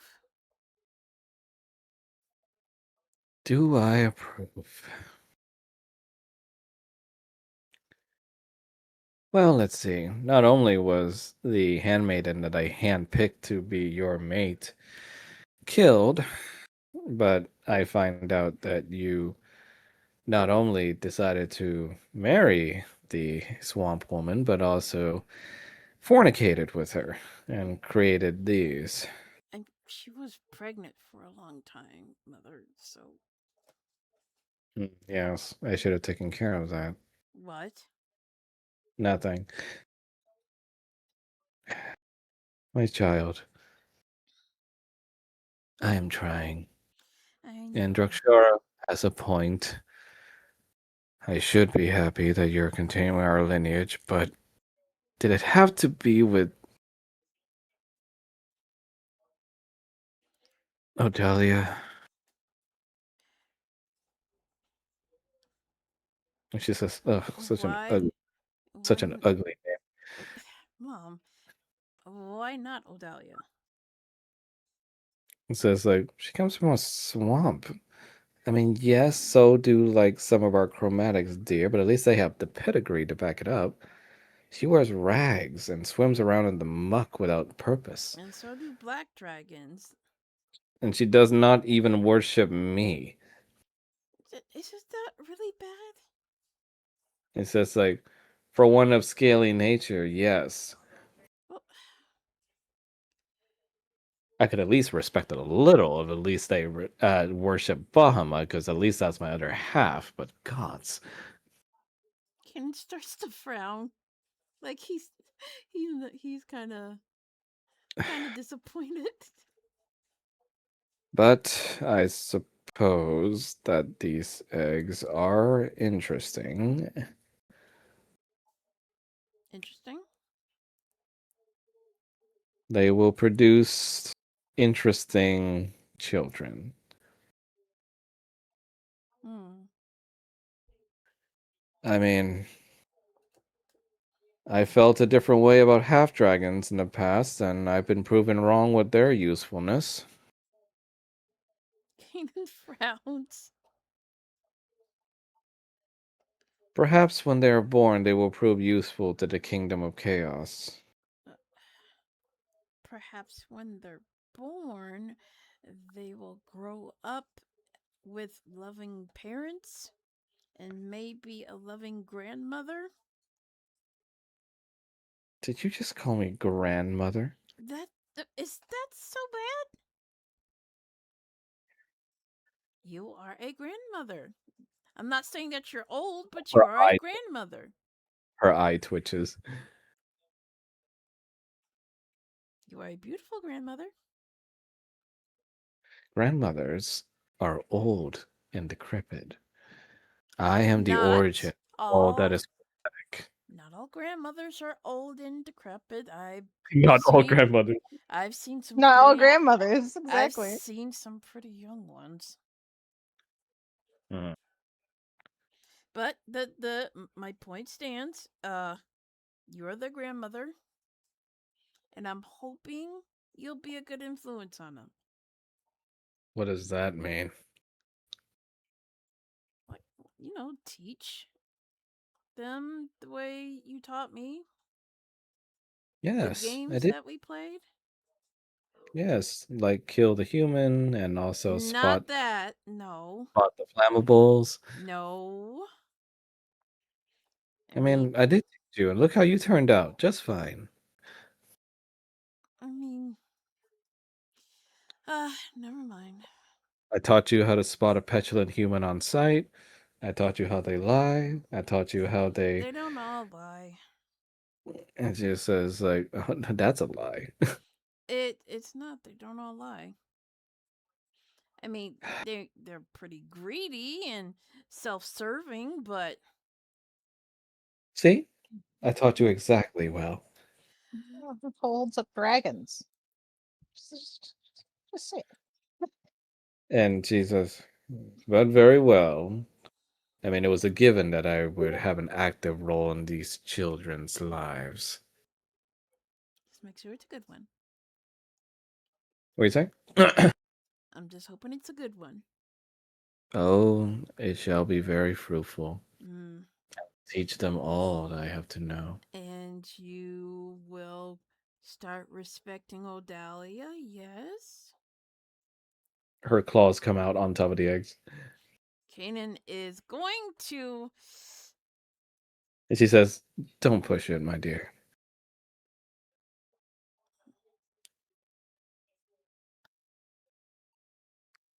He's just And gonna she wait says, for her to move her and hand. she says, and she says, I will tolerate that it has a name, and I will call it by its name sometimes. But respect is asking a lot. Maybe be civil? I am civil. She's not dead. That's already civil. Okay. Well, thanks for taking the time What do to you want? stop by. What do you want from me, my child? I'm trying. I just wish you two would not fight each other so much. I mean, she's trying really hard to gain your approval, but it's because Last time we talked, she insulted me to my face. because you were kind of being nasty towards me. And she says, and you allow her to be nasty towards me? What's the fairness in that? You don't understand. I will show her respect when she shows me the proper respect. and she will show you the proper respect when you respect her, the Prove it. kids. How am I supposed to prove it? Teach her our ways, and the next time I visit, have her show me the proper respects that you do. She's in postpartum, mother. She's kind of a bit sensitive right now. I don't want to push her or anything. She looks like, believe me, I know what it's like to be emotional. How about some wine? So it's like, good. I'll just hold on to these. And then she takes the eggs in her hands. No, please don't move them. Are you trying to tell me how to mother? I am not trying to tell you how to mother. I am asking you to I have please. given birth to hundreds, thousands, countless dragons. They're Young not man. just dragons. They're very delicate. Please, I beg of you to please put them down. What are you worried is going to happen? You know exactly what I know is going to happen. Okay, then. And she just, like, almost intentionally makes it look like one's slipping out of her hand. Kanan is going to start freaking out. Mom, stop. You must learn to calm yourself. And then she does it again. Kanan, Now, it's gonna go for her legs, like it's like he's seeing the eggs fallen, and he's gonna almost like dive into her legs to try and catch him. and you see she catches back. It's just like, okay, then look at you. Mother, please put the eggs back. Now, let's have some food and wine, shall we? Yeah, I feel like sure. eggs for some reason. Mother. And she just teases you further by carrying them with her into the dinner room. Kanan is gonna run after her. Mother, please. They have to stay in place so I can keep them warm. And she just again just keeps teasing you and goes like, uh-huh.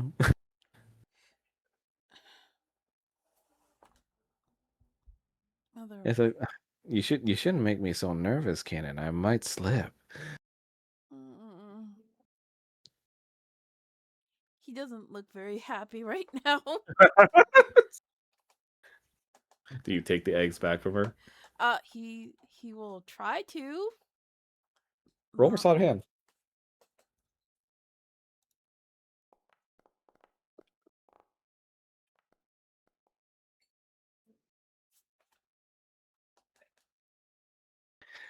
You take them back from her as she's playing around with them, and she just kind of looks at you like, you dare?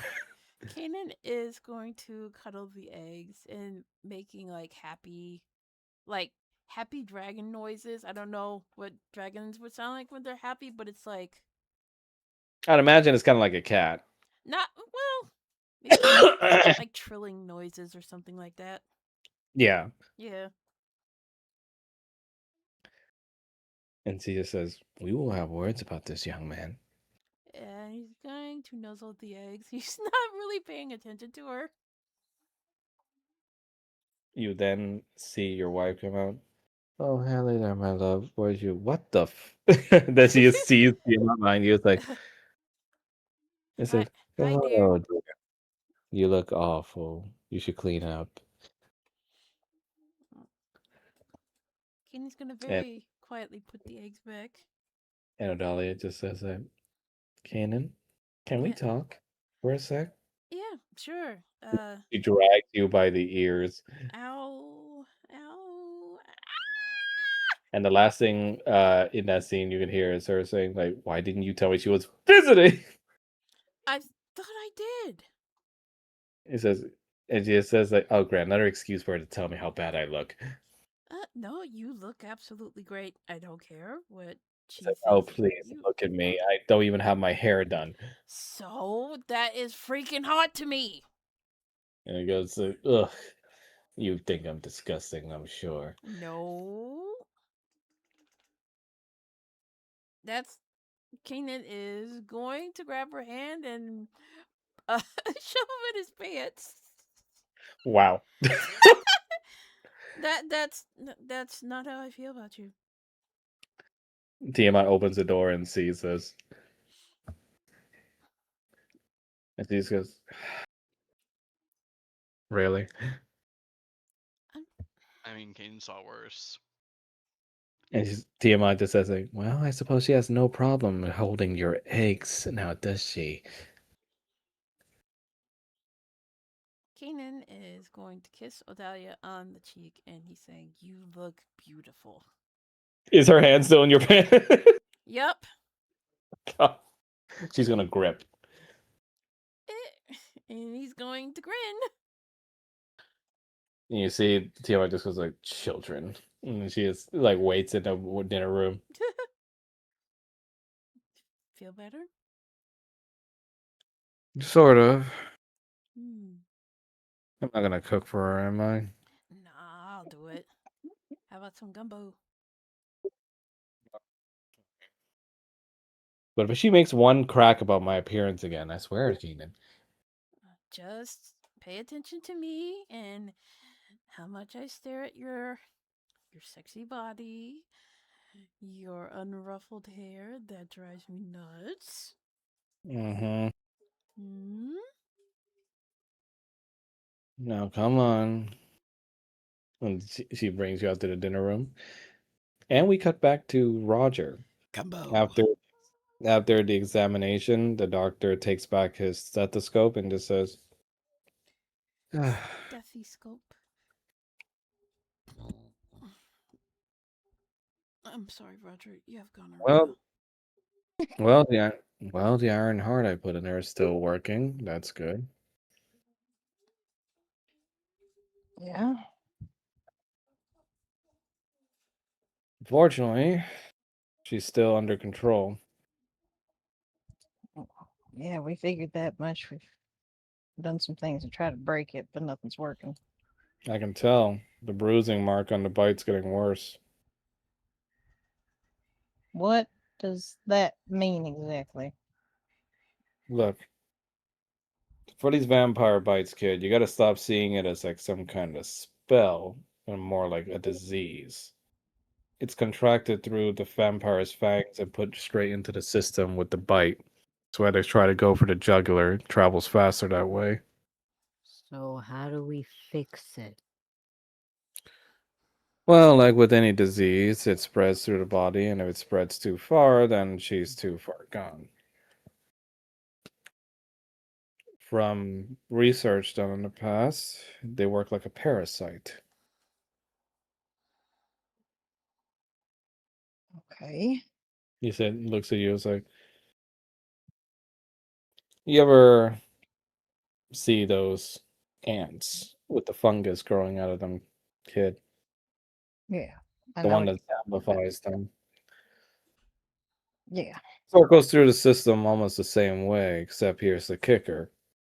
This parasite's voice activated.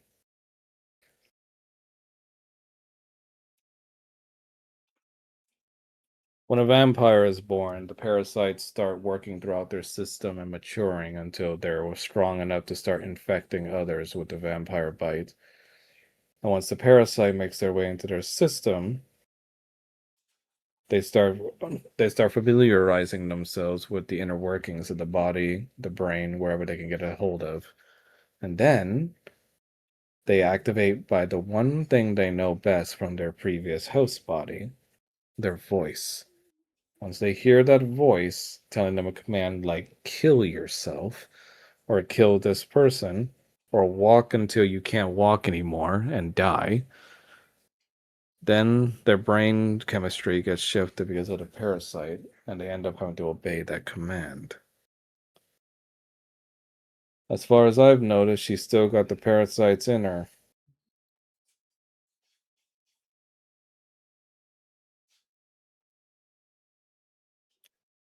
Okay. And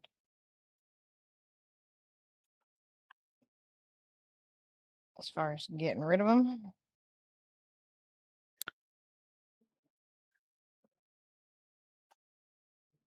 Honestly, kid, it would be far more merciful to probably offer.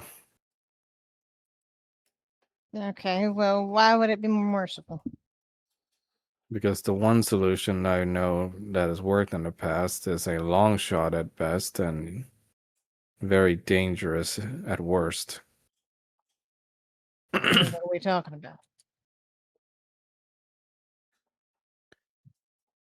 Well, doctor a long time ago looked into this affliction about what can be done with it, and he looked into radiant magic. It was all the rage back then with the vampire slayers and the clerics and the paladins back when vampires were first discovered and bards eagerly writing their monster hunting manuals. Okay, get to the Yeah. point. And he says like, I'm getting there, kid. Cool your jets.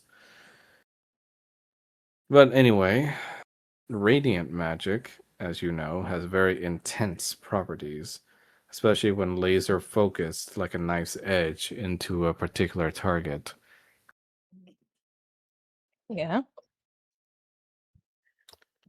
Theoretically, if one focuses enough radiant magic into this precise cutting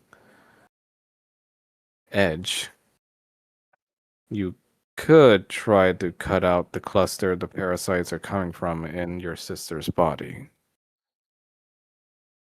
Wouldn't that be the neck? Yep. Great. That's why I said it might be kinder just to let her go.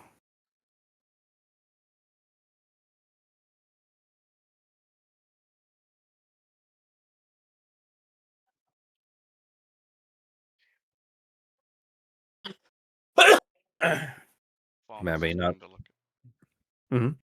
Falma's just going to look at the doctor. Would you say you have the surgical skill to do it? I suppose. What would you need? Enough radiant magic in order to do this. And then a diamond. A diamond?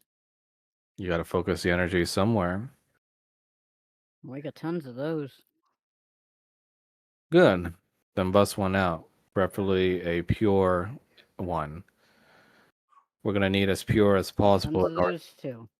in order to focus the energy into a good enough beam.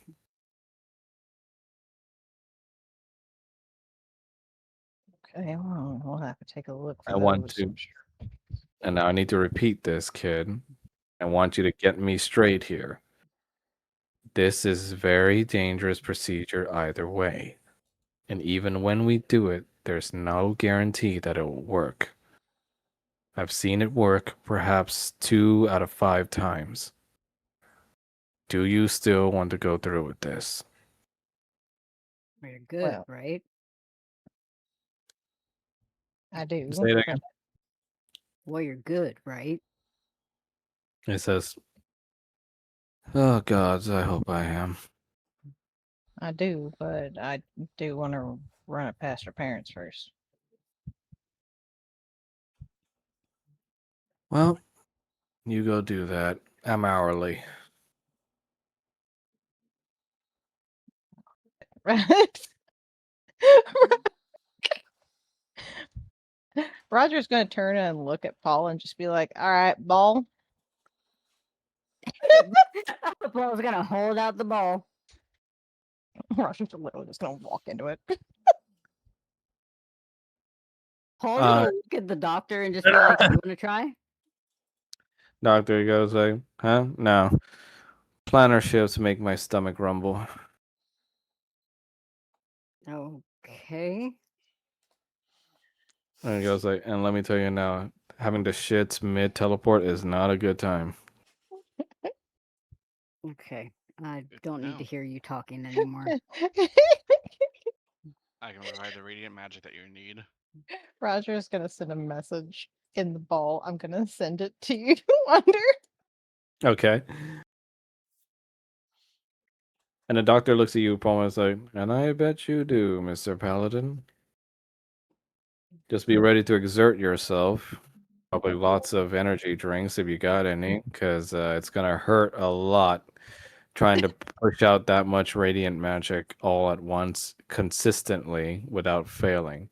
I'm going to go get the diamonds and hope that Calypso hasn't eaten them.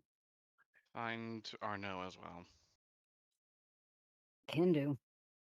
Thank you. And let me see the message. that is the message that basically is going to show up to Paul.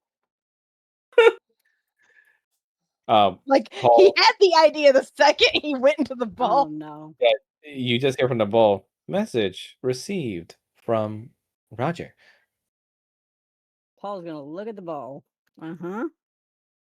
If she's in the ball, she can't die from it, right? End message.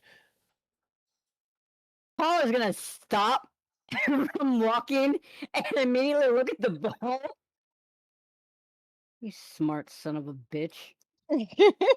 Send message.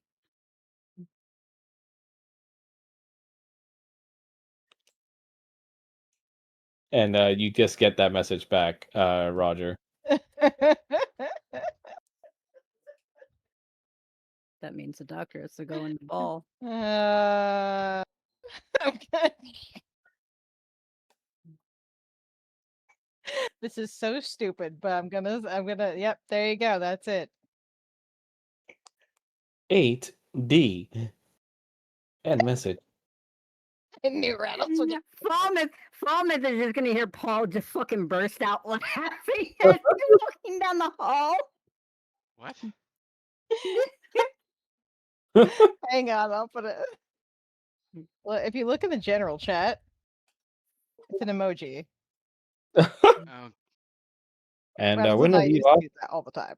And we're gonna leave off tonight with just a snippet from the dinner that Kanan is currently having with his, well, arguably two of the biggest women in his life. Kanan, you're sitting in the middle while Dahlia's sitting on one end, and your mother's sitting on the other end. Okay. So My- is my the gumbo okay? My child, pass the wine, please. I think he was talking to me first, mother-in-law. Yes. Oh boy. And Dolly says, like, oh, I'm sure he was doing lots of things before he met you, dear. But, I mean, he can multitask, surely. Kanan is going to smile, and he talks to Adalia while also pouring the wine. How's the gumbo, dear? Delicious. You've really got accustomed to our cooking.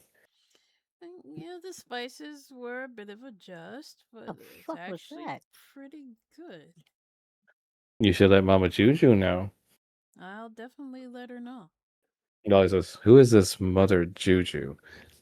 She is a friend of Odalia's father. So, an aunt. Yeah. What does this woman do? She makes some of the best food in the manor at the tavern. So she's a cook. Among other things. You see, Odalia says, she also practically almost raised me whenever my father was too busy. Say, who did you get to raise Kanan when you were too busy, Lady Tiamat? That's right. Um, a, a family of Reds that reviled and hated him for who he was. Kanan grimaces. And Odalia just says, well, I still taught him all I knew as a child to make sure he wasn't alone. Now, how much schooling did you receive inside of that little swamp that your people were stuck in?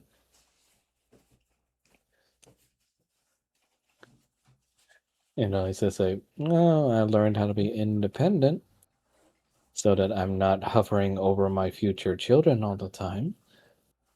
Helicopter, helicopter. And Adalia just says, yes, you're doing such a good job of that too, leaving your eggs in my son's hoard. Actually, that was my idea. They both say at the same time. It's like don't get. It's like shh. Don't shoot you at the same time. Okay. Adalia just says, it's like, well, he loves me and he wants to chip in because he's an equal part of my life as my children are. Instead of trying to dominate him and, crush his spirit, I make him feel like a man and make him feel like an equal. Odalia says, please, I make him feel equal, don't I, child? Um, I. Uh, Right? sure. Yeah. Odalia says, you don't have to lie for her. Kanan.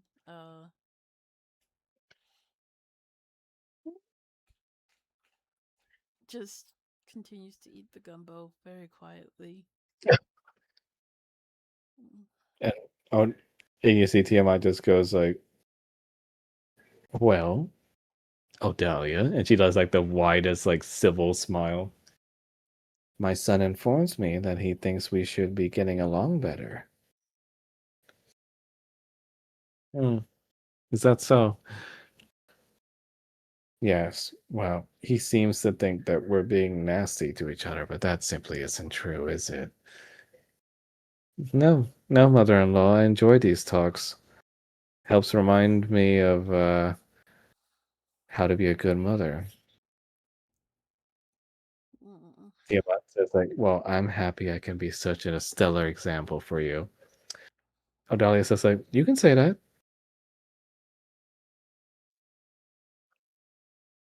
And Kanan, you feel the tension getting worse, and you feel the need to interject with at least something to alleviate them, some kind of common point between them.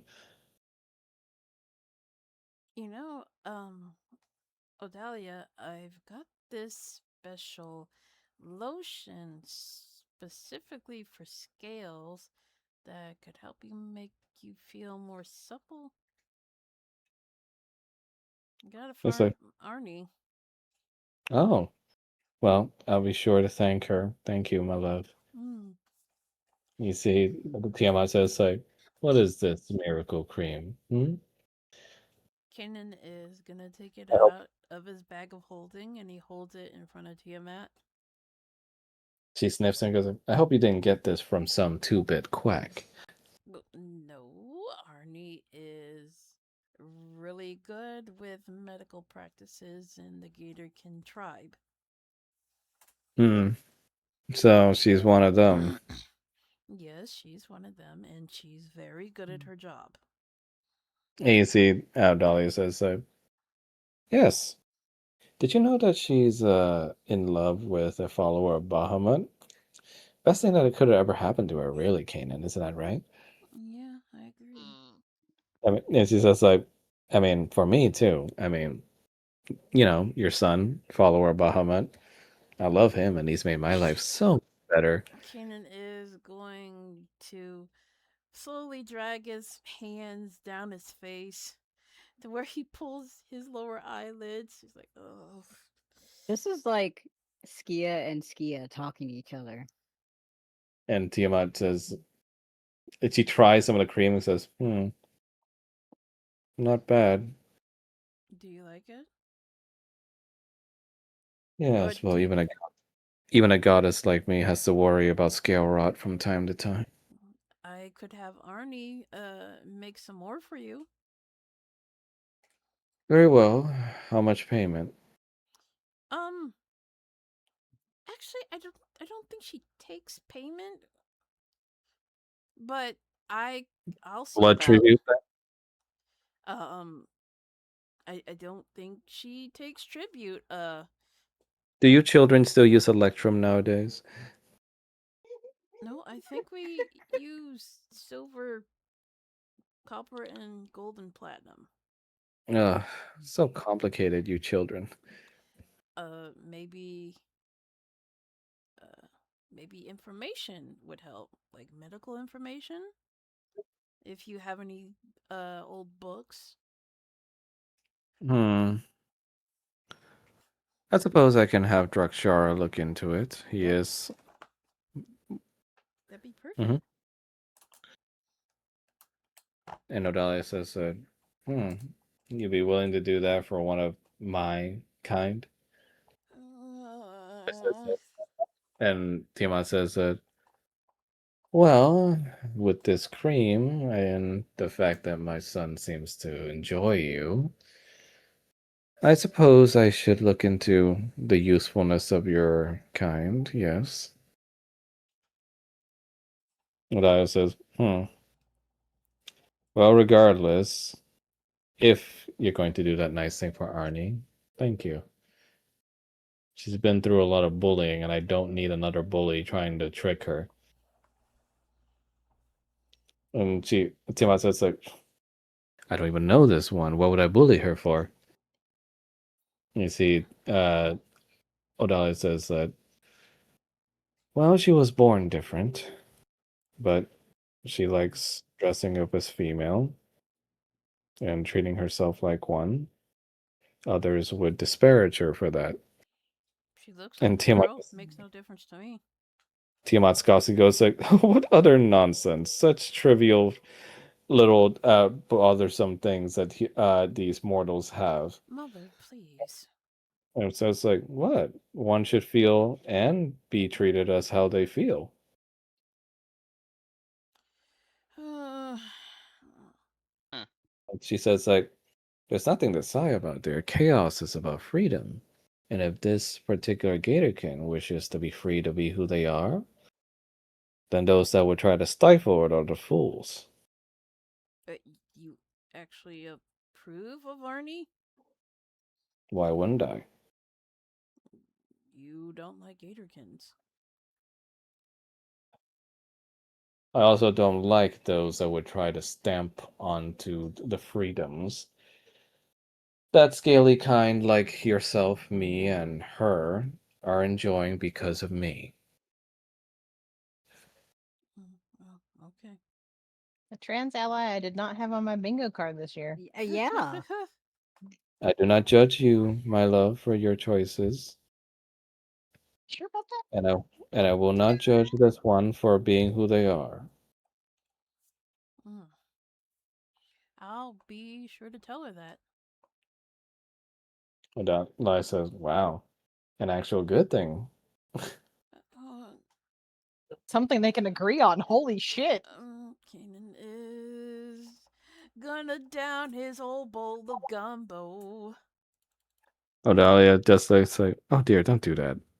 You're getting it all over yourself. This And gumbo is delicious. Tiamat just chiming in, just like, yes, and sit up straight, dear. Okay. He tries to sit up. Odalia just says like, I know, right? Look at him. Sometimes he just slouches a lot.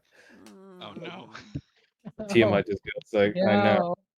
I know. I try to dissuade him from it all the time, but he prefers to rest his head on his hand like a child. Well, I got. No. Oh, wait, what did you say? But you prefer to rest your head on your hand like a child. Well, I can't exactly sleep on my back or anything. And he You points see, to his horns on his head. You see that Tiamat goes like, yes, very inconvenient, I know. But as a dragon, you should be sleeping on your stomach in your hoard anyway. Well, I do that sometimes, but I don't want to make Odalia uncomfortable by not being in the bed with her. Tiamat says, yeah, you don't make me uncomfortable, but sometimes it's a little inconvenient because, when I want to turn over and give you a little, you're on your stomach, so it's a lot harder. Tiamat just says, like, oh, I have some techniques for that, dear. Don't worry, I can teach you about them. What? Oh my god. Huh? And Ollie says, like, really? And Tiamat says, like, yes. I had it with Drakshar and Alicris all the time. They loved it. What? sits here in horror. And you see Tiamat says, like, see, I can get along with her just fine. I suppose you can. That's And good to hear. O'Donnell just says, like, oh, actually, can you give me some advice about, the and you see Tiamat's like, say no more, dear. I know exactly what you're talking about. Uh, would you like some more wine? They both say yes He's gonna in leave unison. the table. He's gonna have blood wine for Tiamat and like regular wine for Odalia. Ooh.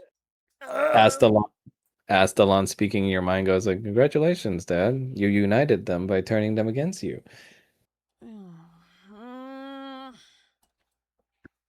This I'm just is the worst. I'm just gonna drink the night away, and then when this is all over, I'm going to sleep. The evening goes by as you surprisingly you had a good evening with Tiamat and Nodali, even though it started out nasty. As you see, they start bonding over like Mommy taking stuff. care of you, essentially. Yeah. And also Tiamat giving advice over her many, many myriad years of being an actual dragon mom. She gives even advice on like ways to build a little nest in the horde where the treasures of the horde won't actually damage the eggs. Oh. The dog won't leave me alone. He keeps I don't trying know to what the lick my fuck. face. I don't know what the fuck keeps exploding outside, but there's fire trucks, and I'm just like, oh, somebody blew something up. And that's where we're going to stop it tonight. Amazing. There's so many issues. And then you have and then you have this pillow There they with go. a man on it, a merman on it. There they go. You are too good at doing that voice. I forgot the name of that character. Glendale. Glendale, yeah. The chick with the fucking portal tummy. The portal tummy. To the grave. The kleptomaniac. Yep. Ooh, mama like. When things go horribly right. Oh yeah, the conversation between Tiamat and Odalia. Oh yeah. Go to the bad boy, baby boy timeout zone. Oh, you mean when she was shoving that like centaur inside her portal and he was Yeah. crying? Awful. That's probably what Sandra does. The people that she puts in her hole. Oh no. Okay. Okay. Good job, gang. We did it. And so next session is going to be talking about you guys using that wagon to go to your next objective. Which is? Are we taking the doctor with us? You guys headed to the Amber Temple. Oh, that's right. I forgot. To get the Sun Sword to defeat Strahd. That's right. I forgot. And most likely going to have to do the operation in the wagon. If in the ball. Yes, in the ball, inside of the wagon. I guess I'm driving. Yep. Oh, well, the thing is self-driving, remember? But you can steer. You can steer if you want more direct control. I guess I'm driving. Sigurd would be like, yes, take my rein. Stop it. No. Control me. Use me. No. Those are very sexual connotations, and I would wish you would stop saying it like that. Just imagine a giant wooden dragon face that's turning all the way around like in Wind Waker and looking at you guys through the window. Well, fucking no, thank you. Yep. See, I keep picturing that it has like I keep picturing, because it was originally meant to be a horse and then it got turned into a dragon. I keep picturing it having like a mane of like rope or something, or like you know what I mean, like grass or rope, and I'm just like, this is it's just killing me because all I can picture is like tossing its head. He's got a mane of horse cocks. Yeah, so the main, I would headcanon it as like being originally a horse mane, but of course, like the guy that built him needed to make it look like a dragon, so he painted it white over like a dragon's mane. And of course, Of course, Paul is going to be the insufferable one who insists, no, it's a horse.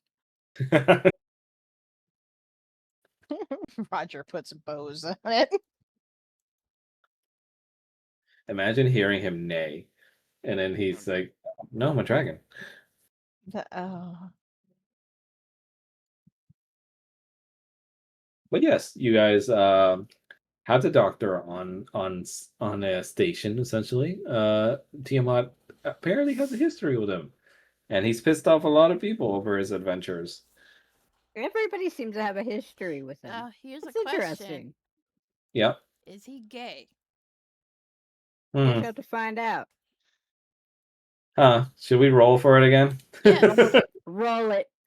What was the dice we used for it last time? D8 or something? We love rolling for sexuality. D8. Okay. The worst. Was it a the D8? worst. I I can't the think worst it plot. was. Somebody I just think it pull was- up a list of sexualities. I think it was a D8, and it was things like, straight, gay, bi, pan, ace, demi. What the fuck is number 4? I think it was the D6 actually. Lesbian. I think it was a D6 actually. Okay, so it was a D6. Somebody roll for it. Okay, fine. It was a Fuck. 4. Oh, Fuck. it's 4. It's still a What's- 4. What's The what's gods a have spoken. Who has the list? We didn't really. We didn't. I have really it here. It was a verbal. I it was was going- a verbal list. I have it It was a here. verbal list. Oh, you got the list. Well, what's number 4? Pansexual. Okay, what's really funny is that was literally the 4th thing listed off by Blaze. So perfection. So important question. Is he a top or is he a bottom? Stop. Oh. Does that bother you? No, Caden's not a bottom, I think. that's not what Of I course, was of thinking. course, he has to be a top. If he's got any history with Zazen, Are you- Dawson is are you- totally a bottom. he is a bottom.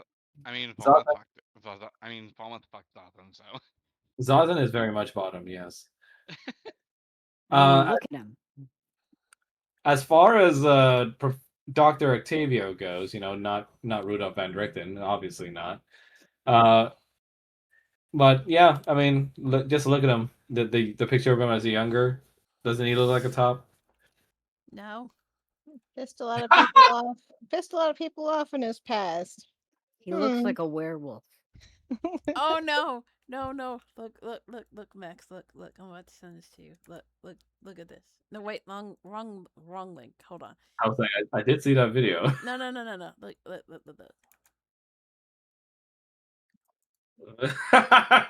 Okay, that's very funny. Was that a fan fest? Yeah, it is. It's a That's 14 strategy board. Yeah, it's hilarious. It's AIM. I like the little villain icon on the left peeking in. Rawr. Do you stare at me peeing? But yeah, I've never what's your been guess? at a urinal. Really? Okay. No, I've never been inside a dude's bathroom. Well, Go you're missing. inside one. There's just less toilets. Yeah, it's literally just a toilet attached to the wall. Oh, so like, if girls try to use it, how would you pee? Like, do you have to squat? Yes. Like, You have I to guess- squat and aim. oh, You want to be cursed and filthy, just sit right on it. Like, I'm sorry, I am turning my machine off. no, I think he said he's turning his stream off. Yes, I was turning my stream off. It was funny. Just getting Blaze banned on stream, No, It that shit again, the it's Twitch not like I'm allows, it's turning my fine. machine off, and I'm like, yeah, absolutely understood. Valid point. What do you guys feel about Dr. Octavio so far? He's an ass. He's growing on Paul. he likes to butt fuck. Falmouth wants to deck him. That is a I normal. mean, Paul wants to deck him, but at the same time, he's like, I can be absolutely annoying to this man, and he can't do shit. Oh yes, he can. Oh, he can, but he's not. And Roger's Paul will just, absolutely push that. Roger's just over here like gestures to his mother and sister, gestures to Tiamat. This is nothing. Is he annoying and kind of an asshole? Yeah, sure. But like he doesn't hate him. He's just like, yeah, this tracks for somebody who's like again, him being like, you remember everything like Sazin does. You know, he's like, you get that's why you're like that. Okay. Yeah, I mean, if you guys want to know lore on him, Zazen will be the guy to ask, because he remembers, because Dr. Octavio's in full denial mode right now. Perfect. Palmer thinks that it's because of like Zazen choosing to surrender and left Rudolph / Octavio up the creek, like what happened with the Paladins. Gee, I I'm glad love. you farted. Okay, first of all, you know what my farts sound like, and it does not sound like that. That sounded like a bunch of markers falling No, onto a your plastic. fart. No, it's your the fart sounds like a deposit sound duck. effect for Stardew Valley. No, Is it? That last Yes. one was not. Your farts sound like a duck, though. That last one is. That's the sound effect from Stardew Valley. No, it's a fart That sound one. effect. Yeah, that's an effect from Stardew Valley. No, it's a fart sound effect.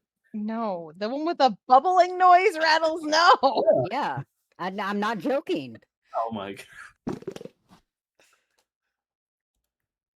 Mel just loves fart jokes. She really does. She's got an ass problem. No, I'm just a simple person. Leave me alone. But yeah, Yeah, you know you what got my ass farts problem. sound like, and it's not like that. Mine's are distinct. You're a distorted quack. Yes. Okay, so next session is when? I'm my eyes are killing me from these allergies. So it is going to be on. Are you guys free the 1st? Yes. Mel, do you have it on? Do you have yours on the 2nd, or do you want me to reschedule? It's I think hers was on the 16th. I think No. I thought hers was on the 16th. It's fine. I No, swear to God, Mel. No, she just likes making me feel bad. Yeah, I do. But So you can buy I me thought stuff. hers was on. I thought Wow. hers was on the 16th. yeah, there's I a can do there's a that. thing here that says the 16th. I can do that. Okay. What do Okay. you mean? What do you mean you can do that? I mean, I like Okay. to make you feel bad. It's so you can buy me bedtime. stuff with BD. Okay. So the 1st. Okay. First? Yes, August The 1st. first. I'll tell you, I might not be. Well, you know what? Never mind. No. Well, what's up? Not my dad's birthday is on a Monday. Oh, do you want me to? Nah, it's fine. You're gonna be okay? Yeah, I'll be fine. Okay. All right. Well, I'll see you guys on August 1st. All right. And if you guys have any ideas, suggestions, or stuff you want with your characters, just hit me with the DM. Sex. I already eated stuff at you earlier. Oh yeah.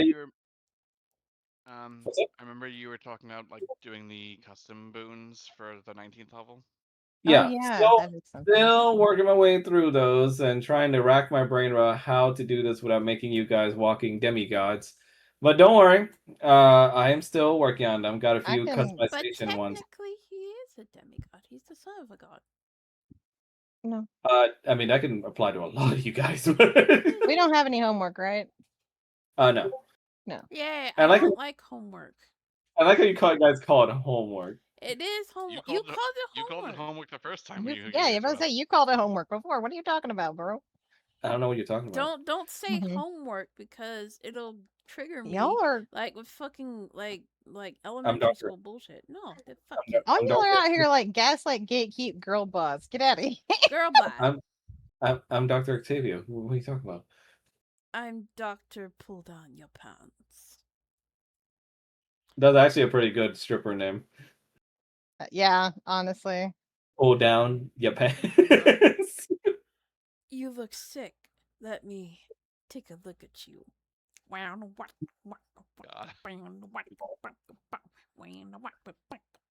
Okay, so I will see you guys on August 1st, all right? And then for those epic boons, I am still working on them. Okay? Okay. All right. I will see you guys next time. Bye. Good job, guys. All right. Bye. Bye.